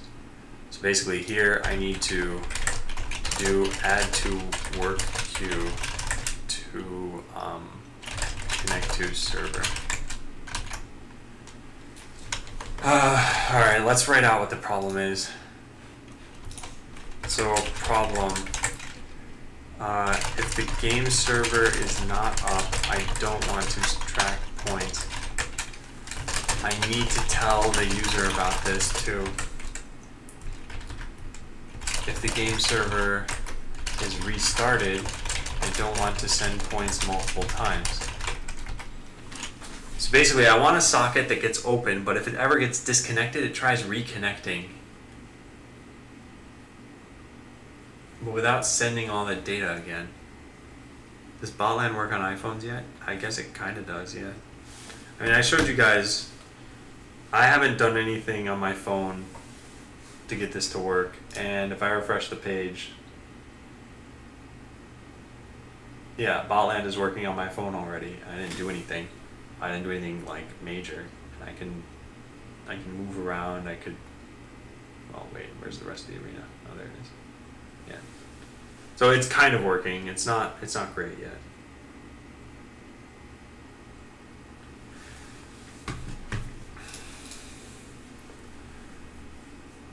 How do I accomplish this then? If the server's not up, I don't want to subtract points. I need to tell the user about this too, because they need to know to whisper again. Oh man, this is not going to be very robust. I didn't want to spend a whole lot of time working on this. I guess I could. No, I don't know.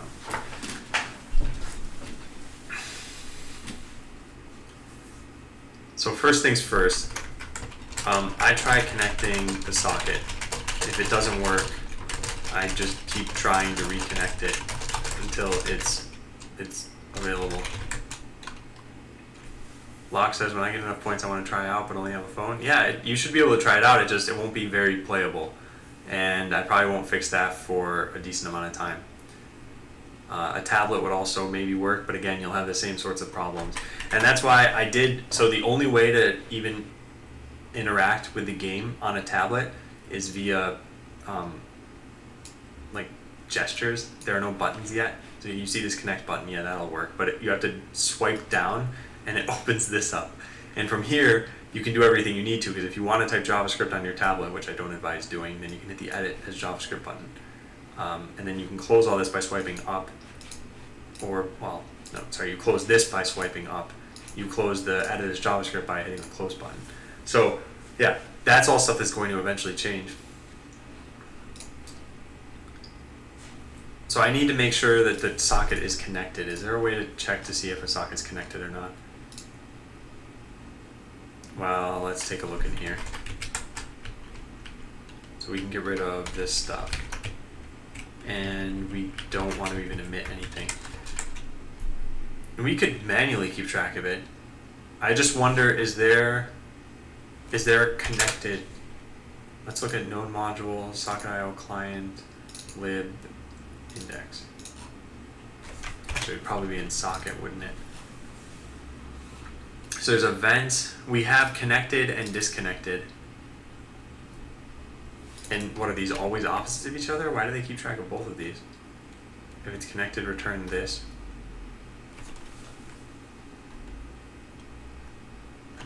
And when it's disconnected, we have a send buffer. That's exactly the kind of thing I don't want to happen. On close, we set connected to false.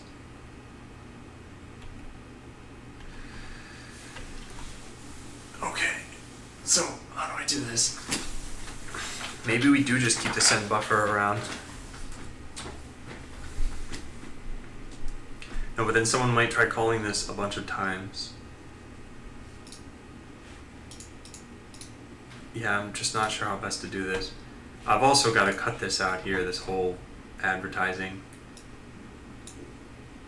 If it says advertising, yeah. Let's cut this out for now. That way it doesn't spam you guys while I'm testing this out. So what I'm trying to think of is, can I just connect the socket once, try doing things as I wish, and then send new commands later? I think... Yeah, I think that would work. Let's try that out. So let's get rid of all this and put this over here. Let's just do socket.init here. Oh no, that's why, because then I don't know what username this is for. But I should. Yeah, let's do that. Let's put all this at the top along with this stuff here. And then this. Yeah, good. Okay. And then up here we can put all this code. Okay, so we'll know if we're connected. We'll know if we disconnect. I guess we try reconnecting at some point if it's not up. How does that work? So let's do this. Let's close this server and then we'll rerun the token server. What should happen is hopefully we connect. And you know what? I should just recode this reconnect logic. I had it in at one point and it wasn't really working, and it's just really bothersome when this happens. So it can't connect to something like, so where's the connected? Yeah, disconnected. So when they connect, that's fine. When they don't connect, it just says failed to connect. But there's no guarantee that it eventually connects. I think that was the problem with this.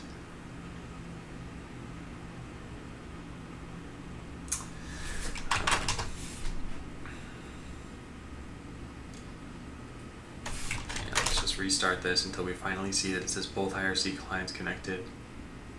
It says chat client connected, but the Whisper client can't.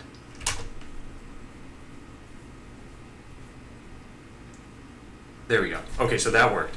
Next, if we whisper this saying, so botlad Adam13531 game 50.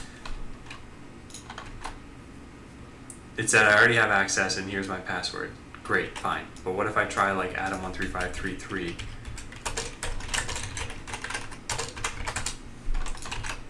Alright, now it's going to say they didn't have access, going to grant them a password. However, the game server is not up, so this is not going to do anything for right now. It'll put this into a send buffer. I don't know when it eventually times out or what happens there. At some point, maybe we just stop the command from happening. Is there a timeout? Let's take a look. So there's connected, emit connect. Yeah, emit connect. So is there a timeout or like a retry? What are the socket events that we have? Socket IO. We go to docs, client API, and where are the events? Here we go. Connect error, connect timeout. Yeah, that's what we want. Reconnect attempt. How often will this try to reconnect? What are the number of attempts that it has? Reconnect.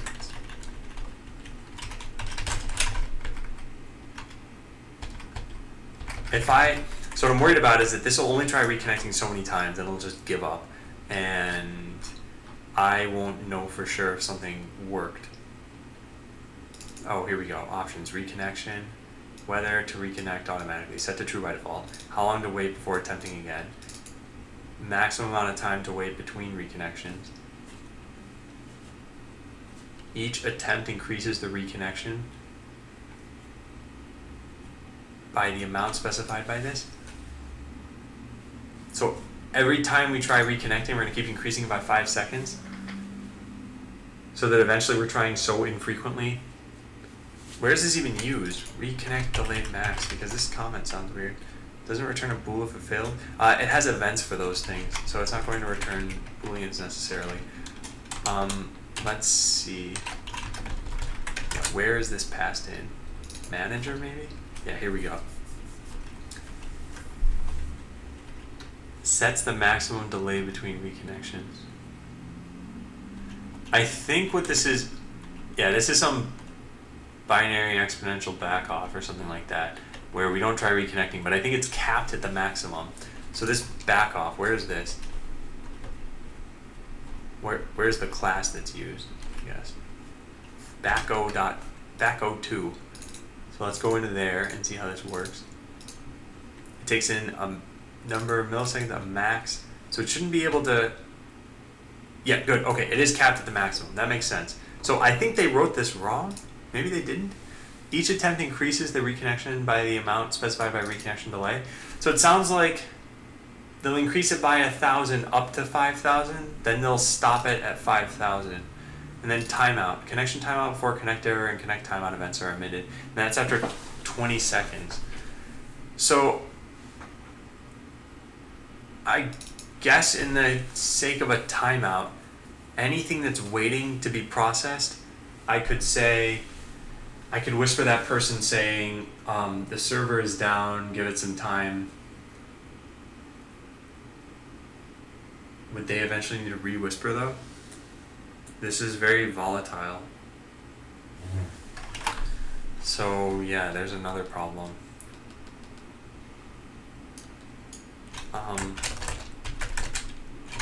If I ever close the token server and the game server is down, meaning the points weren't processed, then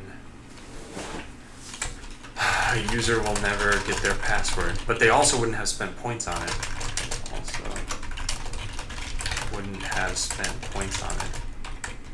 And then the next day, the point total would go down that they'd need.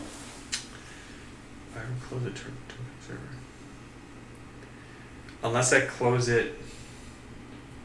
No, yeah, there shouldn't ever be a problem with this. In fact, it can only benefit them. They can only not spend their points at some time.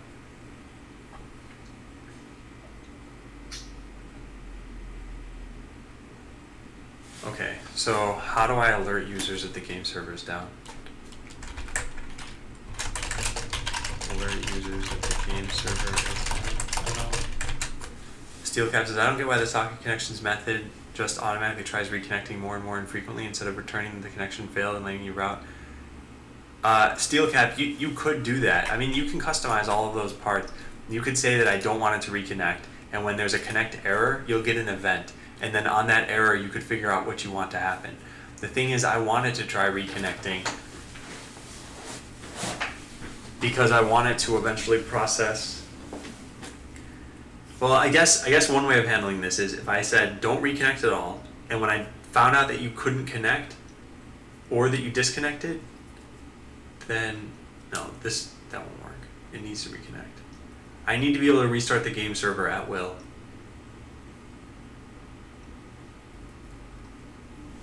Yeah, so then I think here's what we do.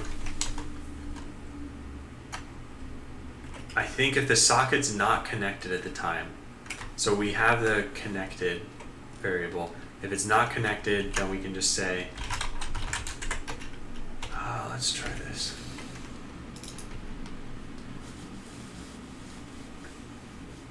Steelcap says, okay, so what about checking the reconnected temp number and it's over 5, return that the server's offline.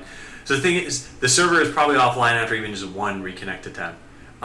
However, I want it to just keep trying forever because eventually I'll restart the server and then I want all of the queued commands to flow through. So here, I do a socket emit, but I guess what I check here is, if not socket.connected, then we whisper the player saying, username, saying, the server appears to be down.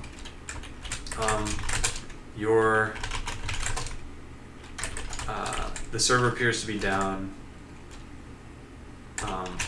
Wait for it to come back online. Yeah, I think that's all we can do if it's not connected. So let's try this out. Now there are two different ways I need to test this.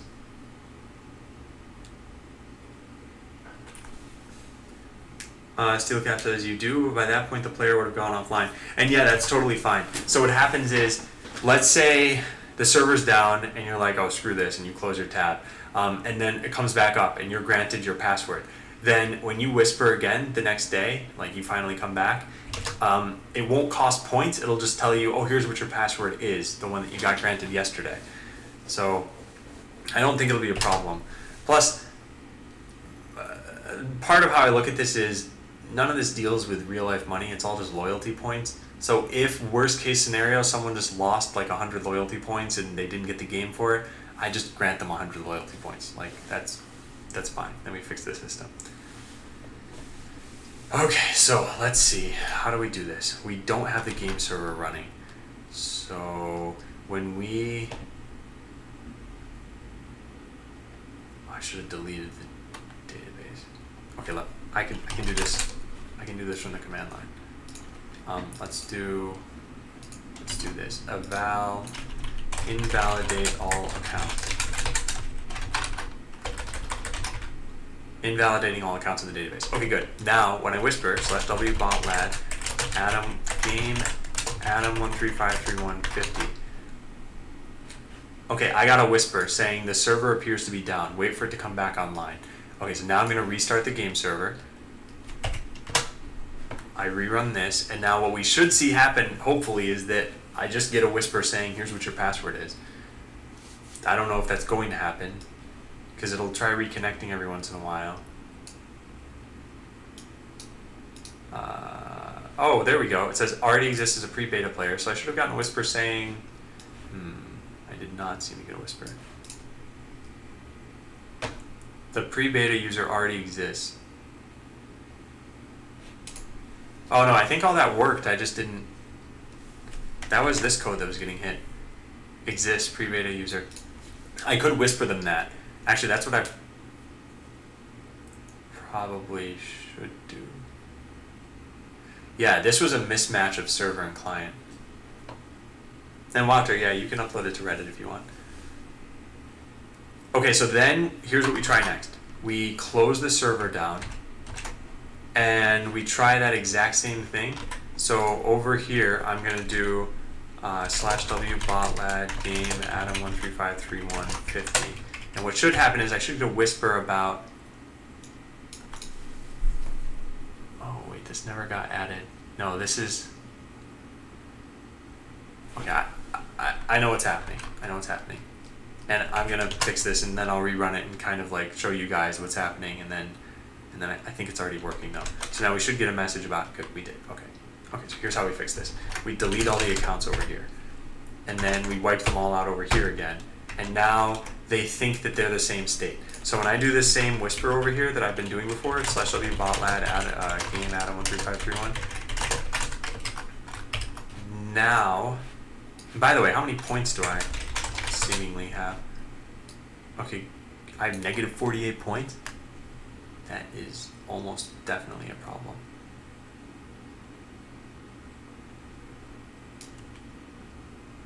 Okay, I don't know why I have that. Apparently it's costing 4,000 to do this every time. No, that's not even true. But that's totally weird. So anyway, it said the server appears to be down. Wait for it to come back online. So I restart the server, and now I should automatically get a whisper with my password. Come on. Nice. Your password is C2C32B. Great. And this link doesn't go anywhere. Alright, so then if I were like, wait a second, what is my password again? So I say botland bot password. It says you already have access, your password is this. Okay, awesome. So I think this is working. I think we now have a way to manage passwords for this stuff, and it's all handled by whispers.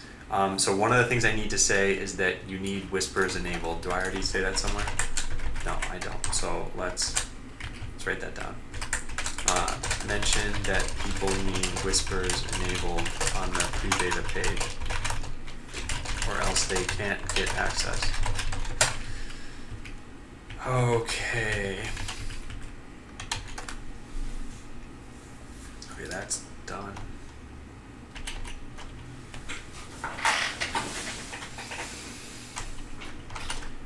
Yeah. Alright, so accounts can be added and removed. That's kind of true. It's not entirely true. Let's write an invalidate user function. because there's an invalidate all accounts. So we can say invalidate account. We pass in a username, and then we say set this where username equals question mark. I don't know how you do this exactly. I don't know if that's correct.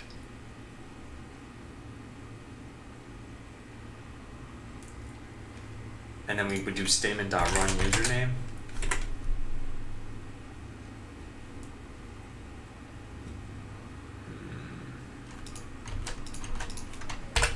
Is that it? Invalidating usernames account. I don't know if this is how you do this, so I need to test this, and in order to test it, that means we need to go into, do I still have that test open? Let's just reopen it. Might be this actually. Yeah, here it is.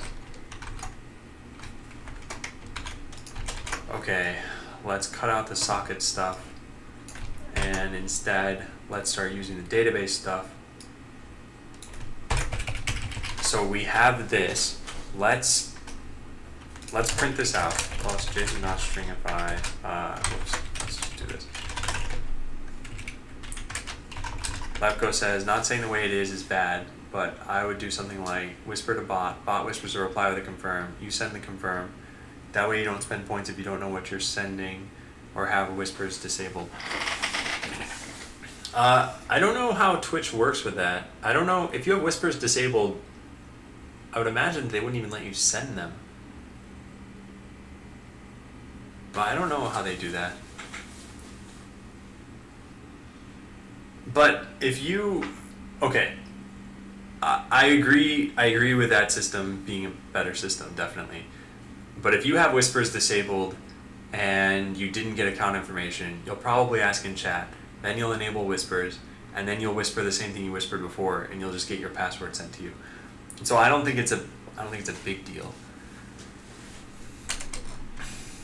Also, at some point, I should probably add to this page, like, why are the passwords in plain text? So, explain on pre-beta page why the passwords are not secure, not as secure as they could be. And there are two reasons for that. One is no PII is being stored, personally identified information. And two is the passwords are reset each week anyway.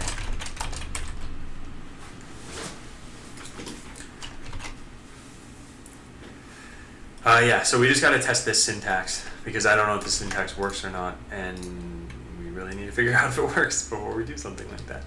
So let's close these other things, and here we have database rows. So we will connect to this, so node app. So we don't have anything in the database, that's fine. Let's add someone into the database. Database wrapper dot add user Adam Hunter 2. Hunter 1? No way. Okay, so now we have a user in the database. Totally fine. Next, let's invalidate that user. So let's do database wrapper dot invalidate account Adam. And now we have is valid as false. Awesome. So that worked. Okay, we're getting closer. We're almost there. So allow accounts to be added and removed. Good, that's fine. Make it so that people can only connect if they use a valid username and password. And then consider adding display names so that not everyone's name is lowercase. I don't know if I'm going to do this for you guys. In the game, like here's how this works right now. If you connect to the server, I don't think the server is running, to be honest. Oh, I think it is. Okay, so down here, if I chat, do you see how my name is in lowercase? I think I'm just gonna, yeah, your Twitch names will just be in lowercase. That's it. So, whatever. I'm not gonna add another field to the database and get all that stuff working. When we eventually have real account creation, yeah, totally. You guys should be able to customize how your names look. But just for right now, nope. Not gonna do it. So I think this is the next thing. And then the other thing we need to do is need to make sure that accounts.db is always in sync between the token bot and the game server. If it's not, there will be problems. Oh, is there more spam? Alright, now I've been putting off lunch for the longest time. And lunch isn't going to even take me that long. But like I said, I'm always hesitant because my user count drops off like crazy every time I go take lunch. So I don't think it's that you don't want me getting food. I think it's that you want to go watch other people during that time. So let's see. Should I do anything else before I go get lunch? I think we made decent progress so far. We can probably sort of get this working. In fact, there should be a way. Did I already write password protect the... So this part's done. So yeah, password protect the add pre-beta add. What did I call it? I don't think I called it that. Add pre-beta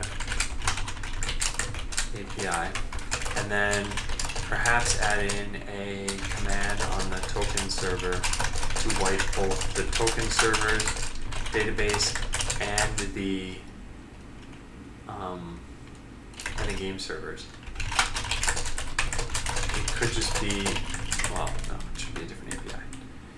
Okay, yeah, I gotta get lunch. I gotta eat some food. We're gonna keep working on this. When I come back, I'll be on for another 3 hours or so. So BRB lunch.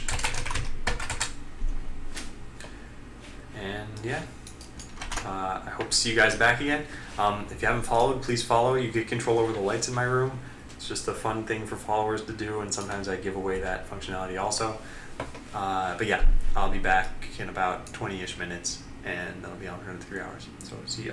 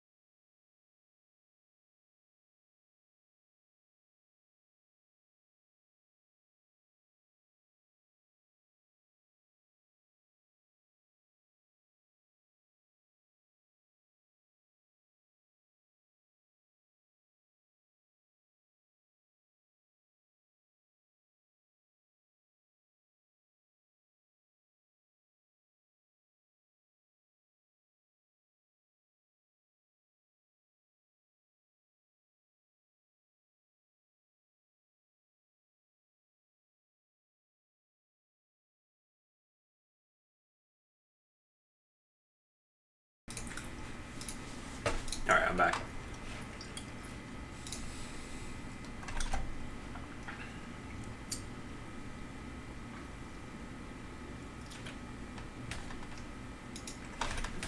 Okay.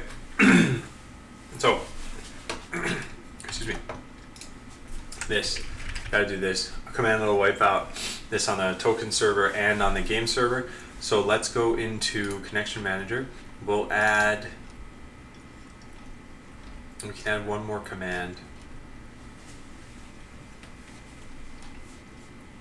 Although I'm not totally happy with this. We have exist pre-beta and add pre-beta that we've done here. This should be constants.add pre-beta. Do we have constants? We, of course, do not. So there's that. Let's do this too. Sent by the server when a user already exists. Merplex says, what kind of background color gradient do you think would fit the front page? So eventually, what I want to have on the front page is a picture of something Botland related.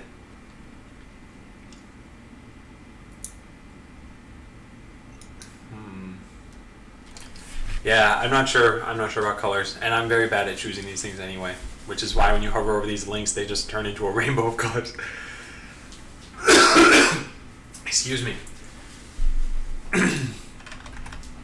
Alright, also I'm going to run a giveaway really fast. No, wait, that was a spammer. We got to run it again then. That's also probably a spammer. Why is my chat full of spammers? Alright, Kudoku.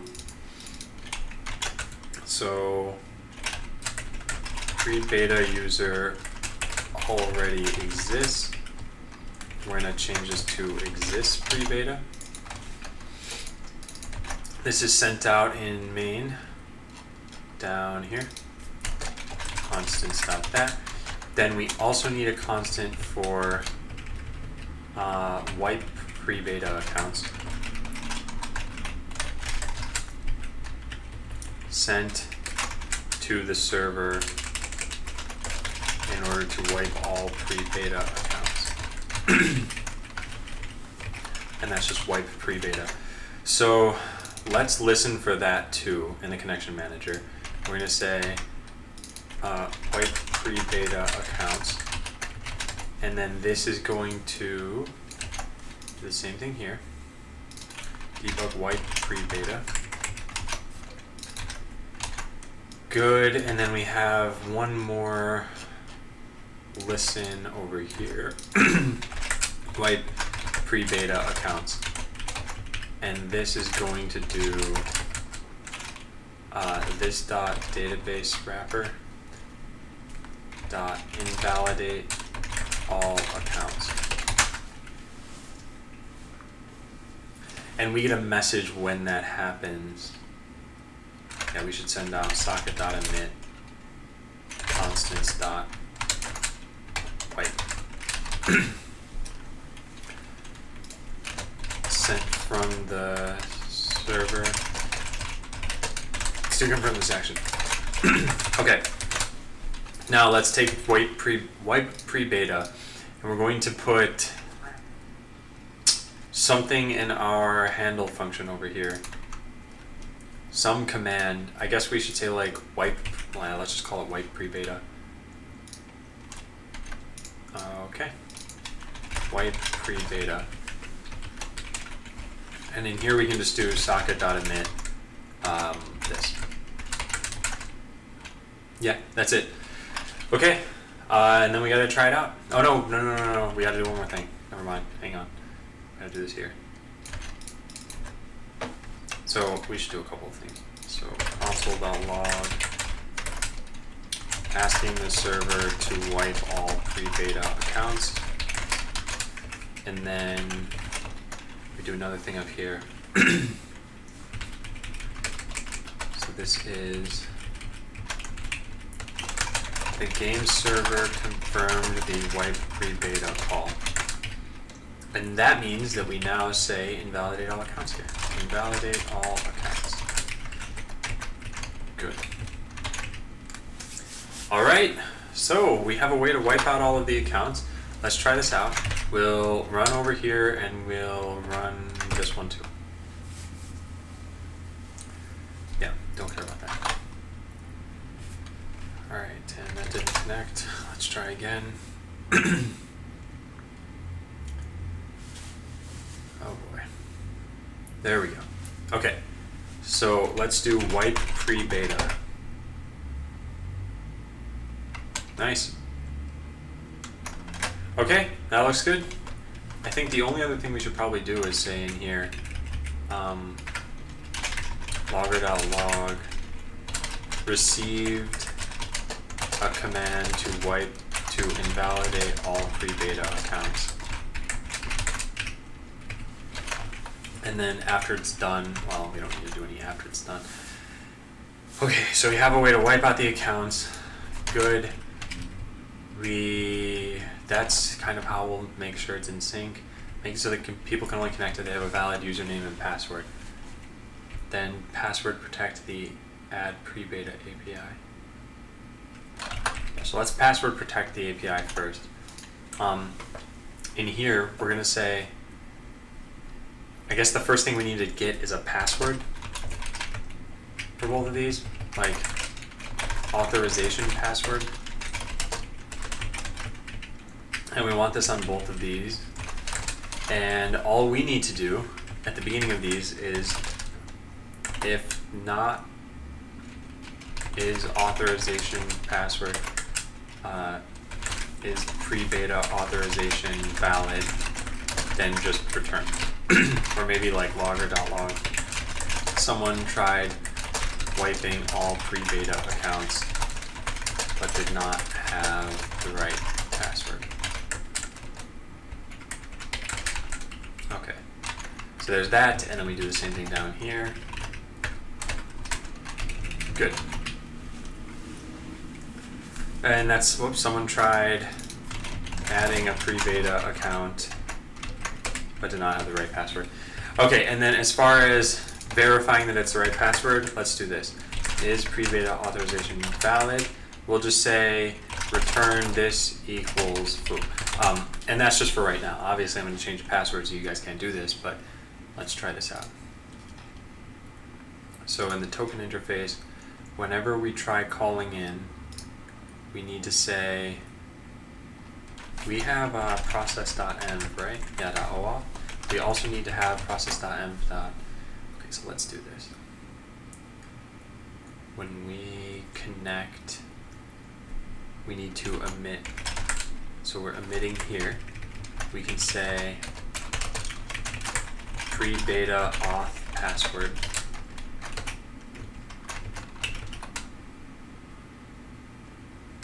Yeah. And then wherever else we have a socket emit, we need to do the same thing here, wipe pre-beta. Okay, so let's try not passing it and then seeing how this works. So over here in our test code, let's comment this stuff. Hey, Wanakis. Yeah, here we go. So we're going to emit socket.emit add pre-beta, and we're gonna just pass a password of like false, and then we'll try adding Adam. And what should happen is this shouldn't work at all because it's not the right password. So when we say node, oops, not this one. Where is this? I don't even think this is open anymore. So desktop Dell database test node app. Nope, logger log. Excuse me. All right, let's change that to logger.log.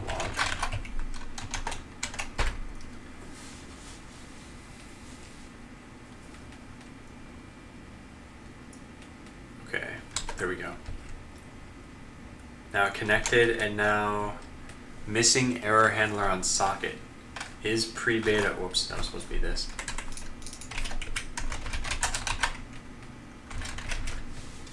All right, let's try this again. So if this is good, then you won't be able to add pre-beta accounts yourselves. It'll be something that you'll need a password for, and it's something that, yeah. So someone tried adding a pre-beta account but did not have the right password.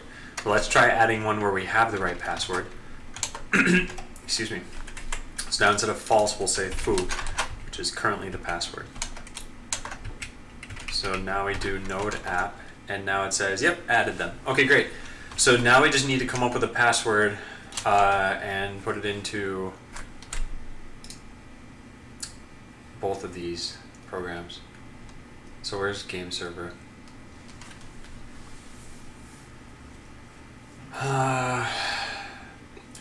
Well, we set it equal to foo. We need to set it equal to this. I think we do it in here. Yeah, here we go. So let's just put this here. And then we just need to make sure that it's set in both places. So one of the things we need to do is when we say setup pre-beta database, we need to say assert util.exist this. Need the pre-beta auth password set in order to... Yeah, I'll just say that. There's no in order to. I'm the one who's running this, so I'll know what this means. Okay, so now if you don't have it set, which we don't, so now I try running this and it's going to say, it should just complain at me, hey, you don't have this thing set. Good. It says assert is not defined. It said something's not set, it's just not the thing we expected to be set, so we got to do this. Oops. Clicked the wrong thing. There. How did that still get... So now it should say you don't have the authorization key set. And because I don't have it set, it won't let me even start this up. Yep, it needs to be set. So I can set that by doing something like this. Pre-beta auth password equals foo. And now when I rerun this, it should be fine. And now running this, this should add, yep, good. Okay, that worked. Because I'm passing the correct password on both of these programs. Okay, so then all we need to do is we need to, well, I only need to do this on the central server. For right now, I can add this, so in my run.cmd that I always call, I can say set pre-beta authorization, blah, blah, blah, pre-beta authorization, this, where is it? There, this, pre-beta auth password. For my run.cmd, I can just set this equal to some totally random thing. And for us to do this, I need to put an @ symbol here. So let's see, I think it's just ran, percent R&D. How do you, there we go. So yeah, here's what we'll do. We'll set it equal to this. That way, it's not something that even I know, and there's no way for me to figure out what this would be. So we'll just set it to this. And I'll say, note, the pre-beta password is something that will need to be set manually. So this just prevents it from letting me add accounts on my own, but now if I try, let's say I unset that variable from before. So that, whoops, that's not what I wanted to do. I want to do this. So now it's unset. But when I try doing run.cmd, it's going to set it, and now it won't complain at me, but now I don't even know what the password is. The only way for me to find out is for me to, yeah, here we go. They don't have the right password. So the only way for me to find out is to do something like this. Eval, where do I save this? Process.m. whatever I call it, pre-beta auth password. Yeah, there we go. So this number, now if I pass this in, all of a sudden, it'll work. Let's try it out. Yep, there we go. That worked. Hey, Oolong. Okay, great. So all we need to do is make sure that this is never shared with anybody.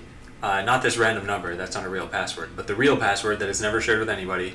And if it ever is, then we can just ban a whole bunch of people. Hooray, ban hammer. Yeah, we'll get there. So the API has been password protected. And some of the cleanup tasks, final tasks when ready to run. And did I get an email from the lawyer yet? No, still not. Final tasks when ready to run. So set a valid, whatever that thing was called, pre-beta auth password on both the client and the server, and make sure it's not connecting to localhost anymore. And that's something that in the token server I can kind of just change this for right now. So connected to game server. Yeah, this will need to change. In fact, I could already change this if I want to, but there's no point because it's not ready yet. Okay, so make it so that people can only connect if they use a valid username and password combination. I think there should be a flag somewhere that says whether passwords are even needed. I'll show you guys what I mean. This is what you see right now when you try connecting. You see a connect box, and you can type like a user ID and it just connects you. There's no passwords, there's no validation against names in a database, so we're gonna change that. And then we need to put there should also be a flag somewhere saying whether to validate it against the database. Health bars. Oh yeah, hey Hainar. Yeah, so health bars have been added in since last time you saw. There have been a bunch of different pieces of hardware that have been added in. Let me show you that. So there's missiles. They're new, but they're not like super interesting. There's, I don't know if you saw cloaking or reflect, but those things exist and you can see them happening over here. There's a reflected and cloaking guy there. And then there's zapper and landmines. So I'll show you zapper and landmines. Check this out. So we'll do this. If can zap, then zap. If can lay mine, then lay mine. Otherwise, wait, no, how about this? If not is zapping. So if you're not zapping, then you might as well lay landmines. And if you are zapping, then let's try moving closer. So closest enemy equals fine, closest enemy bot. If exists CE, pursue CE. And then, okay, so here's our code. Let's try this out. We're gonna deploy this as the Hainar bot. We'll deploy a couple of these. So these are gonna zap, they're gonna try to pursue enemy bots, and then when they can't zap any longer, they'll lay landmines. And we can make this a little bit better, in fact. Let's do this. If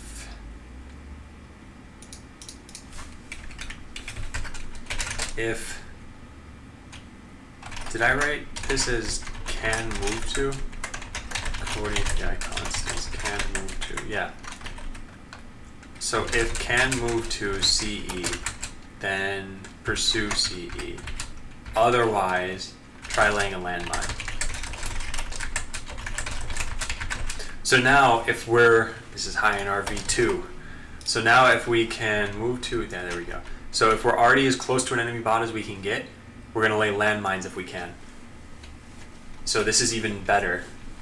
This is gonna result in a lot of landmines. So yeah, we laid a landmine there and then we just tried zapping him. Now he died, but Hainar's legacy lives on in landmines. Only zap if there's a bot close to you. Yeah, you could actually do that too, in fact. That's another good improvement. The only difference here, so suppose you're surrounded by cloaked bots. That's actually a good time to zap, but you don't know that they're even there. So let's deploy, actually let me just try this out. I'll deploy this bot. He's zapping, he's actually damaging Solo. I don't know if you saw that. He damaged Solo and, well, I don't know if anything else happened. These are probably allies here. But that's where it might be useful to not check to see if an enemy's even near you. But yeah, that's another strategy you might want to employ. So, is waiting for the bots to be around. But good suggestion, Orange Ray. Lulong says, can please keep your bots in your channel? What? Oh, I see. Joke. I just didn't get it at first. Okay. So we've got to clean up the code that we have now, I think. So this part's done.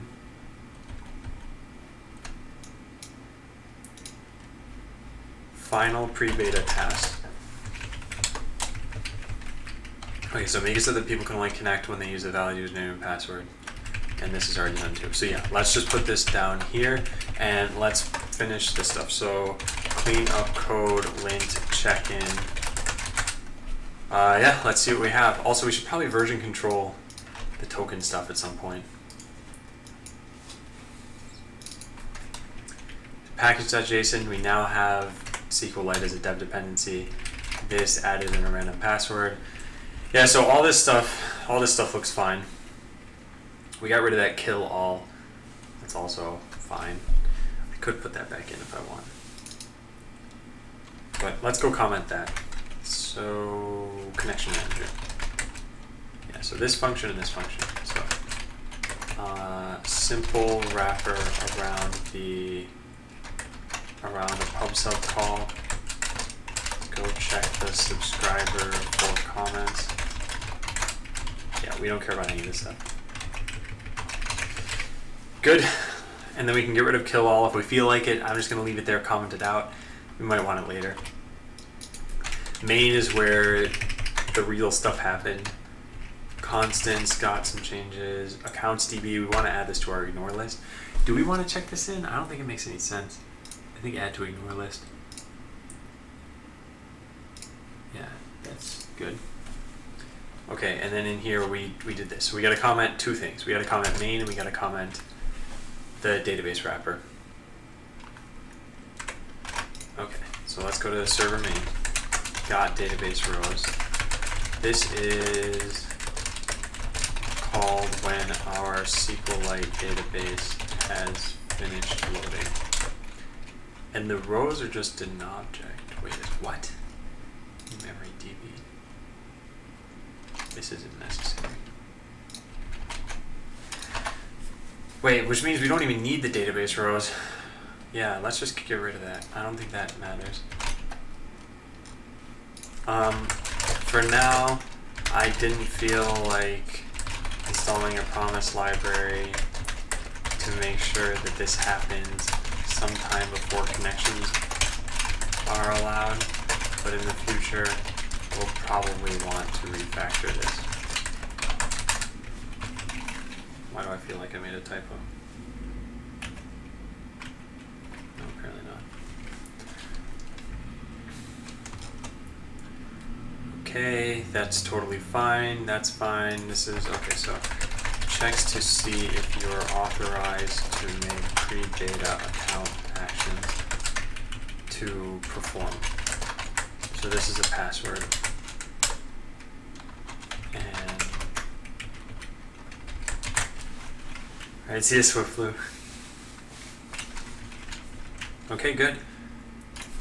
Next, this wipes all pre-beta accounts.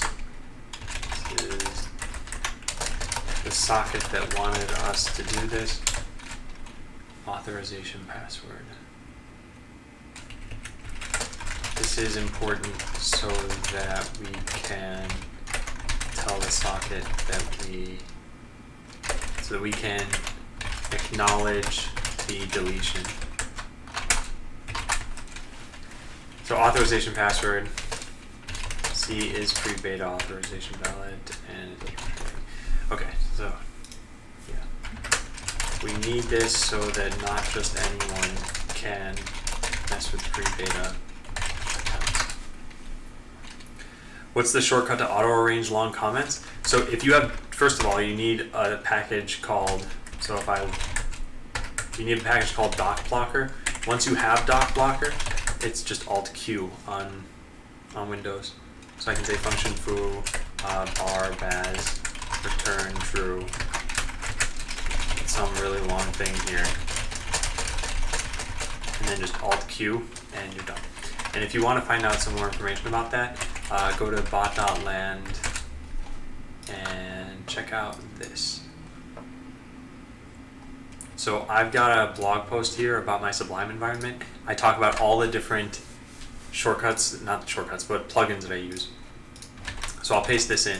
And I have a video at the bottom of it all showing me using them. So you can see, it's a contrived example, but you can see it working.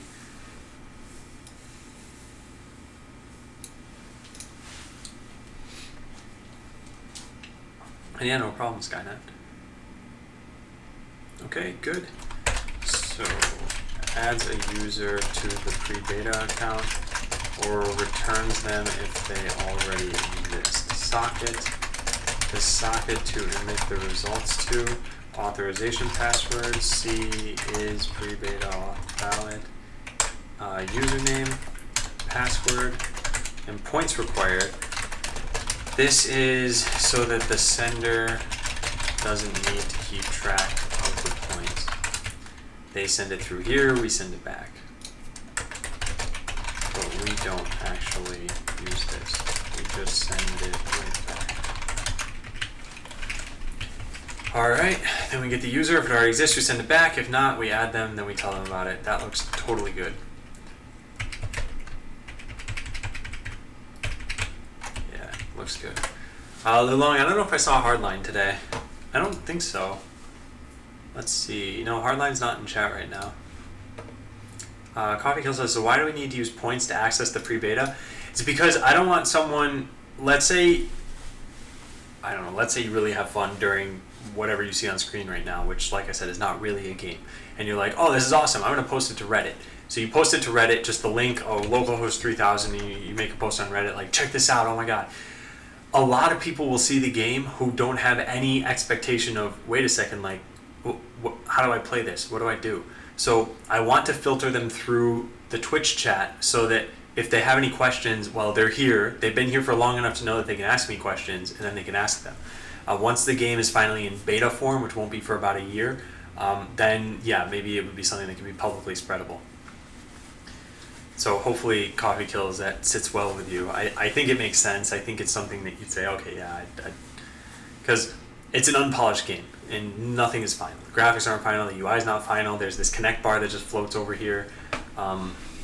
Yeah, I don't want people seeing this and being like, I'm never going to play this thing again, this is a piece of trash. And I don't think it's a piece of trash, I just think it's unpolished right now. So let's comment this stuff.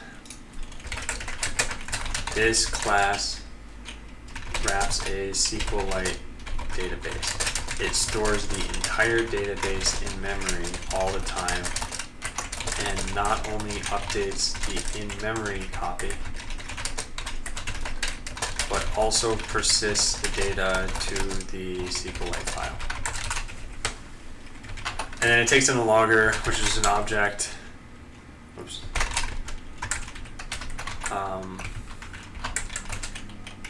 Anything with a log function. Yeah. Alright, so we have the table and everything.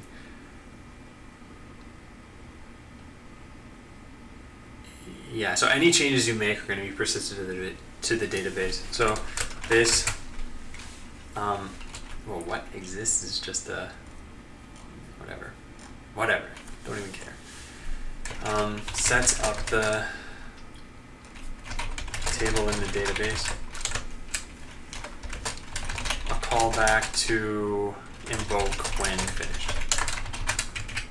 Okay, so we create a table with our schema, sure. Every week we invalidate all pre-beta accounts. This function will set, we'll do that. Okay, yeah, so we make everything invalid and then modify the in-memory copy. Modify in-memory copy to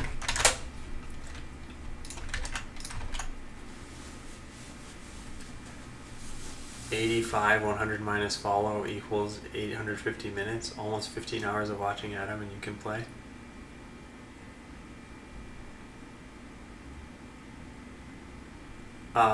That's not entirely true. So if you go to bot.land/pre-beta, the number of points you need to spend is based on the day. So today's Monday. Yeah, sure. Today you would have needed to watch for, let's say, 15 or 16 hours, and yeah, you'd get the number of points you need.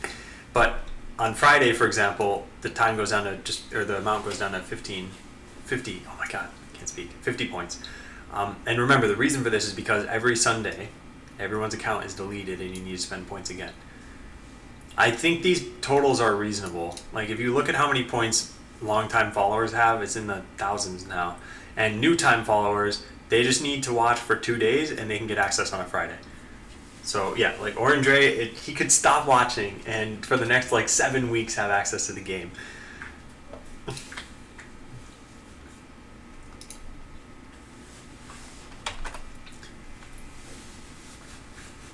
So, and I don't think there's, let me open that up again. I'll also paste this into chat. I don't think there's too much difference between, like, each day you essentially have to watch for 100 minutes less than you had to watch the previous day. Thursday I don't stream, but Friday it's down to 50 points. So that's not too bad. That's like watching for a day. So invalidate account. Invalidates one particular account, and this is the username of that account to invalidate. Good. This, I don't know why I made it on complete function.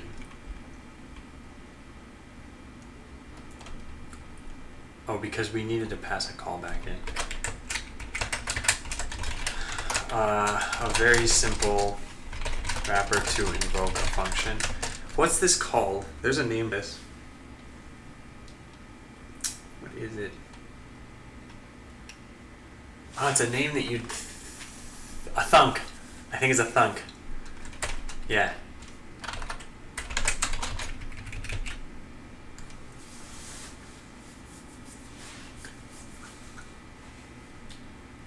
And yeah, people have a lot of points. And the other thing too is you could give points to other people. So if you ever didn't have enough, you could just ask someone. They'll probably toss a few points your way.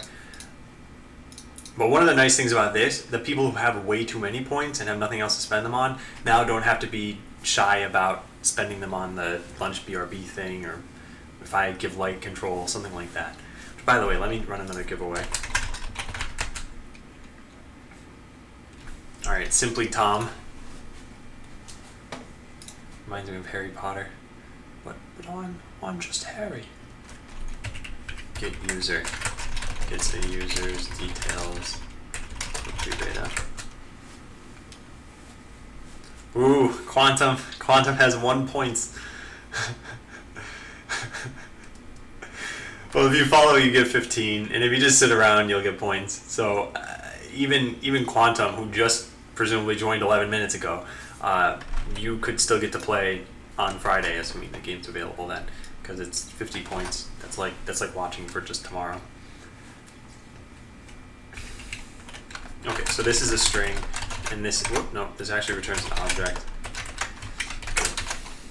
All right, add user, adds a pre-beta user, string and string.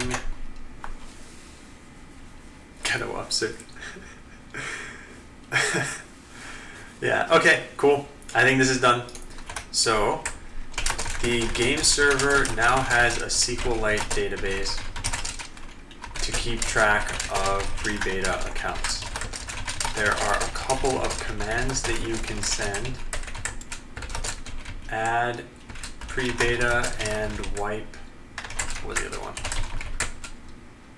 And wipe pre-beta. To access these, you need to connect via socket.io and have the authorization password, which is something that both endpoints set via environment variable. I think that's it. And yeah, thanks for the follows, guys. Have I got the EULA? No, I haven't yet. I've been checking my email pretty consistently today. I don't have anything from the lawyer yet. I'm probably going to send an email tonight. I always hesitate whether I should share too much information here, so I think I'll just stop there. And by the way, I will say this too, guys who just followed, you'll eventually get a link whispered from my Botland bot. Feel free to click that. It just lets you control the lights in my room. So these things that you see behind me, you can change them around. What is the EULA? It's an end user license agreement. So that's where I say things like, there's nothing guaranteed, I don't provide any sort of, really look, let me put it this way. You're not running anything other than client code on your machine, and you're not providing any personal information. So the TLDR of all of that is going to be like the game's not done. So whatever you see, features aren't complete, blah blah blah. If if eventually we got to the point where you did need to provide data, and we will get there at some point, then yes, you would probably want to read through that and make sure that we're not selling your information to advertisers or anything. We're not. I'm not making any money at all from any of this right now. So I have nothing to gain from any of this. But either way, I'm not taking in your information yet. So there's nothing to really be wary of.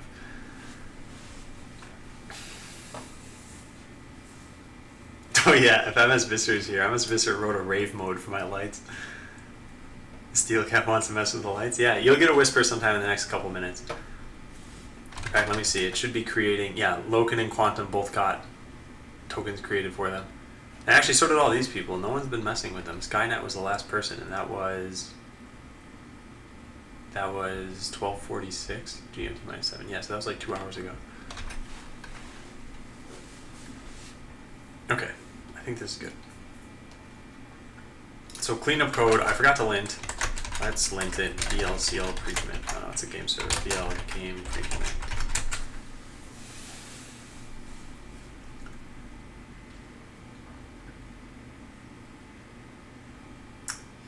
Hopefully this doesn't uncover anything too tough. Yeah, okay, that's fine. I only have 33 of the required 40,000. Oh, for the lights thing? The lights thing's never going to change, or not for a long time at least. I just haven't finished coding that, and I didn't want people to accidentally do it. I should really unregister that. In fact, let me do that. Commands, light command. So we'll just unregister this. That way next time I start up the bot, people won't see it in the commands page. And let's set the cost to do that even higher. Oh no, it's very high already. Never mind. We don't need it. We don't need to do that. So wait, what are my points? Are my points still -92? I have a feeling there's something horribly wrong right now. Because that definitely shouldn't be the case. Did I screw this up? I should test this out just a little bit more. So I think I can say points give Adam13531 and then give myself a whole bunch again. Yeah, I can. So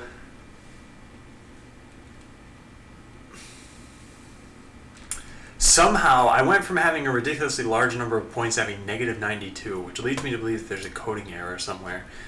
Now I have some code in here to do subtract points to subtract. Oh, yeah, that's the problem.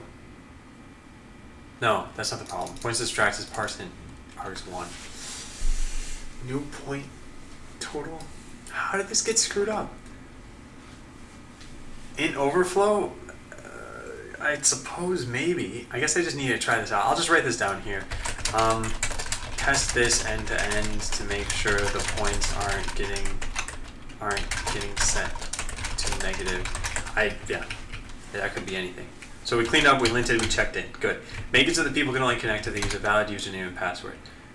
Okay, so in order to do that, let's pull this item up to here. In order to do this, we need to, 1, add a password field only if we're requiring passwords. Oh, more spam. Note to self, be Adam and get points. Lubog, I don't think you need help with points. You have got like 200, right? Yeah, you've got about 200.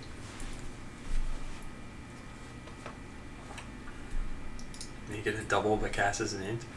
I'm not sure if that's facetious, but I am using JavaScript. So add a password field only for requiring passwords.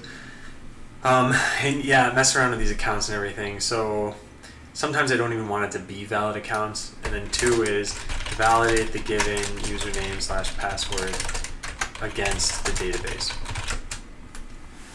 You know what I just realized? No, there's a lot of things left to do. I don't think we'll be done with this today. Because there's other things like, I have to show you guys the EULA before you...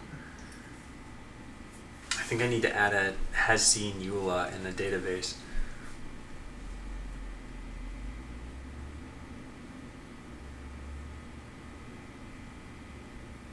Or I could put a checkbox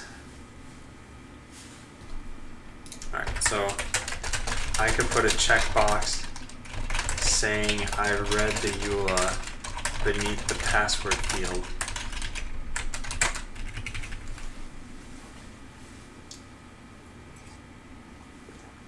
Yeah, I could pop it up every time. I gotta figure that out at some point. Okay, so add in a password field only for requiring passwords. I could just add it in no matter what. But validate the given username and password against the database. If it doesn't match, show an error somewhere. And put a note about bot.land/pre-beta.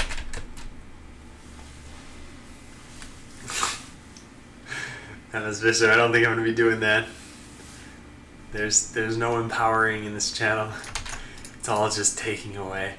So we're going to add a password field. Let's put this in. We have a connect to server component. Right now, this has one input, and the input is for name. We're also going to add an input for password input. Now, there's a way in HTML, and I don't remember how to do this. HTML input password. And yeah, Quantum, the problem is that people sign up just via Twitch chat. So all you have to do is whisper a bot, and then you've got a password. And that's it. So I can't necessarily do it then, because I don't have any guarantee that they clicked or read something. What is this? So there should be password somewhere. Pattern. How do you do this? Type equals password. So if I just say that in here too, type equals password. Autofocus is false. Placeholder equals input password. On key down is handle submit. So this is going to be handle name submit. And then there's going to be a handle password submit.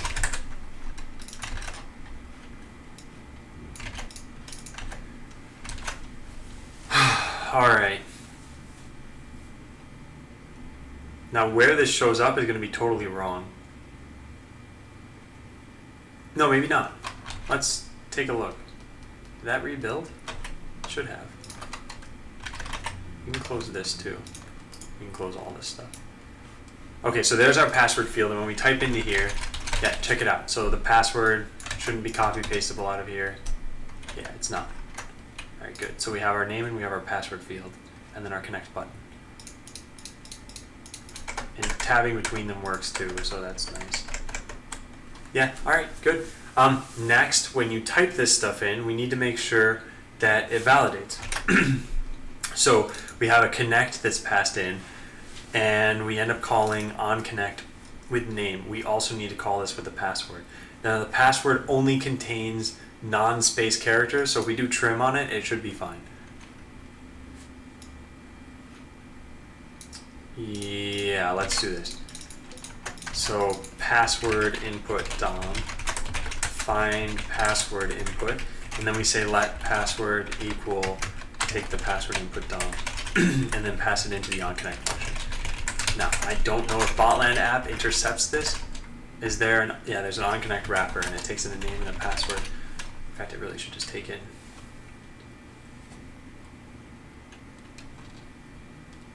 Wait, what? We can't connect until our onConnect function tells us we can? Okay, then this is passed in from main. So in here we have an onConnect, and we say connect to server with name. We have to say with name and password, and then we pass this in here too. Alright, there we go, there we have it. So in socket interface we say the same sort of thing, connect to server. We say name and password. You will be connecting with plus name. Oh, I'm not gonna log your password. Oops, what am I doing? Okay. Alright, so this is now sent across the wire. We have your password on the server side. Whether or not we even want to use it is up to the server. So sometimes we'll say that we don't want to use it. As far as you guys are concerned, you'll always need it. So this is just an option for me. So let's go into the game server, connection manager. We have a chat set name, and that's here, and it goes into client logged in. Client logged in takes in a socket and an ID. The ID is a string. I guess it also needs a password now. So this, instead of being ID, is going to be name. Okay, where else do we use ID? Yeah, this is going to be a name. And then the name somehow needs to correlate to a player object. How do we do this? Well, names are going to be unique, so then the names become the identifiers for players. But,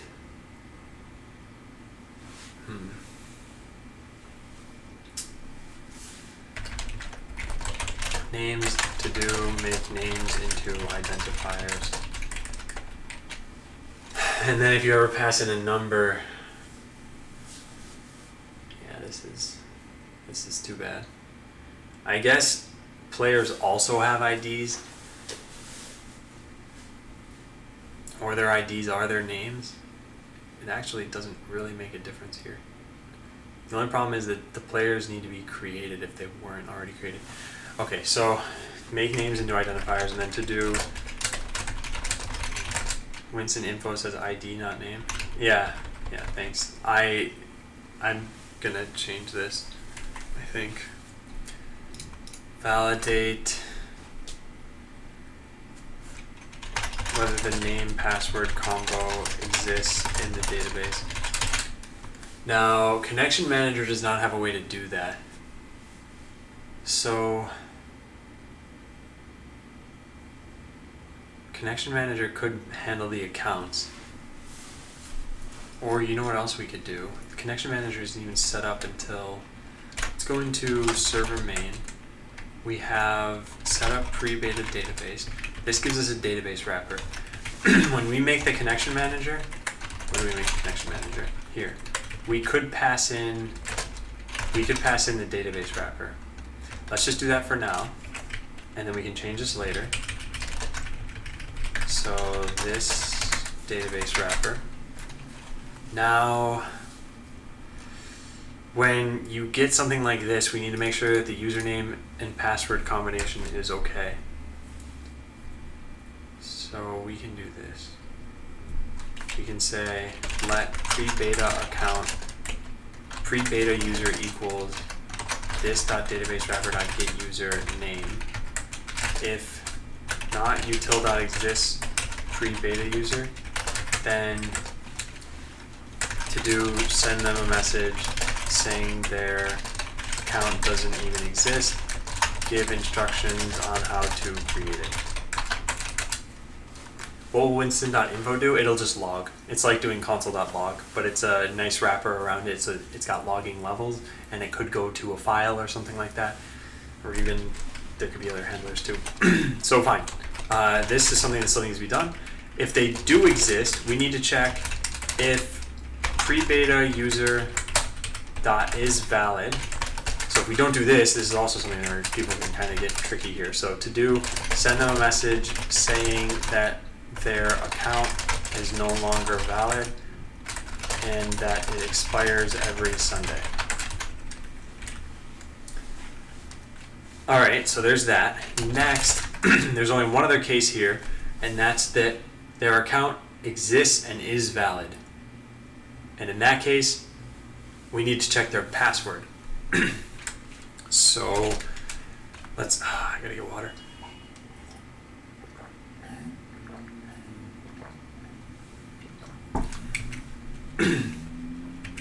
Yeah, and let's put a return here. So now we know their account exists. Check if the password is valid. So if pre-beta user dot password is not equal to the password you passed in, then to do, send them a message saying that either their name or their password is wrong. Well, we could kind of leak some information here because there's no personal information. So what we could do is just tell you your password's wrong and that you typed a valid name. But whatever, how we message this, we can always change later. So now we know their account is totally valid. which is why none of this should even really be in this function. But whatever. Yeah, let's cut it out now. Okay, so make sure does user have pre-beta access. It's taking socket name and password. And here we say let user has pre-beta access equal this dot does user have it, socket name password. And if not user has it, then return. There's nothing we can do here. Oh, actually, socket.disconnect them. Winston.info. Someone tried connecting who does not have pre-beta access. Okay, we put this code in here. All of the returns turn into return false. We know their account is totally valid here, so we can now return. Let's get rid of this, and let's put a return true here.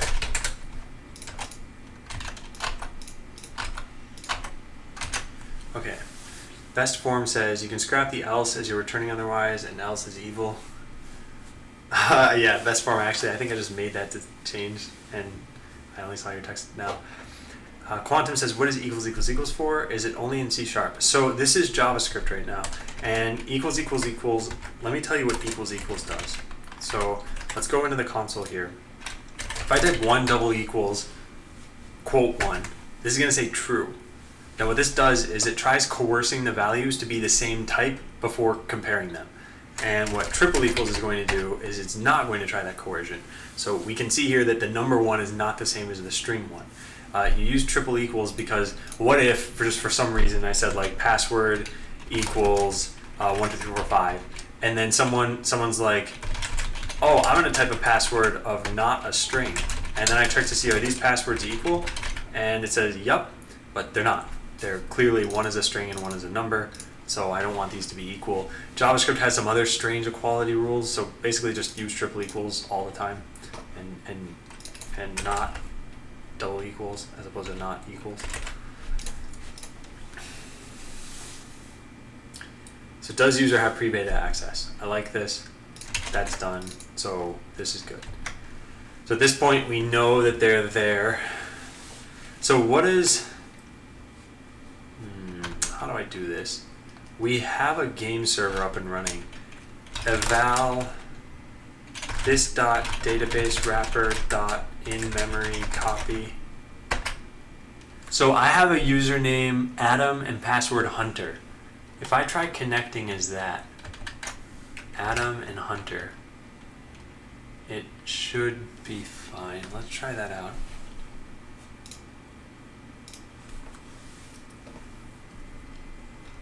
Oh, cool. Merplix. I think that looks a lot better than what I have right now.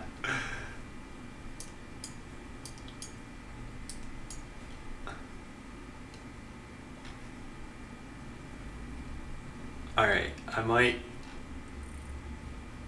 might use that, and I might paste in my rainbow color links, but I'll write myself a note.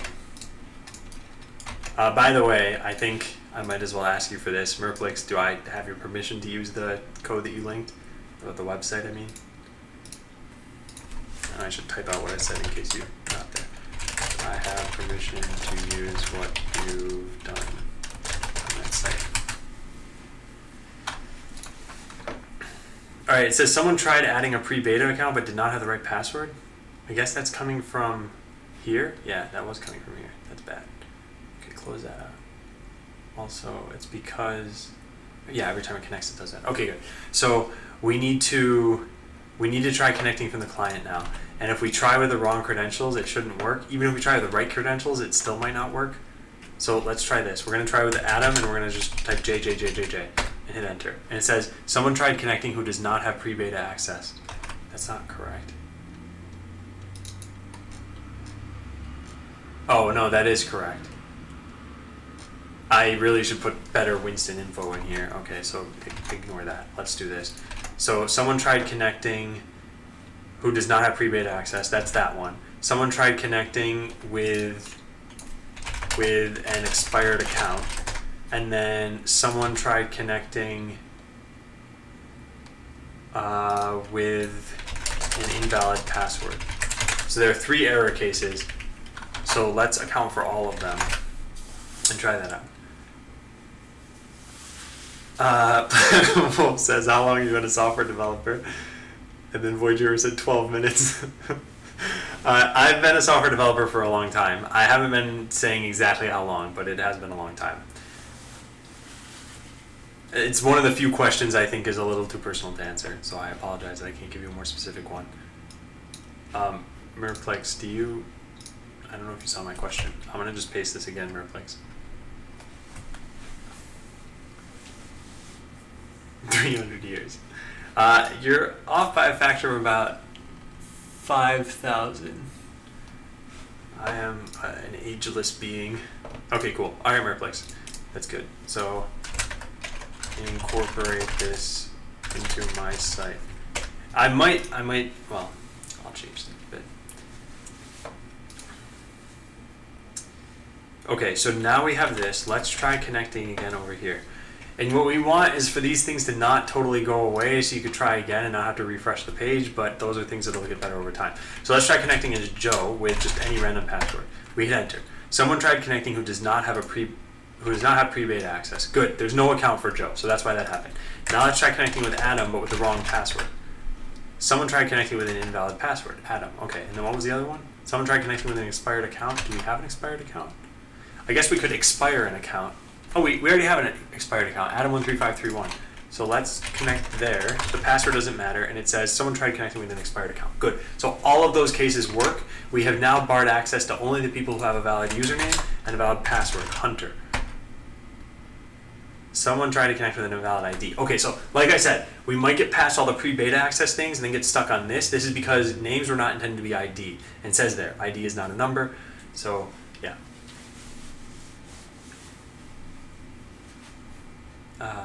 Can I show it? Oh, Lulong's on mobile and can't see the site?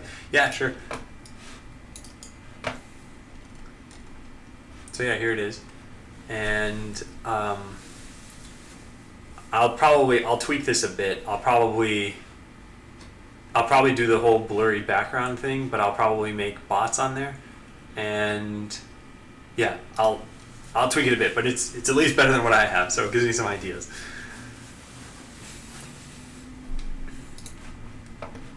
Because if you go to bot.land, that's the site I have now, and I put basically no work into this page. In fact, the entirety of the work I did was in coloring these links in rainbow colors so that you could do this, which I find endlessly fascinating.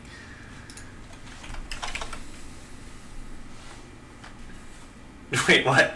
Does that want to make you a Bootstrap site? Yeah, you don't have to do that, and I feel bad because I just said, yeah, Mirplex, I can use your thing now, but yeah, I'm gonna probably switch this over tonight if I have some time. I should have time. Okay, so this whole invalid ID business, that's this to-do item. Make names into identifiers. So how do we want to do this? Everywhere we say get or create player, and everywhere we say get. Well, okay, this only happens in exactly one spot in the code base, and it's right here. But we also have in, for example, arena test, in the simulation server, there's like get player. Yeah, so everywhere we call get player, that's another place is gonna have to change. Voyager says I have no time.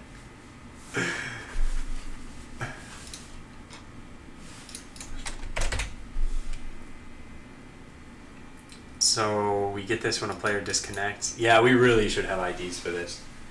So we need IDs and names. I think that's okay. Yeah, okay.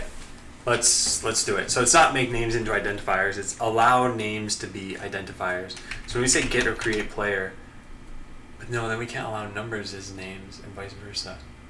We need to try treating it as an ID first. Or maybe you know what it is. Let's do, what does get or create player do? I see. Okay, so player depot needs to change. We say players by ID here, now we also say players by name here. Keys, string, player, account name, values, player. Am I standing up? Yes, I am.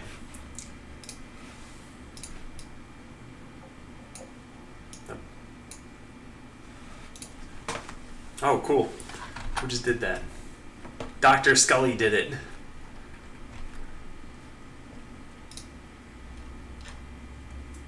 Alright, so we have players by name. So now instead of just get player, I think we have to say get player by ID. And then create player needs to do something like that too. This is actually a decently sized change. It's going to affect the whole code base. Alright, let's just close all of this. So yeah, let's go back to get player. I'm floating.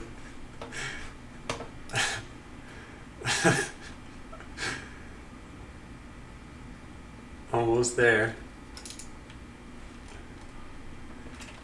Yeah, so like I said, I don't have the ULA yet, so it's not like pre-beta is going to be available tonight. For sure, it won't be available tonight. But maybe by the end of tomorrow, I'll email the lawyer today and maybe get it tomorrow, and then you guys could maybe play the game. As you can see, it's already, if you go to a site whose URL you don't know, is not hi-hi-hi.com. Don't try typing that.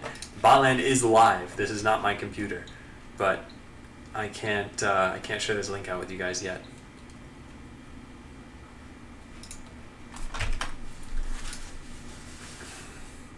Also, one of the things we've got to do, I've got to test out how many people can I host on that server and still have it run well. Because, well, I'm not going to go into this right now. I'm going to fix this up and then maybe I'll talk about this because there's a lot of stuff to do there. Okay, so when a player disconnects, we call it by player ID. That's a number. We say get player. We should say by ID here. And then we need to track everything though down the line. Another player disconnected. This is player left server, and that's on a pub subtopic. This is coming from the client, which probably means, yeah, this. So we get this from the server with an ID. Okay, that's necessary. Hey, Alex.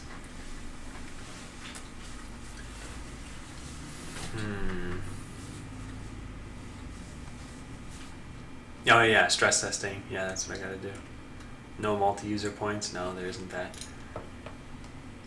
Okay, I think that one instance is fine that we have so far here. So we close out of these things and we go back to this. This is get player by ID. That makes sense. Let's write in player depot, shared player depot. We have get player by ID. And then we also say get player by name, player name, return this dot players by name, player name. Okay, good. Good. Now, what's next? We gotta fix all these instances. So these things, get player by ID, sounds good. This is get player, next player ID to deploy, and this is by ID. Yeah, that should be fine too. This is by ID for now. And then this player by ID. I'm not totally sure how this is going to work.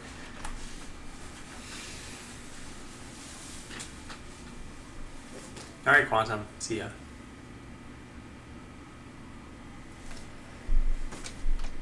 Okay. And then this too. We have an owner ID. That's definitely by ID here. But there are times when we want to get players by names. So next, when we add a player, we need to make sure to add them here too. So we have params, player.js. We're going to need to put account name in here. For now, that'll just be here. Yeah, this dot players by name, play new player dot name equals new player. We never delete players right now, so this should be fine for right now. It should be okay. All right, next up in the connection manager, we have this code, get or create player, and all we're passing in is a name. So here's what we do: we take in a name. We don't do any of this stuff. We just say get player by name. And then we say name. If it exists, then great. And create the player because we couldn't find it. So yeah, let's pass in, it has to be an ID that we give it. This this will only happen. Yeah, no, this will actually happen in the pre-beta. Did I check out Venturian Tale? No, only yesterday on stream. I just looked to see have I seen their videos before. So I haven't watched them. Free light stick and nemesis. That is not a command. Yeah, I might give you one today. MS Visser. Or maybe, you know what, let's run. It's been long enough since I've run a giveaway, a proper giveaway. So let's run that now. Giveaway 2. And that way people who are new to the channel can see what Botland's all about in a very constrained setting. So here we have Botland, probably. I think I'm connected to a server. I don't even know what's going on there. Alright, let's just refresh it. Uh-oh. Oh, right. I can't do this while I'm messing around with the code, so I can't do this yet. This won't work. Alright, I can't run a giveaway right now. I have to run just a normal giveaway. So there. Alright, B Schiller wins the normal giveaway. Alright, we'll run this afterward. I'll fix up the code and then we can do this. So we need an ID that's auto-incrementing here. We're in the connection manager. The connection manager could just come up with it. So we'll say this dot next player ID equals 0. And down here where we need one, so when we say get or create player, we can say create player next ID plus plus. And then player just connected. All right, good. I think this is all this should take for right now. Lou Long says, "Can I tell a joke?" I think that's pretty funny. So yeah, you could tell another joke. Get player by player ID. What is this? This code shouldn't even exist. Player depot. What is going on here? What is going on here? Get player. Oh, this should be by ID.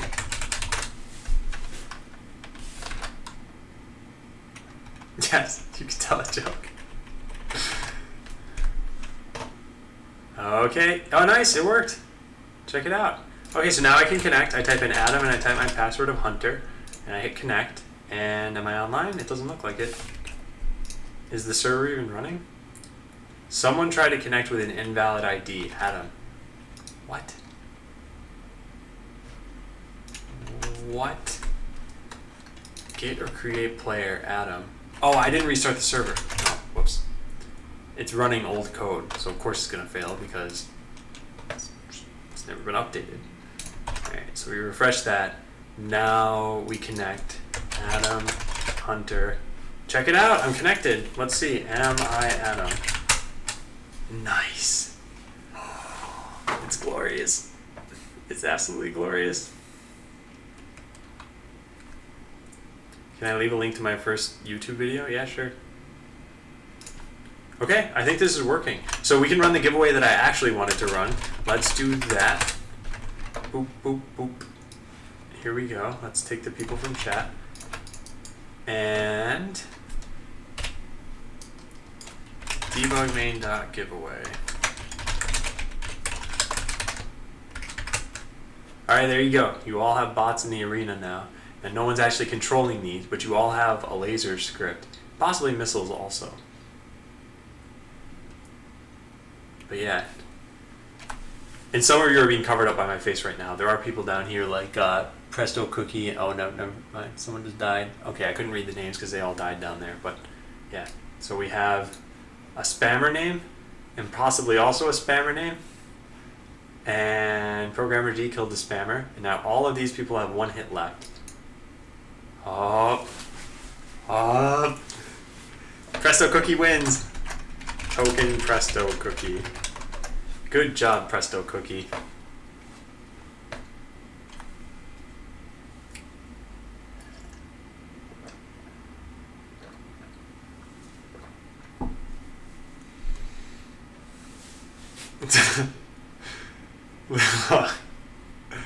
Oh, hey, Hankenstein. You were one of the people who was hidden by my face. So I think Presto Cookie killed you, just like he killed everybody else.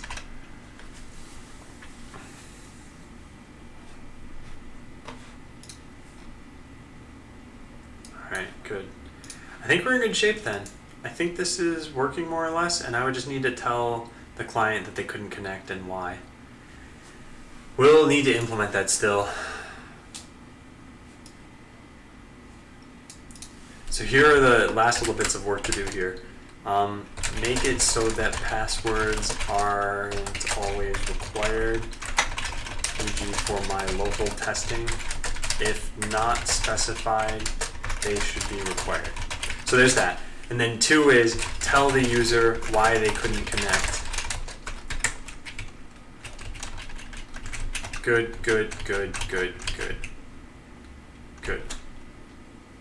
Yeah. I think we can check in what's already been done right now. Let's pre-commit that too. Can I stay? Little Long? Yeah, you can stay. Oh, because of the joke? Oh, I thought it was good. I wasn't totally sure. Baggage. What is this? Oh, cabin baggage, I see, okay.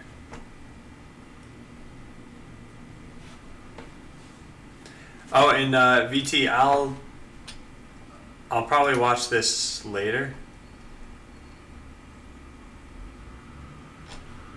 Yeah, I'll try to watch the video later. Okay, so underscore is defined but never used. But that hasn't changed. Why would that be? Let's search for /b underscore /b. It isn't used. How did this happen? Weird. Oh yeah, and I'm passing in the database wrapper now. I don't know if I want to do that. Maybe for now it's okay. Maybe main shouldn't even have that. I'm gonna write this down. Perhaps the connection manager should be responsible for handling pre-data signups. Alright, this isn't needed anymore. You can close this. Well, let's see what else we've modified here. So in main, we have get player by ID. We pass in the password now. And we should really put serve main connect to server. Where is this coming from? Client main connect to server? Yeah, this. We say param string password. Okay, that's done. So main looks good. 1 file down. Just like 9 more to go. Handle name submit, handle password submit. These are the same function. They don't do anything different. Wait, how does stop propagation? Shouldn't it stop tab from working? Didn't. Which I'm fine with that, I guess. But yeah, we can use the same one for both of those, and then the rest of this is all. It's all nonsense. In fact, why did I make the name input this long? Your input name has to be up to, what, I think 25 characters? So let's see, 2, 4, 8, 16, 24, 25. So I should really make this shorter than it is. Well, that's not really important right now. That's all going to change eventually. Lou Long says, oops, I missed a thing in the joke. I figured they're all holding onto their bags or something, so when they clap, they let go, and then, yeah.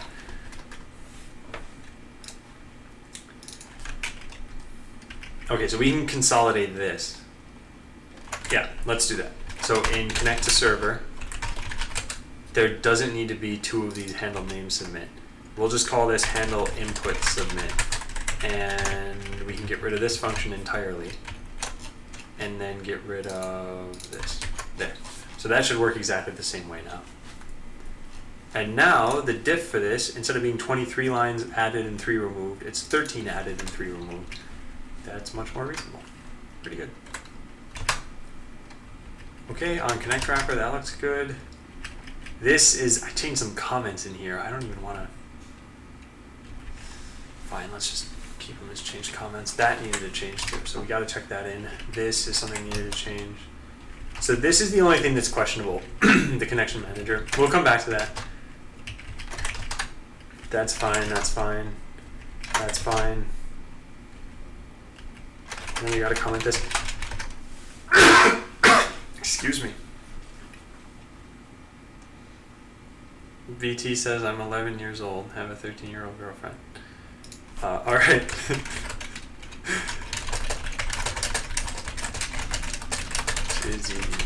I should say account name here. This is a string, and this is a player. Well, it's optionally a player.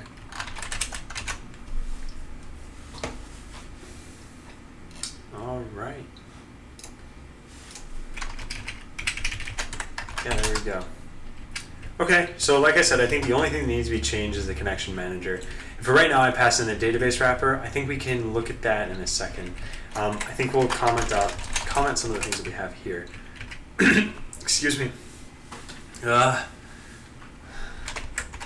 heard that before, the what do cows drink, and what's a tin can made of? Database wrapper is a database wrapper. Now, how long should someone be able to talk for throughout the day? Why am I losing my voice after like 6 hours?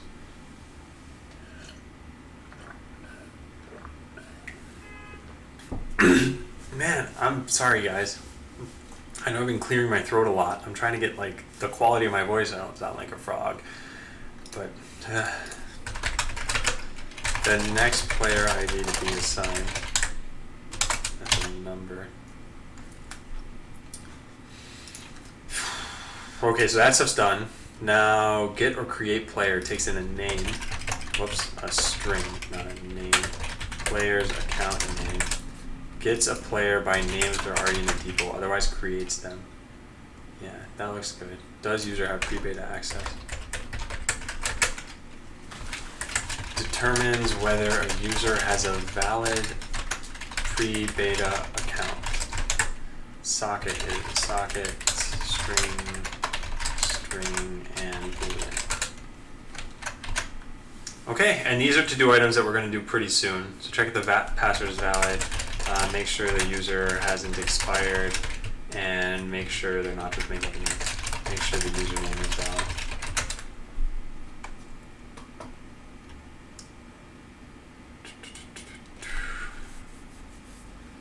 Yep, I think that's all fine.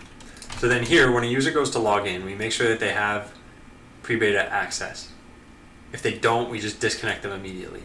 If they do, wait, this isn't even a thing, is it? No, we make a name no matter what. No, this can't be done. Someone tried to connect with an invalid ID. This isn't even possible. I'm not totally sure how this would happen. In fact, I shouldn't even write, I'm not sure how this will happen. It can't happen. No matter what, this is going to return a player.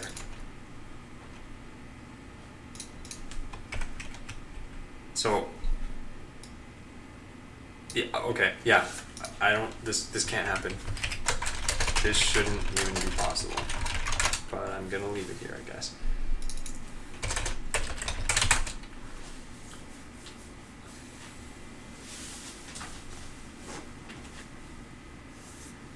Okay.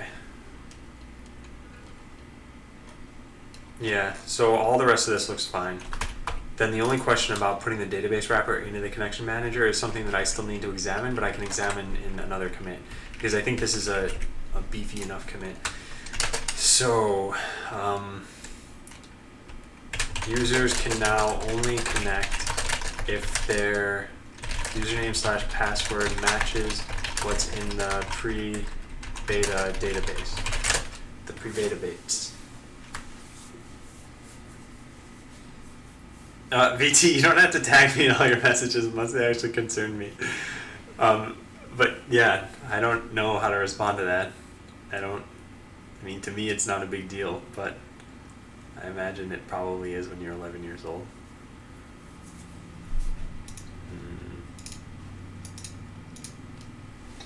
I would just say, make sure you can express your thoughts using all different kinds of words, and you'll be an interesting person. That's my advice for an 11-year-old. Users can now only connect to their username and password matches what's in the pre-beta database. God, that's a tongue twister. Then we say, in order to add someone, you need to do something like eval this.database wrapper.add user add-on Hunter 2. To add someone, you use something like that, yeah. Do I have any experience with PHP? Yeah, I've got some.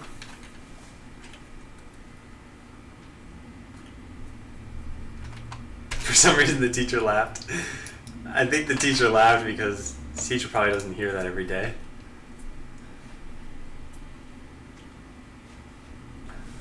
Well, from school kids at least. The teacher probably does hear it every day. Okay, so that's all done. Next, let's see what we did in game server main. So we have the pre-beta database. I'm just never gonna be able to say that. We have a setup here, that's fine, but this whole white pre-beta accounts, I don't know if the connection manager is not an account manager, and main isn't really either.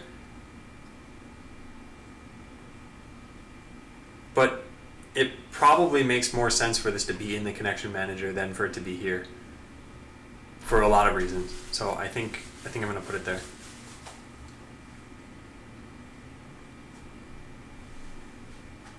I'm not gonna say whatever Dutch stuff you want to get me to say.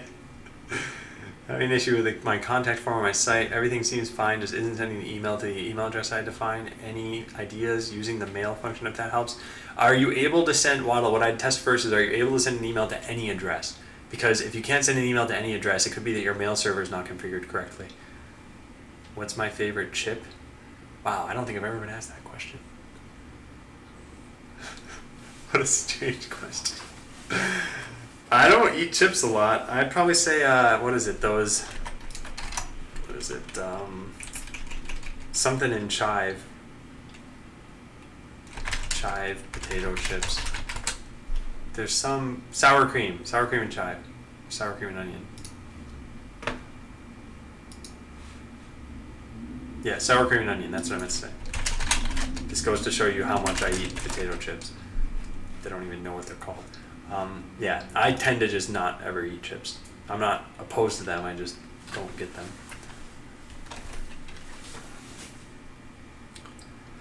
Yeah, okay, I'm gonna export all of this into the connection manager, which means that the connection manager definitely does need the database wrapper, but it also means that these things don't need to be here.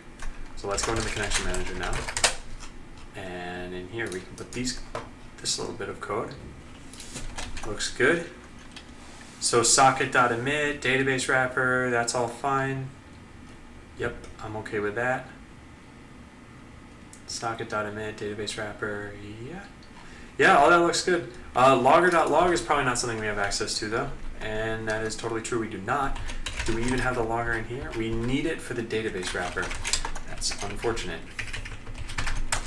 Well, let's put it there, and then let's get rid of these things. So add pre-beta user is now defined twice, so we don't need this stuff. There, I think this is much better code. And yeah, see you, VT.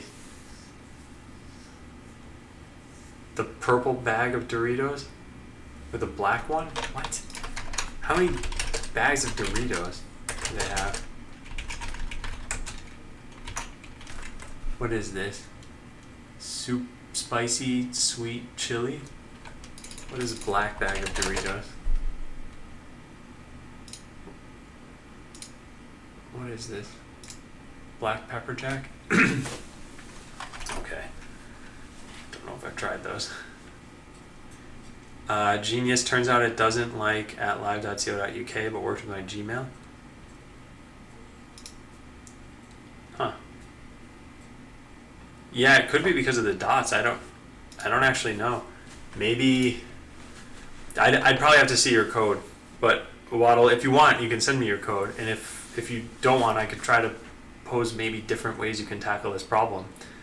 I mean, the other thing I would say is, so you know for sure your mail function works. If you're doing any parsing on the email address, it could be that it doesn't, that your parsing's not right.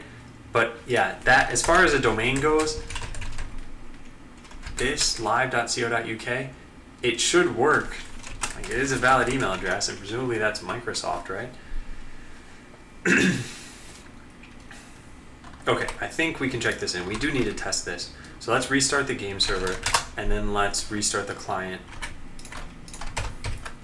And we'll do the same sorts of things that we'd had before. Okay, so this is connected now. What was that? Get socket.io. Transport polling 404. Strange. Alright, we tried connecting with Joe, and it says someone tried connecting who doesn't have access. That's right. We tried connecting with an invalid account. Expired account, that's right. Good. We tried connecting as someone with the wrong password. Good. Okay, and then there's only one other case actually. It's try connecting with someone with the correct password. Good. That all worked. It worked. And we should be able to deploy bots here. Let's try this out. Yeah, good. Let's just put a move command in here. Yeah, this looks fine. So then if I connect as somebody else, I need to add an account for that to work. Let's do that. This.database wrapper .add user I don't know, Adam2 Hunter. Wait, did that work? Can I connect with this person now? Oh yeah, that worked. Okay. And now I'm Adam2. I'm Adam2. Nice to meet you.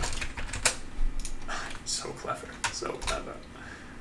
Okay, and let's try making the ultra killer bot. Put missiles and cloaking and landmines and reflect. Deploy a couple of these and they'll wipe out the whole arena. Look at them go. The pink bots don't stand a chance, especially because these are peaceful bots.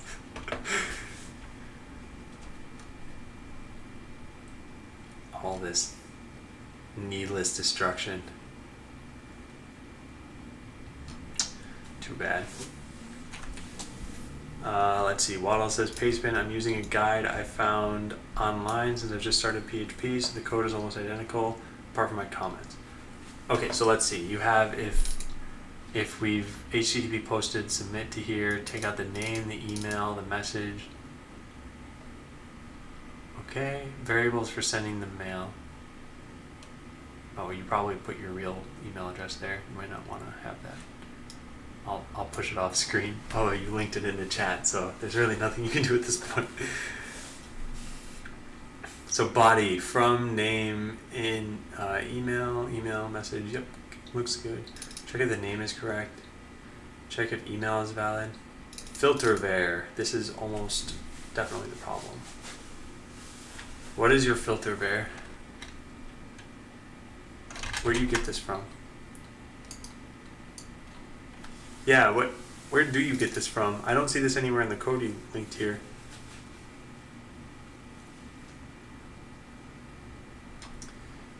Also, I'm just letting you know, you've already saved off post email, so you can just use $email if you want. But check if the message has been entered. Alright, check if spam verification is correct. If there are no errors, send the email.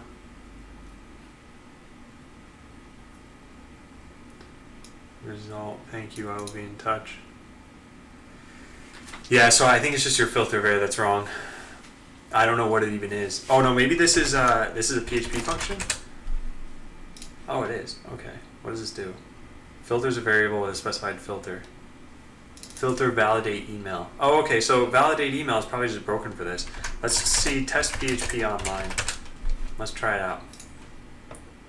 Nope, that's not what I want. PHP sandbox, here we go. Yeah, so watch this. Let's try this. Email equals adam@live.co.uk.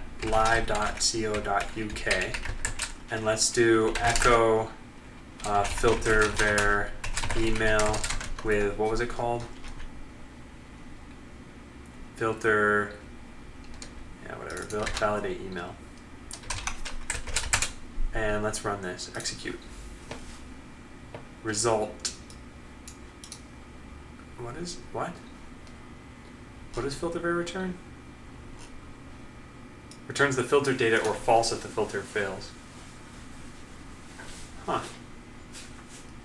I wonder if the front part of your email address is wrong.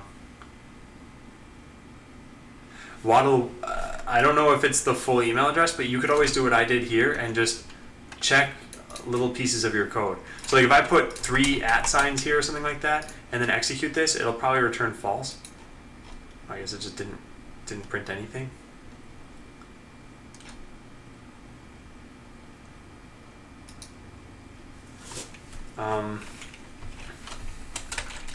Let's do filtered equals this. If filtered, you say echo success dot filtered, else echo failed. That should work. Yeah, it says failed here. Yeah. So I think the problem has to do with whatever email address you're passing in. Make sure you don't have 2 @ symbols. Make sure, I don't know, the email address looks good. I'll paste this to you, and you can save or share your code. Here we go. Yeah, this is stupid. I'll just paste this in the paste bin. And you can try this out if you want. I can't click this page. That's highlighting PHP. Base expiration 1 week. Base exposure unlisted. There we go. Okay, yeah, you can try that on that site, and you can eventually figure out what's failing in your code. Is it that, or is it something else? Also, yeah, our death bots are going crazy over here. Do we have another server open? No. I meant another client though, but let's get rid of the landmines. So Adam Hunter. Wait a second. Oh yeah, the mines turned red because they're not my mines. So let's make a laser bot. Make a bunch of these because they're all going to die anyway. There.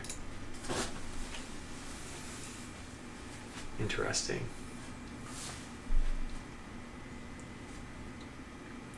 So unfortunately, the colors of a user are based on the first 2 letters. So every character I make called Adam is going to have exactly the same colors.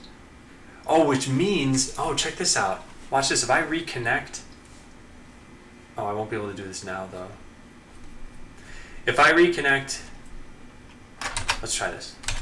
If I turn off the server and come back and I connect, but I lowercase my name or capitalize the like lowercase d and capital A, let's try that out. That should change the color completely. So before it was pink, now it'll be who knows what. Also pink. Okay, whatever I'm saying is probably wrong. So let's just ignore all of that. Yeah. All right, so this is done. We refactored this code.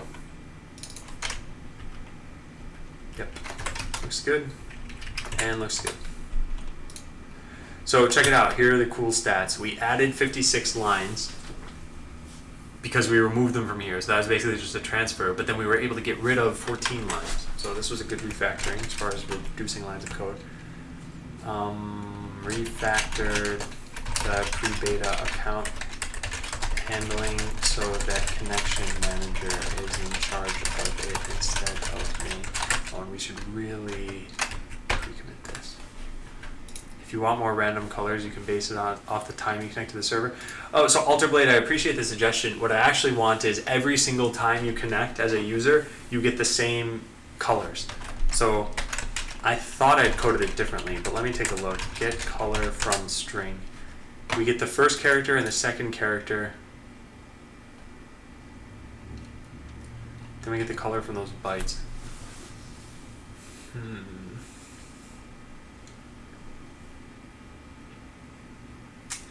Char code at 0.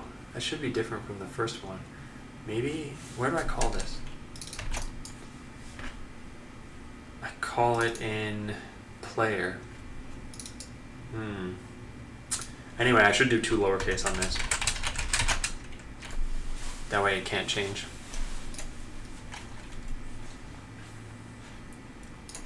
Yeah. Okay, let's do that now.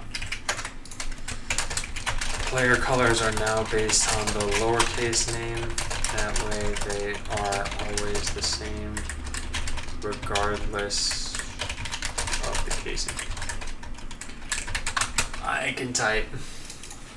Alright, let's check this in. Gotta turn off my keyboard cam. That way I can type this password in here, Hunter2. Good. Is the keyboard cam back on? Okay, there we go. All right, that's done. Make it so that passwords aren't always required. For example, for my local testing, if not specified, then they should be required. Okay, so this is something on the game server. So in the game server, we want to do, no, this isn't the connection manager. We want to ignore all the pre-beta stuff. So let's do this. Is pre-beta authorization valid? No, we don't want to check this. That's not right. We want to check, does user have pre-beta access? And didn't we already, no, we didn't do that, okay. And if we skip this check, then we can just return true. Did you hide the keyboard cam and the password enter thing? Then say your password out loud? Okay, I'll link you the joke I'm referring to. It's like an age-old Hunter2. Wait, what? Why is this not at the top of bash.org? Hunter2. Could you delete my message with the link? I can only time out all of your messages. So there, Waddle, I think it says you've been timed out for 10 minutes. Oh man, I think I'm pretty sure I just banned him accidentally. Hey, might have accidentally banned you in order to do that. Try coming back into the room.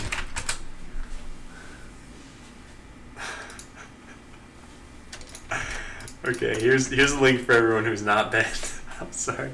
Wow, I'm sorry. There's a button and it was so appealing. It has a clock on it, so I thought clocks aren't banning people. But I don't know. I don't know what just happened. So let's do this. If process.env is it lowercase? Process.env? Yeah, it's lowercase. Dot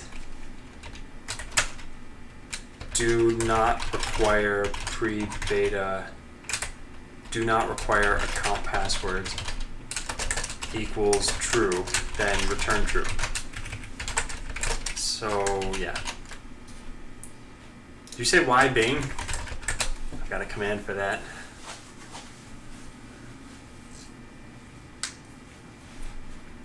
Thanks again, Tyron. I heard that somewhere with a different password, yeah. Yeah, so I would never, I'd hopefully never, I don't even think my password's pronounceable, but I'd hopefully never say that. Type out like dinosaurs are cool. Oh wait, zeros instead of the O's. Because they do not require account passwords. Yeah, I know, Tyron, it works out really well. So let's do set do not require account passwords equals true. We can't check to see if it's, we need to just see if it exists. No, how do we do this? If it equals the word true, I guess. Yeah.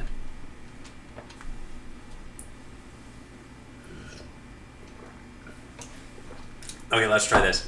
So now we restart the server. And now you can see here set do not require account passwords equals true. And that way you have to set it. It's an opt-in. So now when I try typing Adam here and hit connect, I'm connected. I didn't have to type in a password. If I try connecting with a name that doesn't exist, I really should allow that too, to be honest. Wait, what? Do I allow that? Does Joe exist? What? Oh, interesting. So don't validate pre-beta accounts is I guess what this is doing, because I can just connect as anybody now. I can even be a bot. Ah, nice. So when I deploy bots, this will be a cool new color that nobody's ever seen.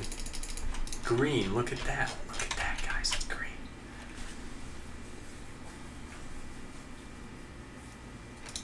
I wonder what would actually get me decent colors. Let's try ZZ. Nah. These bots aren't really totally done yet anyway, and I can change those color algorithms. So do not require account passwords. That's not even correct. It's more like do not validate pre-beta access. Do not validate pre-beta access. Yeah, which makes sense given the function that we're writing this in. Does user have pre-beta access? So now in here we write that. Good. Now if we didn't do that, so check this out. Let's say we just do Babel node dots. Oh, what happened? An alert must have come off. I just went through bin/www. All right, so I have not set that new variable. What this means is we're going to be requiring account passwords.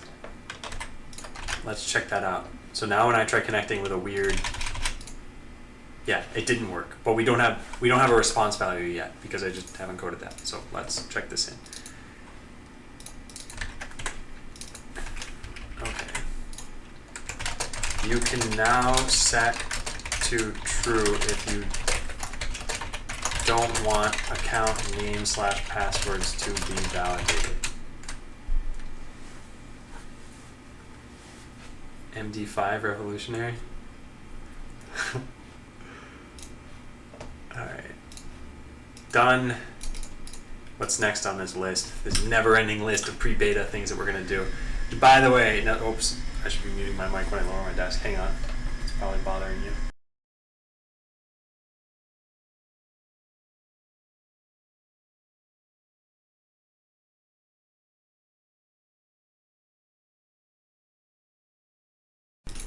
Okay. Yeah, let's run a giveaway. Let's see if MS Visser can win the giveaway. Where'd the giveaway thing go? Here it is.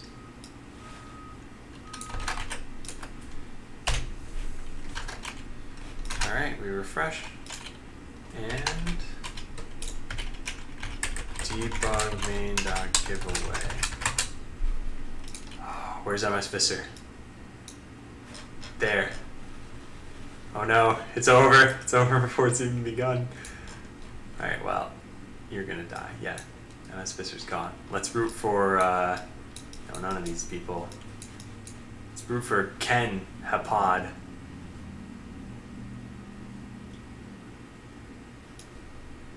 Good job, Ken Hapod. Okay, Ken Hapod died. Nobody root for Ken Hapod. Ken Hapod is dead. Okay, Tenbroya versus what looks like a spammer name. So I think I'm going to give this to Tenbroya, even if Tenbroya loses. Whoa! Tenbroya won.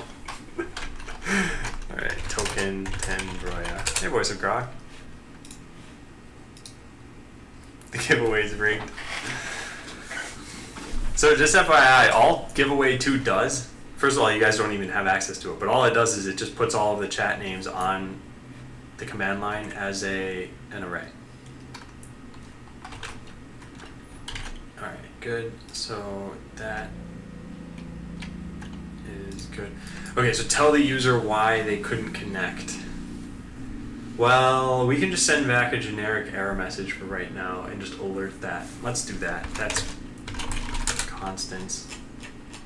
We'll just say server generic alert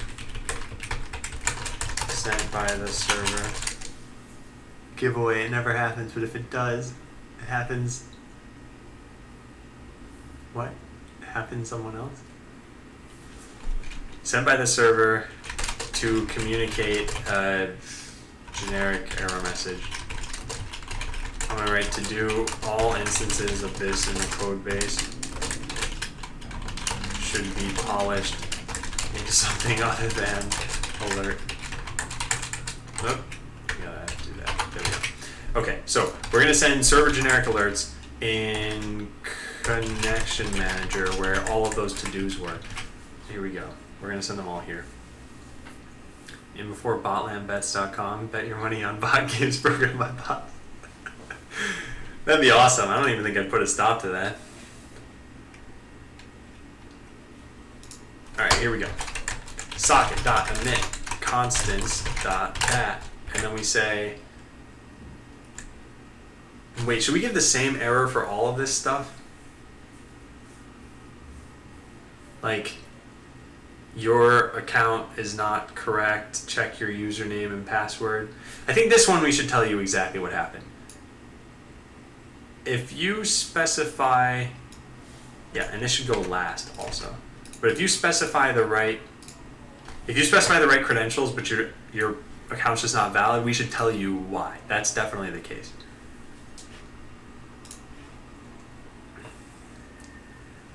Yeah, so let's do this. The account name you provided, we can put that in quotes here, plus name, plus does not exist. Alright. So there's that. Great. Then here, we can't tell you that the... Well, I guess we can tell you that the password's wrong. No, I think we should just say like generic... Either the account name you provided does not exist, or the password is wrong.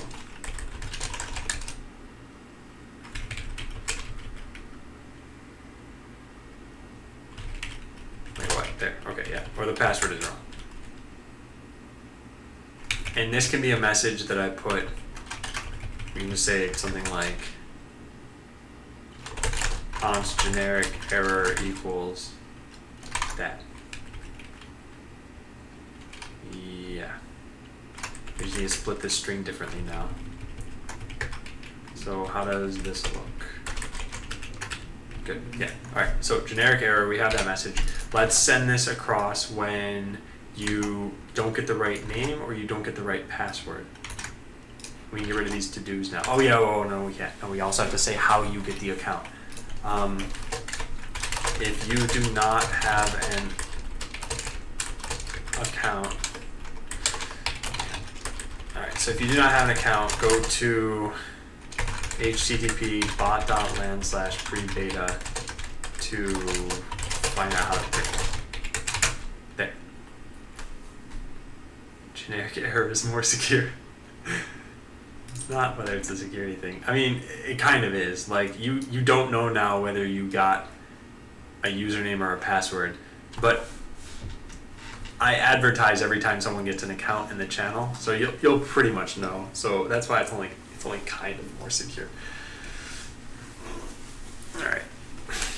Give instructions on how to create it. Done. And then this one, you have an expired account. This is something I actually need to tell you a little bit more about because you might not know why this happened. So your credentials are correct, but your account expires every Sunday. Go to http bot.land/prebeta to sign up again. It's a little long. Yeah, and so for those people asking, what are you talking about? What are you coding right now? If you go to bot.land and then click pre-beta, you'll see that this is what I'm working on right now. I'm trying to get you guys the game as it stands, so not playable really, but by the end of this week. And we've made significant progress today on getting accounts set up and everything. The way you join is by spending loyalty points, which you get just by sitting around in chat, and the number of points you need to spend is based on the day. So this will be available maybe tomorrow or the next day. I'm not sure. I need to get the EULA from the lawyer first. Okay, so now we have this generic alert. Next we need to go into socket interface and do something on that. So we can just say this, constants.generic alert. We don't even need to publish anything. We can just say like, well, I suppose we could publish it. Fine. Let's go to pub subtopics. We can say server generic, what was it, alert? Alert, yeah. Okay, good. So now we're listening to that. We put this here. We put that there. And then we listen for server chat message, and probably the same place we listened to it before, which I bet is main.js. Yeah, here we go. So we can subscribe to this. Received generic server alert. We just put that here. With some text, we just alert the text. Because this doesn't need to be polished right now. Next, let's test this out. So we need to restart the server. done. We can probably close all of these things, because I don't think any of these need to be open anymore. Also, something I haven't done in a while. Let's run this just in the background now. Botland test run. Okay. Yeah, then we'll refresh here, and we'll try connecting with invalid data. So let's just type a whole bunch of stuff. We hit enter, and it said either the account name you provided does not exist or the password is wrong. If you do not have an account, and unfortunately that's not a clickable link, go to http://bot.land/prebeta to find out how to get one. Okay, great. Now let's try connecting with our expired account, Adam13531. Adam13531. Either the account name does not exist. Oh, whoops, I need to type the right password, which I don't have the password for that. So let's look up the password. Eval this dot database wrapper dot get user Adam13531. Yeah, so my password is like C2, whatever the heck. I don't know, some temporary thing I'm never going to type again. All right, let's try that out. Yeah, your credentials are correct, but your account expires every Sunday. Go to, so that's not totally clear. We want to say, but your account expired on Sunday. No, what? I don't know. What do we want to say there? But all accounts expire every Sunday. Go to, yeah, that's better, I think. Hey, Leif Hendrickson. Your credentials are correct, but all accounts expire every Sunday. So your account is invalid. How about this? But your account expired. And then we say in parentheses, all accounts expired. Go to Botland to sign up again. Yeah, okay, that's much better. Credentials are correct, but your account expired. All accounts expire every Sunday. Go to pre-beta to sign up again. Okay, I'm happy with that. I'm happy with how this works. So tell the user why they couldn't connect. That is done. Let's check that in. And yeah, I'll put a comment there too. Receive generic. This is called when the server wants to tell you an error message. This is string and it doesn't return anything, and that should be lowercase. For now, just alert. In the future, we should have something more polished than this. That was a long error message. Yeah, I want people to know what they can do. Error messages should always inform you and then give you something actionable that you can do so that you can handle the error message. I'm sure you've all seen in some program somewhere where it just said error, I don't know, something occurred. And you say, okay, I could tell that something occurred because there's an error message, but I don't know what I'm supposed to do about it now. Okay, constant error, good. Yeah, all that looks good. Yeah, all right, I'm happy with that. Added in a generic alert that the server can send. When received, the client will call alert. This is currently only used when your pre-beta credentials are incorrect. Now, ideally what we'd do, we'd make these much more specific, and then we'd bounce you right back to the connect page, because right now this is an error. You can't do anything. There's just nothing that can happen right now. Or at the very least, yeah, well, that's what we should do, but we're not doing that yet. People probably complain about that. I'll fix it. Leif says, I control the lights. Yes, you do. Yeah, that was you doing that. But yeah. Yeah, anyone who follows, I give them control over my lights for 45 seconds. Okay, what's next? So explain on pre-beta page why the passwords are not as secure as they could be. I think all this explanation stuff should happen. So modify http bot.land/pre-beta. I should do this all at once, that way I'm not modifying this a bunch of times. So yeah, this whole checkbox section, this is something I need to do. I could probably do this really simply at least. Workplace, you leaving? I see good day / night / whatever. I prefer good whatever, so please stick to that in the future. So do I want a checkbox? Right now there is no EULA. We'll eventually have one. Bot dot len slash EULA. Yeah. So I need to put a link to this and then a checkbox saying I have read and understood the terms, and then you check a box and then there's a connect button. And the only way for you to connect is if you press the checkbox. I could just show that all the time. And then eventually when there's a real EULA, I could put that on this page.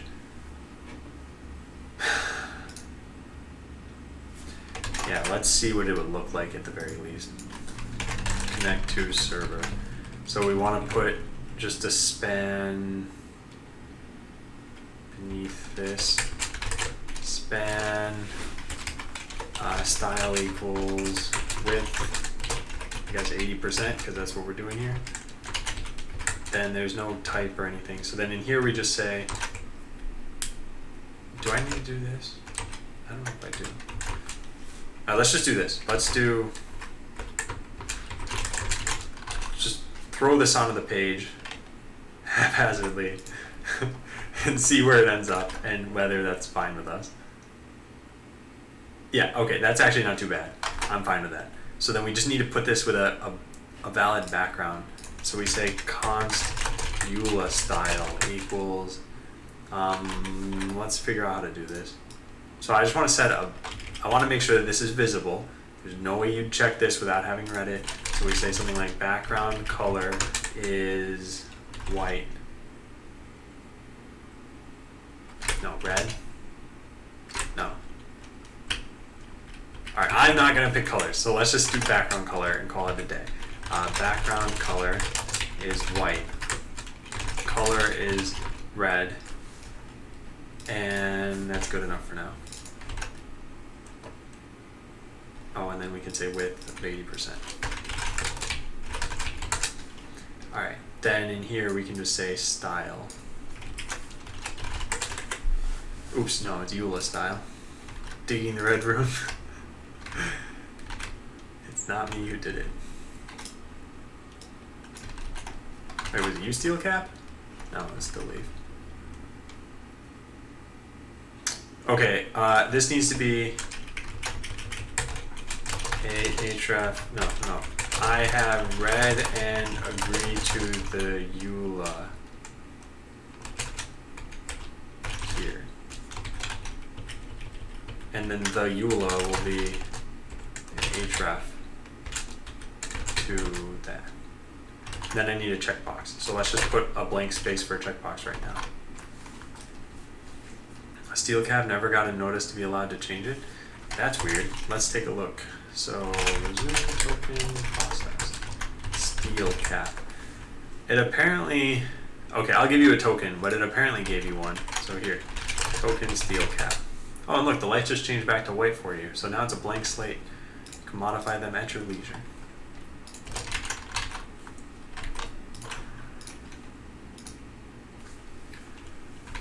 Okay, let's refresh this. What does this look like?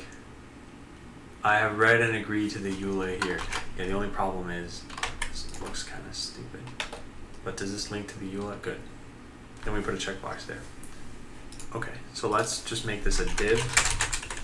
And then finally we put in a checkbox. So I believe that's an input element. HTML checkbox. This doesn't need to look great. Input type equals checkbox, yeah. But then, yeah, okay, this should be fine. Okay, so type equals checkbox, ref equals EULA checkbox, style, I don't think we even need one, placeholder, no, on key down, no. So we just have those things. Let's see what that ends up looking like.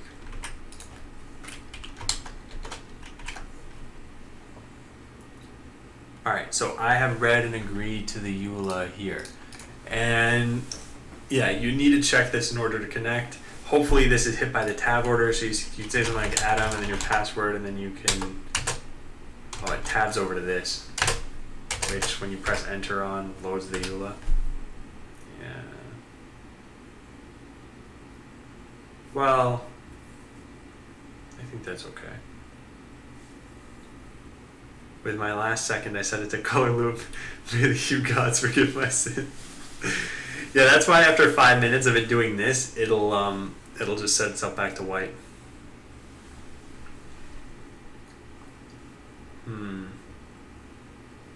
Okay, this isn't too bad. I mean, sure, this is a mismatch of colors, but you can put tab index. Yeah, that's true. Maybe I should make it not let you tab over this. Can I just say tab? No, this is something I've got to do somewhere else. HTML tab index. Tab index equals 2, 1, 3. How do you turn this off? 1 is first. I could just make it 5th, I guess.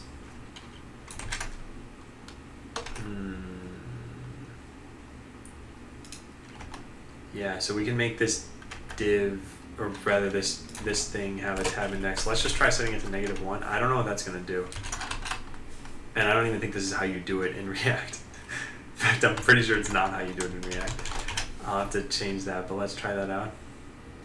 So its tab index is -1. No, we're still tabbing to it. I think I need to say tab index equals -1. I don't know, let's just look at React. React.js properties.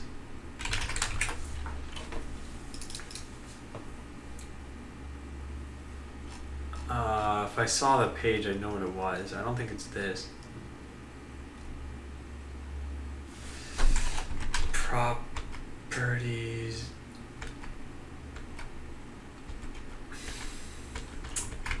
Now, how do you do this? There was something that was like, it's got width and height in it. Maybe they're called attributes. Yeah, I think they're called attributes. Tags and attributes. Here we go. Yeah. Okay, so we search for tab index here. Good, and it's capital I, so I was screwing that up. So we say tab index, and let's try setting it to -1. Yeah, don't know if it'll work. Try it out. All right. What do we have here now? A. Oh, good, that worked. Okay, but K, you were getting a point.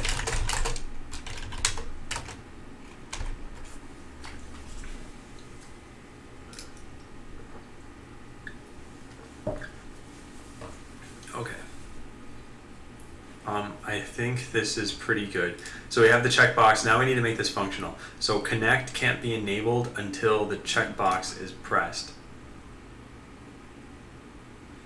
No. No, I'm not going to press a checkbox every time I want to test something, though. And I don't want to make you... Man, alright. Fine. How do I do this then? I want to make it so that I don't have to press it, but you guys have to press it, which means I need an environment variable that only I set. So that when I launch the client on my own computer, it doesn't even ask me to read the EULA. I'm above the law. Huh. Yeah, I think we need to do that. Okay, so first let's make it require the EULA box.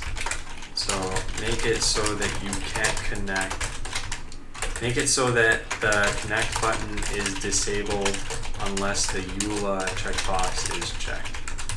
Okay, so there's that. How do we do that? Let's see. We go into how do you disable buttons in React? Disabled. Yeah, this is what we want. So we want to set disabled equals, for now let's just say true, but later we're going to change it to, can I base it on an IP or a cookie? I could, but okay, wait, so I guess what I was saying is it's, never mind. Yeah, I could do that, I think. I think I'm going to change it though. Okay, so yeah, connect is now disabled, so there's no way of you connecting. Well, actually, that's not even true. You could still press enter there. So we need to check to see if you can connect. Is connect allowed? Return false. So now this is going to be this dot is connect allowed.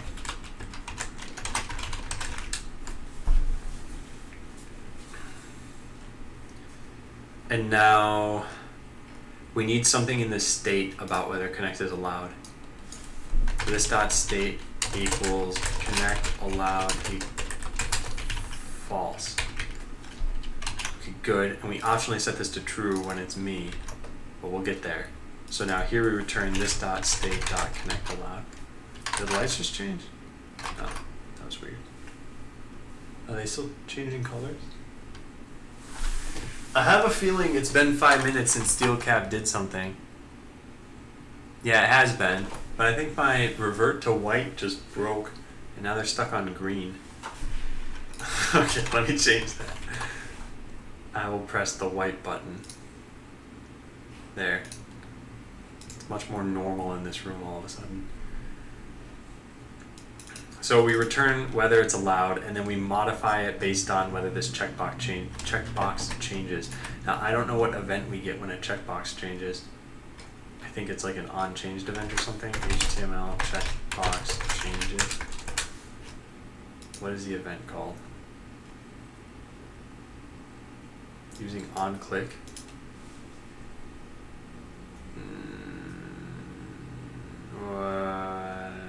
Yeah, I guess we can say onClick. Let's try that out. First, we need to make sure that this only works when connect is allowed. So, and this dot is connect allowed. That way you can't bypass it by pressing enter on those boxes. That would be bad. But again, I don't think anyone's going to sue me for this pre-beta, so it wouldn't really matter so much. InputK says, will you reset points? You mean before the beta starts? No, I'm not going to do it before the beta starts. Actually, I'm never going to do it. The only thing I'm going to reset is your account on every Sunday. So if you sign up for the pre-beta on Monday, the reason it costs you more points than the other days of the week is because you have the most days to use it. Then on Sunday, you have to spend points again. Well, the next Monday, I suppose, because I probably won't be streaming on Sundays anymore. Well, which, by the way, that's something else I didn't really tell you guys about. No more weekend streams, probably.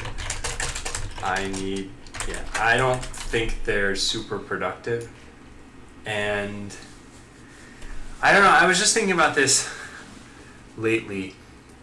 Streaming on Twitch adds some element. It's not like I have anxiety or something when I'm on Twitch, but it's like,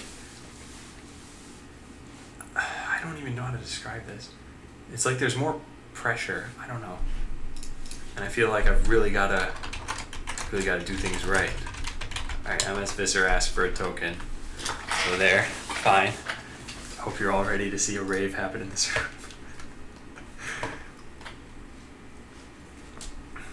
Alright, is connect allowed? So now we need to set this based on this checkbox. So we say is clicked equals, no, not is clicked, onClick. OnClick equals this dot handle EULA clicked dot bind this. Now we need to write this function. So we put this here, we take an event.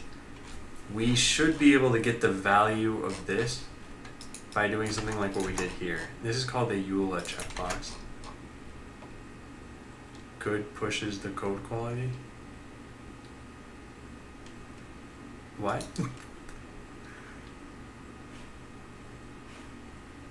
B. Schiller, I'm not sure what you... Oh, me not streaming on Sundays? Is that what you're replying to? Because I thought you were talking about my checkbox rambling over here. So, EULA checkbox DOM. And I think we can do... Let's just do console.log this dot value. I think we can say that. Being on stream pushes the code quality? Are you saying it makes... Okay, wait. So, because asking a question and then getting a response takes like 20 seconds. So, can you just say as a full sentence, like, do you think being on stream increases or decreases the quality? And let's try this out. So now when we check that box, what we should see happen here is console.log with true or false. So it says on. No, it says on no matter what. What? What? The value is on? I don't think I understand. Is there... Can I get the checked property maybe? How would I put a breakpoint in there? Yeah, that's what I can do. So let's open up connect to server. and we have this handle EULA clicked. So what's in this event? There's got to be something that gives us some information. Is there a target in here? Yeah, target checked. Target.checked. Okay, there we go. So e.target.checked. We should also be able to get it from the DOM element. Maybe it's just a checked parameter or something. EULA check box DOM dot check. Oh, it's just dot checked. Okay, well that was. B-Shiller said, it stresses you to be on stream and applies pressure. I say positive as it pushes the quality. Okay, yeah, got it. All right. I'm not disagreeing or anything. I just wasn't totally sure what you were suggesting.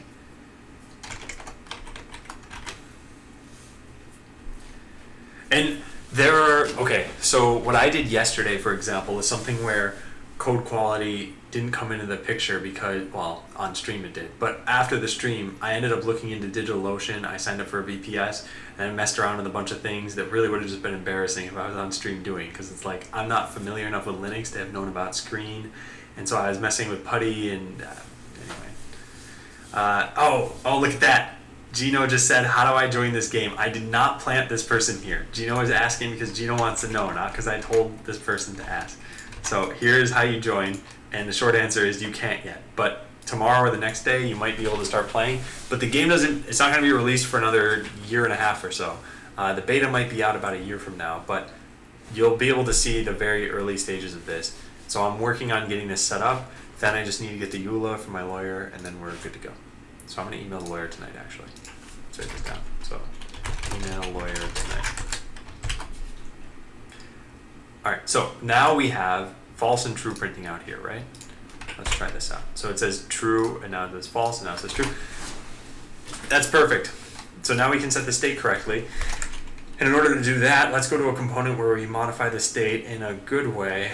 I think the Blockly component. So state, where else do we do this? We should do something where we assign to the state. That's why I just want to make sure. No, we use, oh man, we can't do this here. Where else can we do this? Is there the code mirror component? Code input, state. I don't even use state, do I?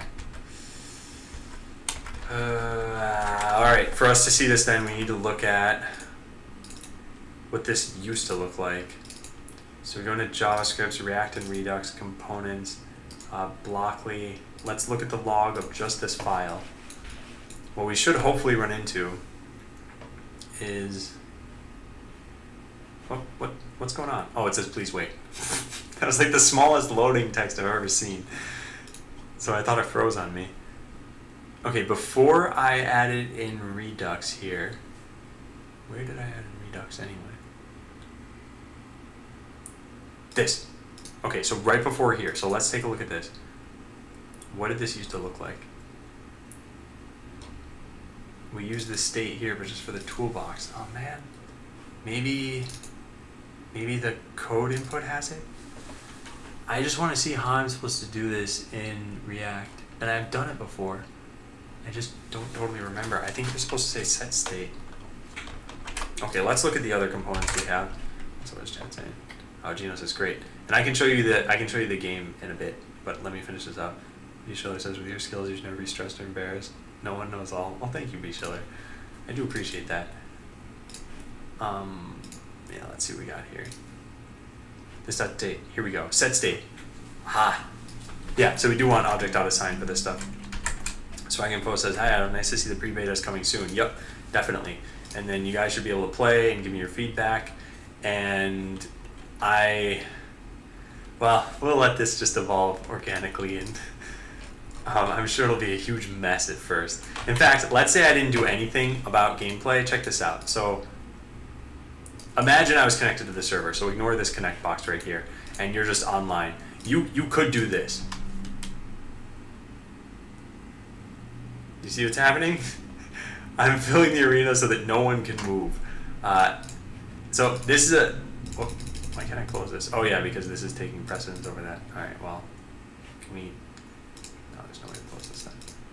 Stupid divs. Alright, fine. Anyway, that's a problem. I already know about it. I'm going to fix it. that you can just deploy a bunch of bots. I'm gonna take a look at that.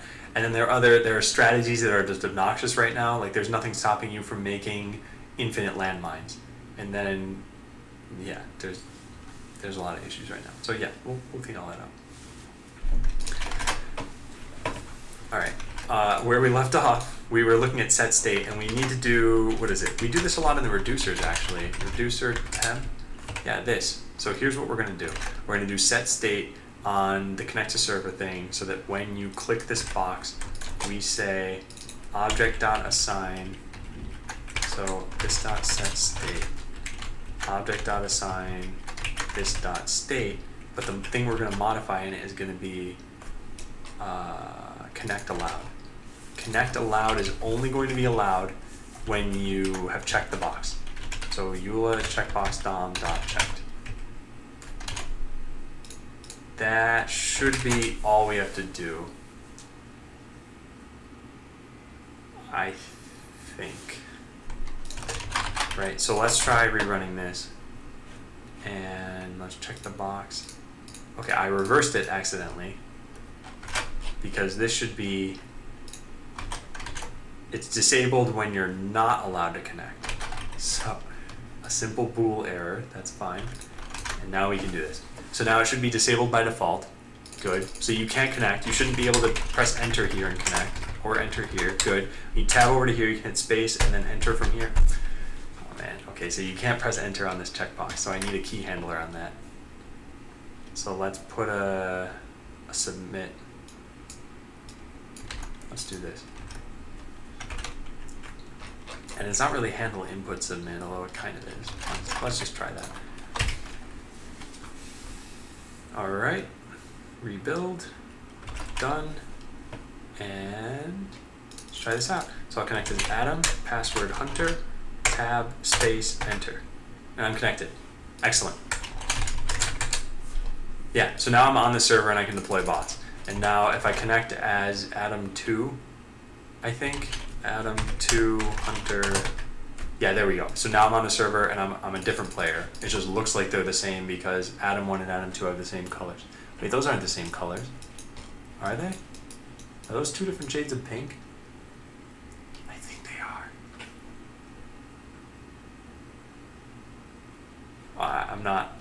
I'm like 99% sure those are two different colors. We should just be able to compare this actually. Yeah, that's definitely not the same as this. Okay, I'm not stupid. Well, it's very subtle. Okay, I think that's done. Oh yeah, no, it's not done. We need to make it so that I don't need to do this. And for that, we set is connect allowed. So if process.env require do not require EULA equals true, then return true. You're always allowed to connect.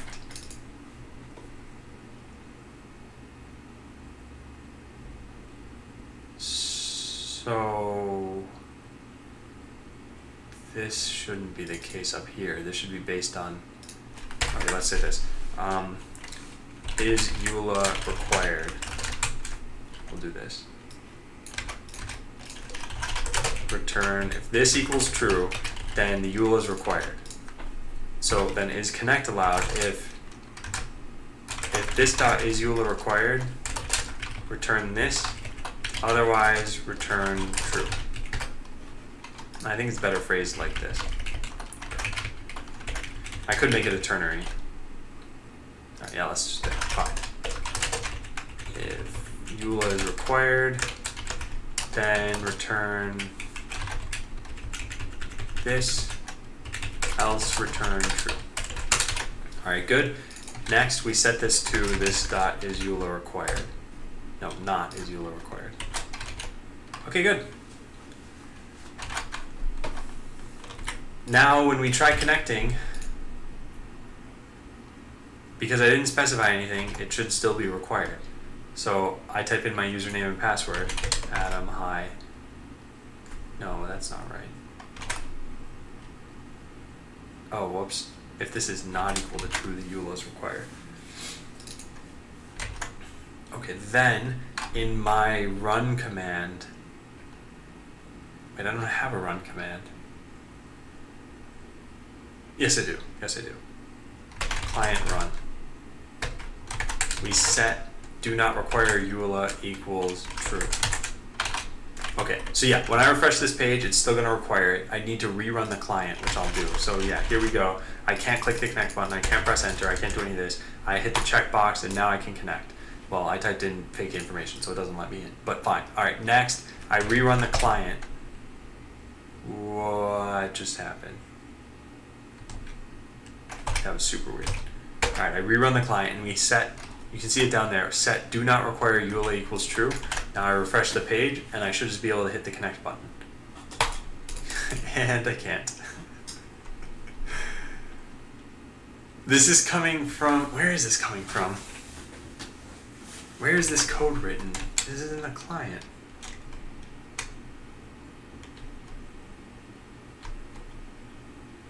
What? Wait. Okay, I'm a little confused here. How did I screw this up? In connect to server, it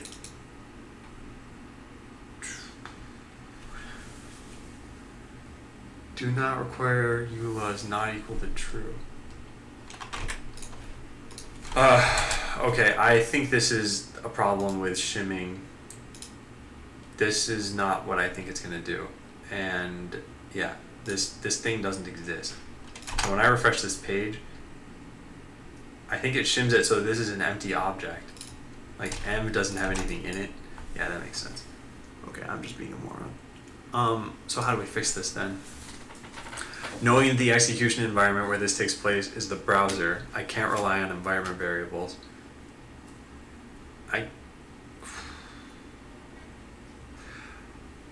I could serve up a different page based on how I started the client. What does run do? Run starts www, which for the client is just a web server. Yeah, this doesn't call in the main. And the web server is going to serve up index.jade, or the client index.jade. We could put something in here where if an element exists here, we could say, no, that's stupid.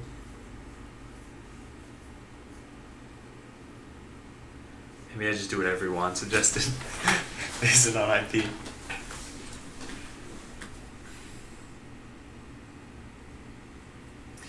Is there a way for us to tell where this is being... No, wait, no. The question is this. How do we know here in this file on the browser that we set some variable? And we could do many different things. We could store something in the DOM. We could pass a URL parameter if we want. But I don't want people passing around a URL parameter, so I need to store something in the DOM. All right, let's take a look at... Well, there's one other thing we could do. We could optionally serve up different JavaScript. I don't think that's a good idea. Let's look up browserify process.env. Is there some other way to... How to set env before a browserify script is running? Instead of hard coding it, use the envify plugin. Plugin automatically modifies the env variable pass. Oh, interesting. Not exactly what I want though. Can't you just check if it's on the local host? Yeah, I could.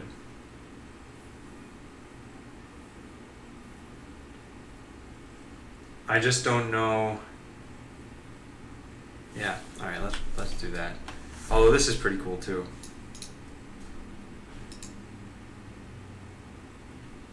Yeah, alright, let's check to see if we're on the local host. So in connect to server, we'll do this. How do we see if we're on local host? So we need to pass something into this. which means this needs to come from like client name. Can we figure out in here if we're on localhost? I think we have HTML how to get current host.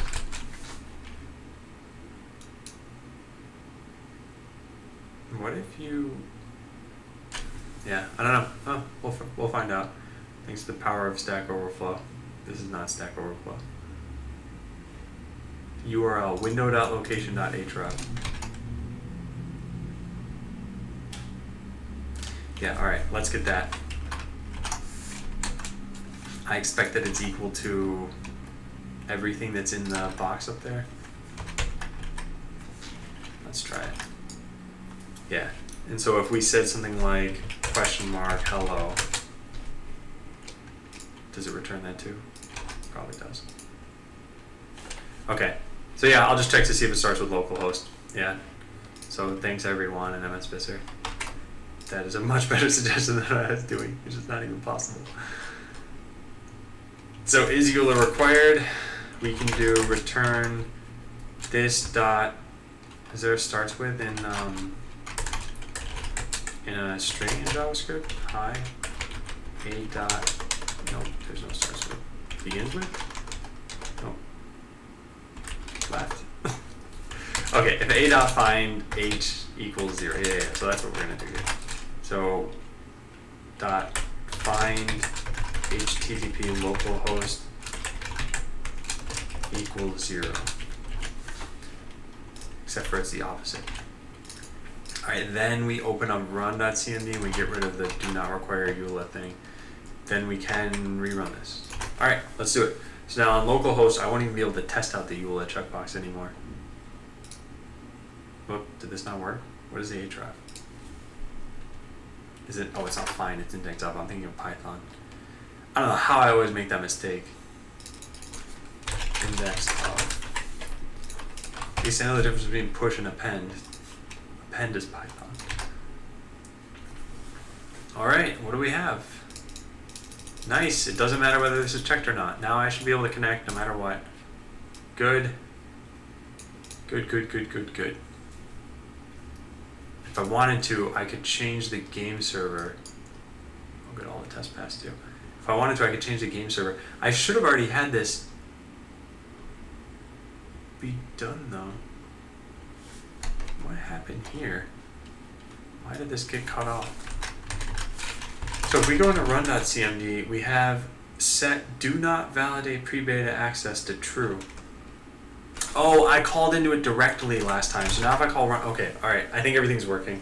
I think we can check this in. And I think we made this very usable for me while still requiring passwords and everything for you guys. So now if I try connecting with any random stuff, yeah, now I can deploy some bots. Whoops. Excellent, hit Control 9. Okay, there we go. Nice. We got our bots. All right, let's check in. So this dot state connect allow. So we need to comment all of connect to server, and now this shouldn't be modified. So we just go into that. So yeah, we modified one thing, connect to server. Let's comment all this stuff. So when serving the page, well, if true, the connect button will be enabled. Good. Then this function.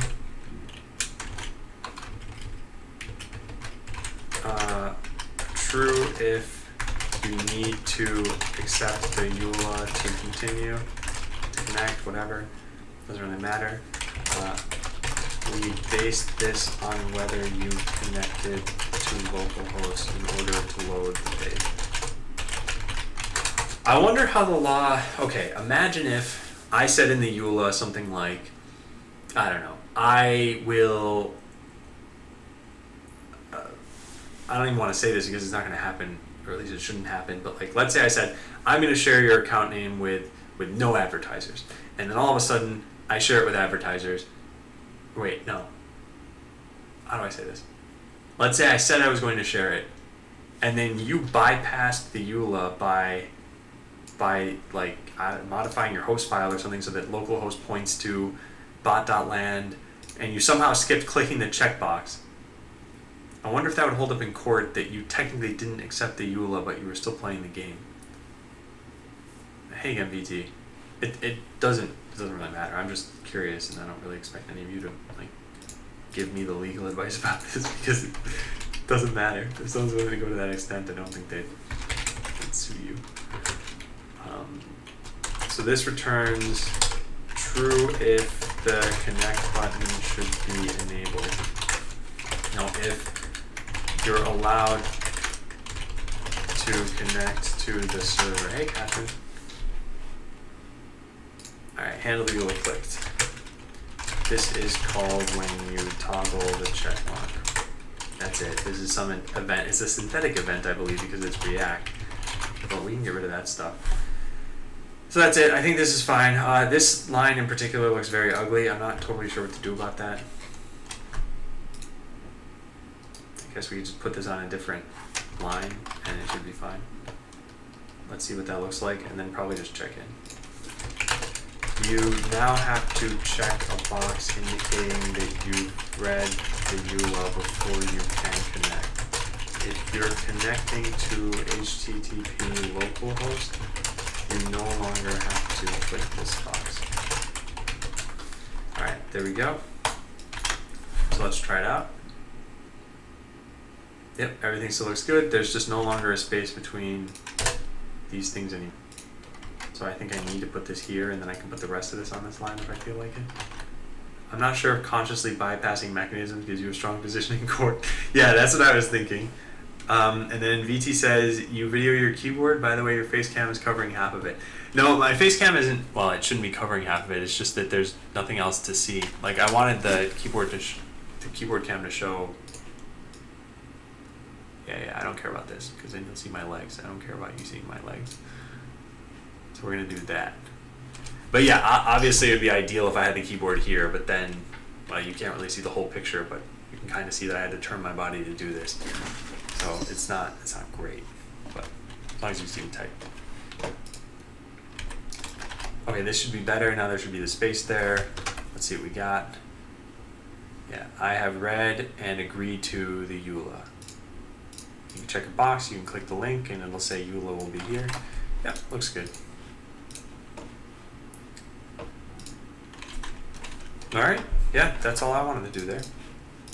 Let's check this in. Alright, what was up next? So have we gotten through a large chunk of this, since that's the entire 8 hours of today is all I spent working on? Well, no, there were some bug fixes too. Alright, so I could put a checkbox, that's done. Mention that people need whispers enabled on the pre-beta page. Yeah, so that's something else I'm going to modify at the pre-beta page. Make sure to save a source map of the uglified client code so that I can track down bugs. That's true. I don't know if that's something I necessarily need to do now. And make sure I'm uglifying the server code just in case there's a security vulnerability. I need to print this down somehow. Yeah, I gotta figure that out. Make sure there's a terms of service EULA agreement page.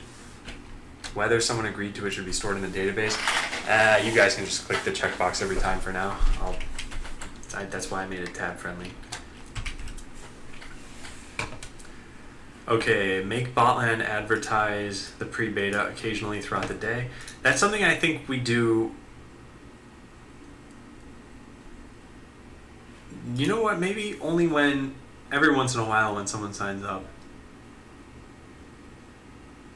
No, I'm not sure this is necessary. I'm going to just put it up here.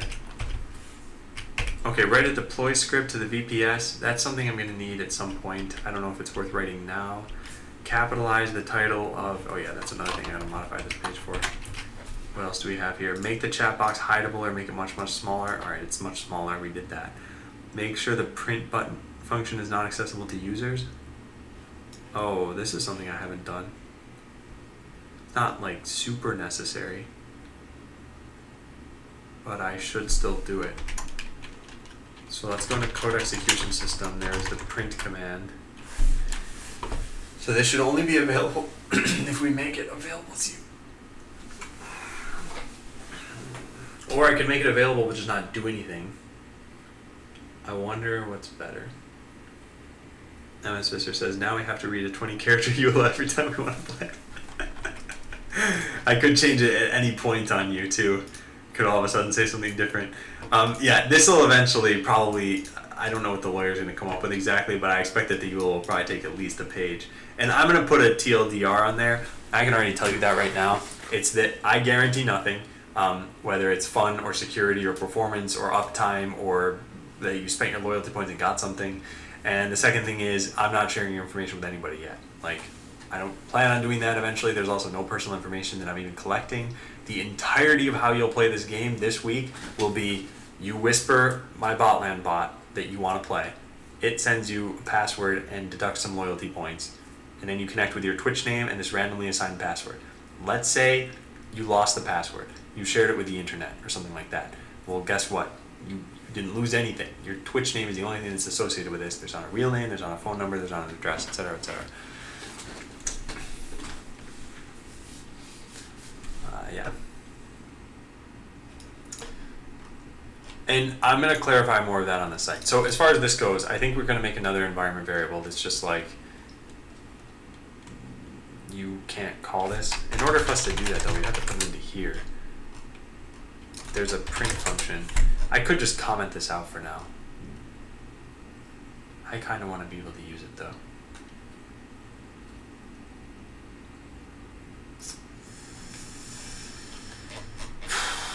Well, how would I do this? I could optionally add in print. I could do something like this. If process.m.print is allowed equals true, then I could say built-in functions dot push print. Let's try it. Let's just try it this way. VT says you have a good sense of humor. Thank you, VT.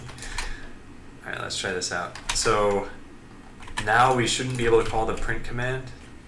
I should really put an X here or something like that so that I can just play the single player mode. Let's try calling print. So we're gonna edit, we're gonna say print hi. It should, good, I marked it. All right, good. So there we go. Now if we, we run into the same problem though that,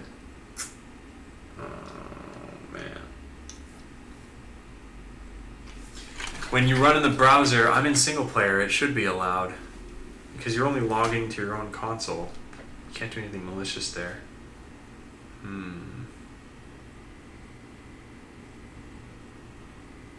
How do we go about blocking this then? Well, there are a couple ways I can think of. One is we do the whole check to see if it's localhost, or check to see if it's single player, or we only block this on the server maybe. That'd be really confusing if we only did it on the server though. Samuelot says, what was the light control? So when you follow me, you get a link to control my lights. That link looks something like, well, it looks kind of like a spam link, but it's not. It's a link like this. And when you get it, you can press, like 4 red, and you can see that light behind me change red. So yeah, this is the page you get, and that's it. I wish it would show caps on Twitch names. Oh, you can do that if you want. At the upper left of your screen, you should see a little wrench, I think, or there's a settings button somewhere. If you click that somewhere in that page, you can modify it there. That's why mine always shows up as capitalized Adam13531.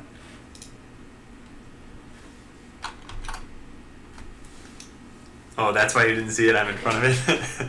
Yeah, I could try moving over a little bit. So yeah, how do I want to do this? I wonder how Envify works, because that's kind of what I want. Selectively replace node style environment variables with plain strings.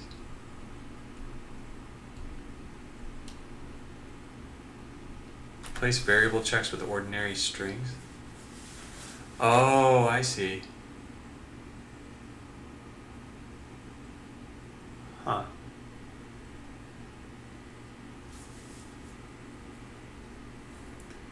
If you bundle the same script with Node-M set to development. Interesting.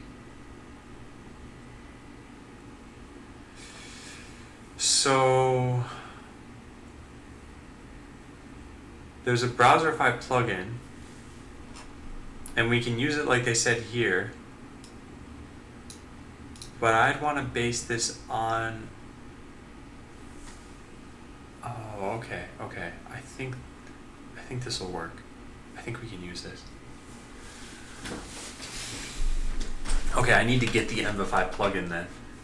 I guess it linked right to here. So install, if you're using the module with Browserify, install it by just doing Envify. Okay, let's try this out. I don't know how well this will work, but we want to try this, so let's try it out. First, we go into Botland. Where do I want to install this?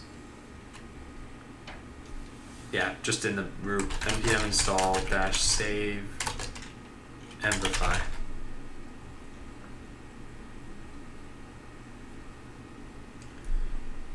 All right. I guess we wait for it to finish.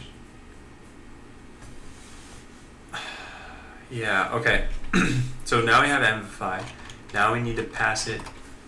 We need to make this work with Browserify.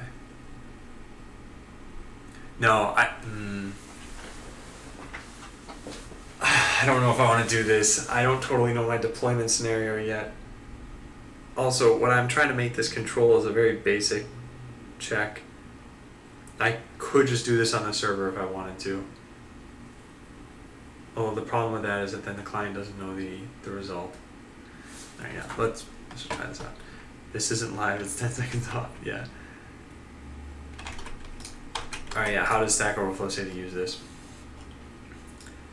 Automatically modifies whatever you pass in as an argument. So in Browserify, we've got some -t. What does -t do? Browserify.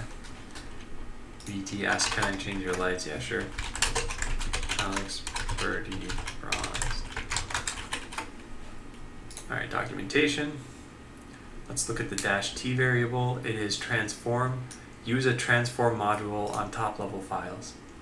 It's only top level files though. Man, I don't know about this. Yeah. So they do Envify in here. Do I already use this in some sense? Shared gulp file -t. No.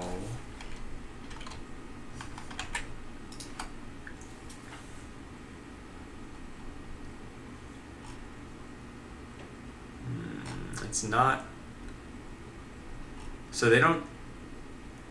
Oh, module uses. Here we go. Usage. Oh, I see. Okay. All right. This is actually pretty good. The other one I was looking at was the command line thing. I actually didn't want that. So require Envify. And then there's, if you want to stay away from your environment variables, you can supply your own object used in its place.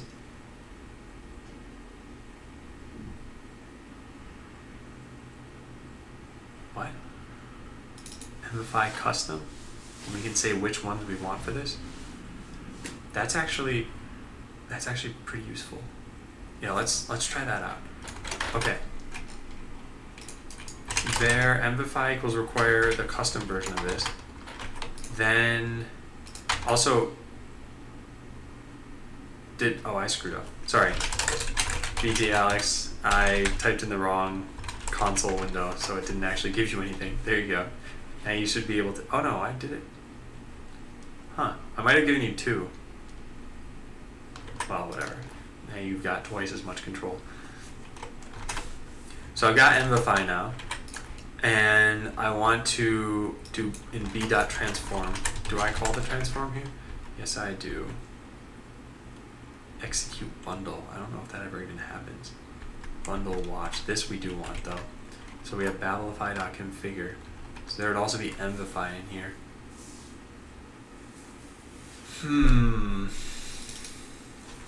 Yeah, unfortunately with Babelify, I'm not totally sure where this would go.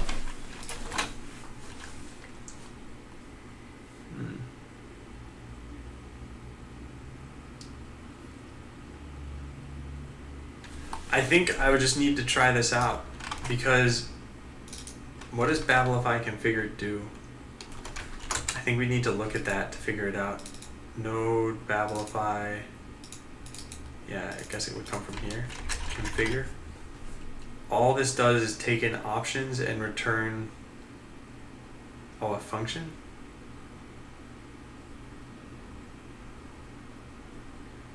Ooh. The function is based on those. Oh, I don't know about that. Okay, how does Browserify transform work? Is that something we can make use of? Where is Browserify?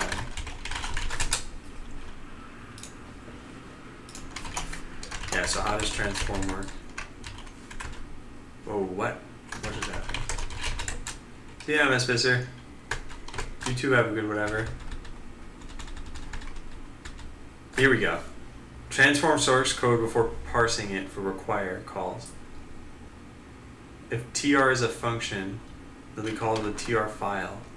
A tr is, oh, it is a function here. A tr is a string.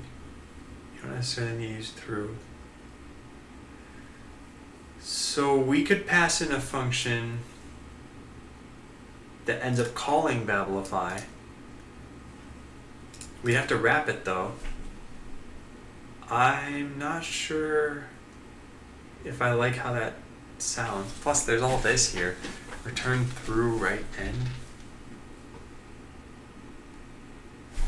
Alright, let's look up Browserify, Envify, and Babelify.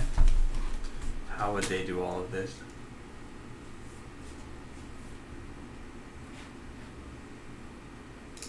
Can we do this? Transform. How do they do this? Oh wait, can I just call this twice? Oh, okay. Well, that's probably much easier then. Alright. I are smart. I are so smart. Yeah, so then we pass in the environment variable that we want. So we should be able to say here, take in, what is it? Just an object. And this has a node env development. Okay, so what we want to say here is, let me see. What do we call this? It was in the code API constant. So yeah, let's close all this stuff. It's right here if print is allowed. So let's set print is allowed to true. Print is allowed is going to be true. And we need to make it a string like I just did. All right. So am I happy with what this does in the end? Probably not. We'd have to rerun this. And that'll take a long time. And then once this is done, the way it should compile the code is such that code API constants, instead of having this will check to see if true equals true, so it'll just always have this here. So what we should be able to search for, is like find closest resource, and then somewhere beneath it in our bundle file, we should see this code. If we do, then great, everything worked. If not, I don't know, and even if it does, I don't know if we want to keep this. So, all right, there we go. It finished. So now we refresh this page. Actually, we might even want to do this. Yeah, there we go. So we refresh this page, and let's take a look at the bundle file now.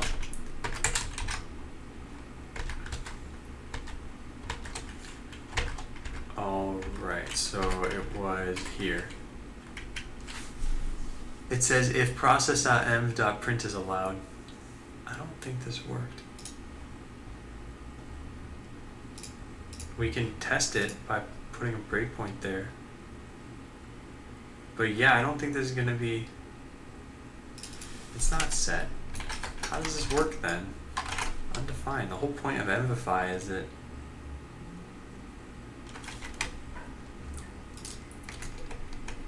Oh, bundle watch is never even called. I transformed the wrong thing. Also, why is this a task if it's never called? It just doesn't make any sense. That's my own fault, by the way. Not like I'm blaming someone else, but it is still stupid. Execute bundle, is this called? Only from bundle watch. Should probably get rid of all of that. In the meantime, take a look at the one transform function we do have left, which is not even Browserify transform.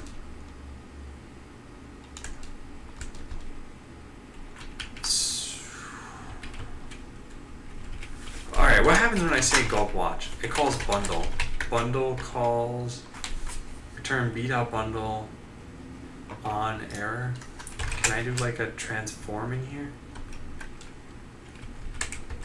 Dot transform mbify. This is not something you pipe though. I don't think this is gonna work. How do the lights work? You made a website where people can turn on and off your stuff. Adams lights. There's a brief description about it. Yeah, undefined is not a function. Okay, I have no idea what I'm doing. It's just like that dog I linked yesterday. Dogs don't know chemistry. And Adam13531s don't know how to use Mbify with Browserify. But is there a better way around this? Let's see, where are my options here? Options, one, M variable and Mbify, then everything should presumably work fine. Two is only have the error be on the server. It's not even a documented API. But yeah, this is a problem. I don't like this because the client will think they wrote good code when they haven't. What else can I do? I could have the server tell you whether it's allowed when you connect. Am I making a game or playing one? I'm making a game. Amos Visser, you were supposed to go to sleep. What a liar. The other thing is just do nothing here. I suppose that's an option. Alright, see how that's best. Yeah, what else do I want to do here? If I want to disable print. The server could tell you about it. The server would have to tell you a lot of different things though. It already tells you those things. It's probably gonna have to tell you this eventually. So yes, I think for right now we just undo everything I just did. We get rid of this change, we get rid of this change, and we get rid of this change. And we never talk about it. We never talk about any of this ever again. There. So print is now allowed.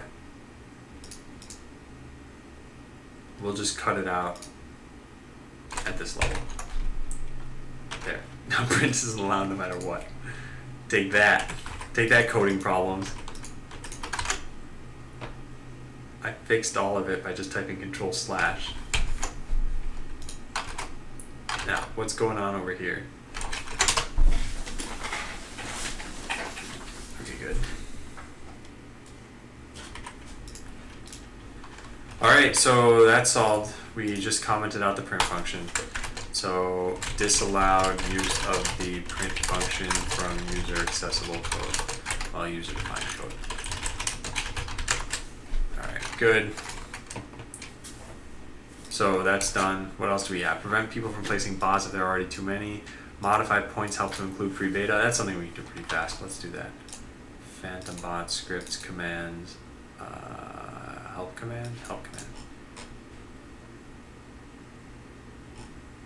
There's points help. Oh, here we go. So the only thing you can spend your points on right now is lunch BRB. So let's say you can spend your points on this bot.land/pre-beta or lunch BRB.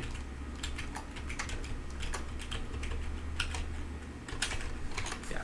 Okay. Let's try that out. Points help. You can spend your points on pre-beta or launch BRB.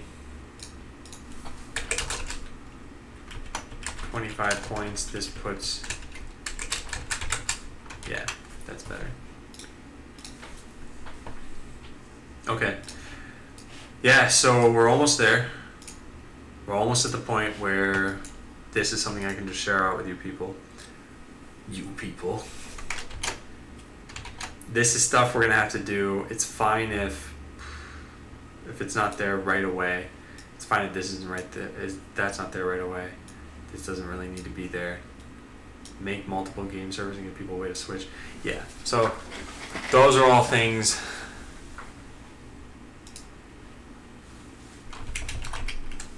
Yeah, those are all things that we can do later. So then we're pretty much prepared.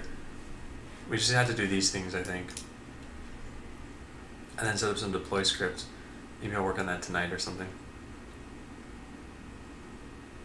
So the last thing I'm going to work on now then is this. I know it's not like game related stuff really, but gotta do it. Gotta go fast. So let's go back into Botland. We'll go into the docs folder, pre-beta. Gotta modify the markdown here. So explain why passwords are not as secure as they could be. Let's take a look at the pre-beta page to see where this stuff's gonna go. So one thing I wanted to change is the title of the page. I think the title is always going to get turned into the wrong title. Look up Alex Birdie Bronze on Google Images. I'll do it later.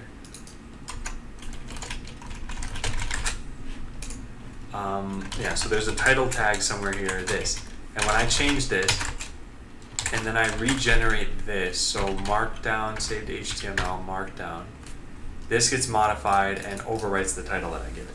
So is there a way to specify a title of a page in Markdown? Markdown specify title? Is that possible? You can put the title attribute on the next line? What is that? No, that's not what I want.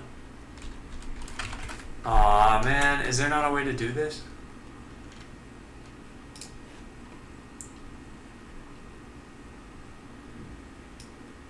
HTML is explicitly allowed? I didn't know that.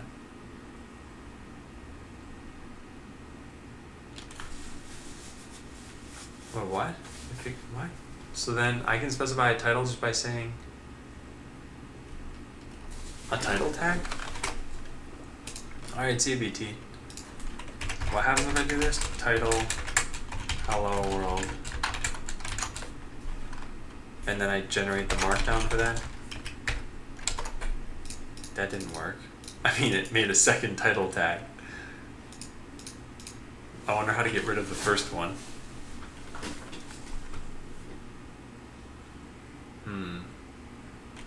What would happen if I loaded this in the browser? Title is pre-beta. Yeah, so that's not good. Is there a way to do this then? I wonder if Google is better at telling me this.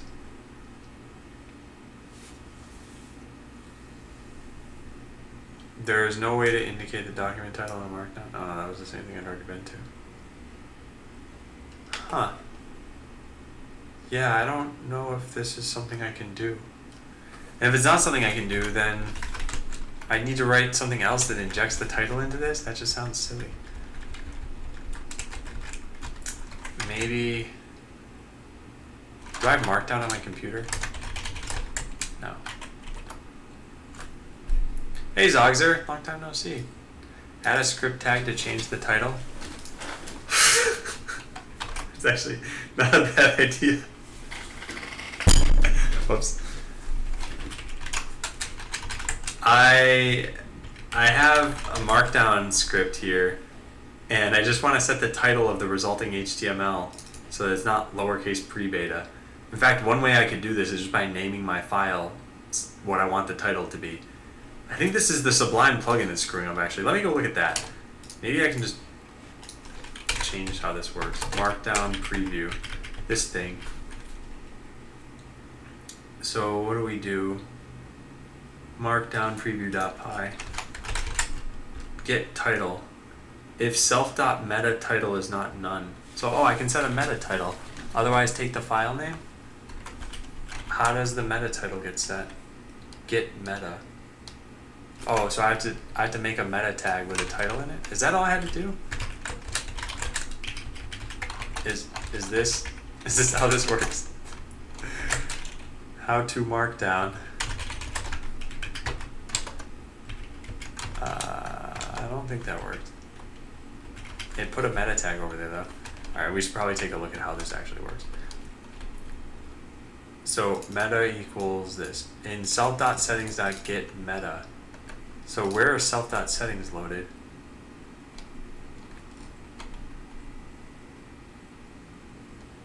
Get what? Where are these things set? This sounds like it's the settings for the plugin, which seems very weird.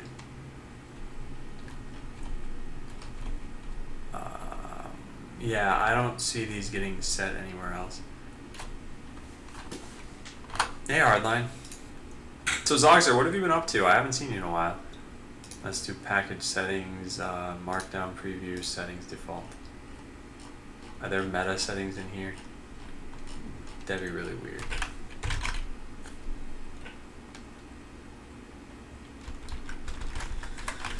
Okay, yeah, let's look at a Sublime markdown preview.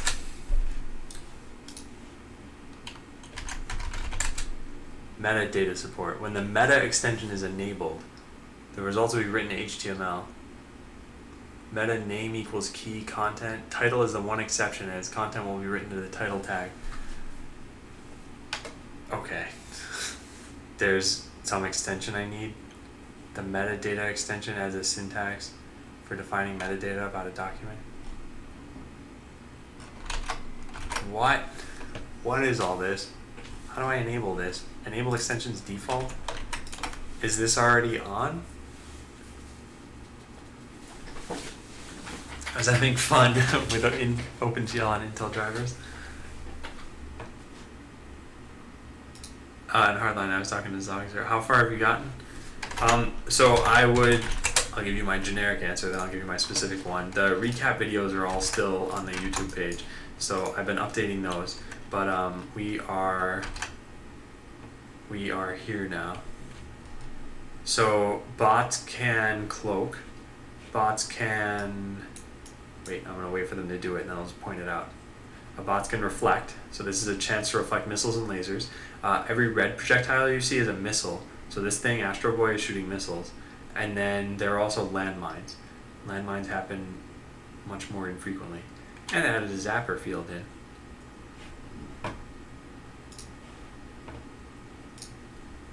So yeah, there's a lot of new stuff. Because it's been, what, 7 weeks total? I also finally, just today, maybe like 2 hours ago, removed your name from the code base. Because now there's real authentication. It's not totally real yet. Alright, well, I'll probably mess around with this markdown thing tonight. In fact, I'll just keep doing it now. But I don't know how to enable this and then how to make use of this. Oh, they have metadata title. But this is the YAML version of this.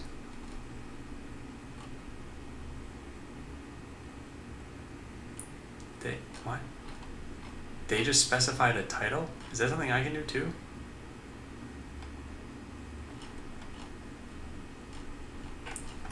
How does this work? Jeez, I have no idea.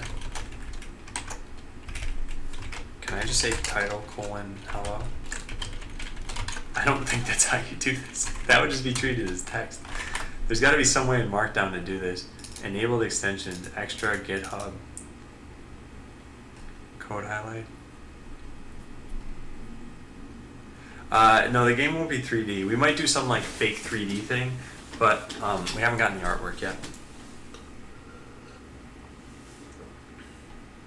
Oh wait, this is in the YAML file where we can set this. So we want to set the meta extension. I totally don't understand this. To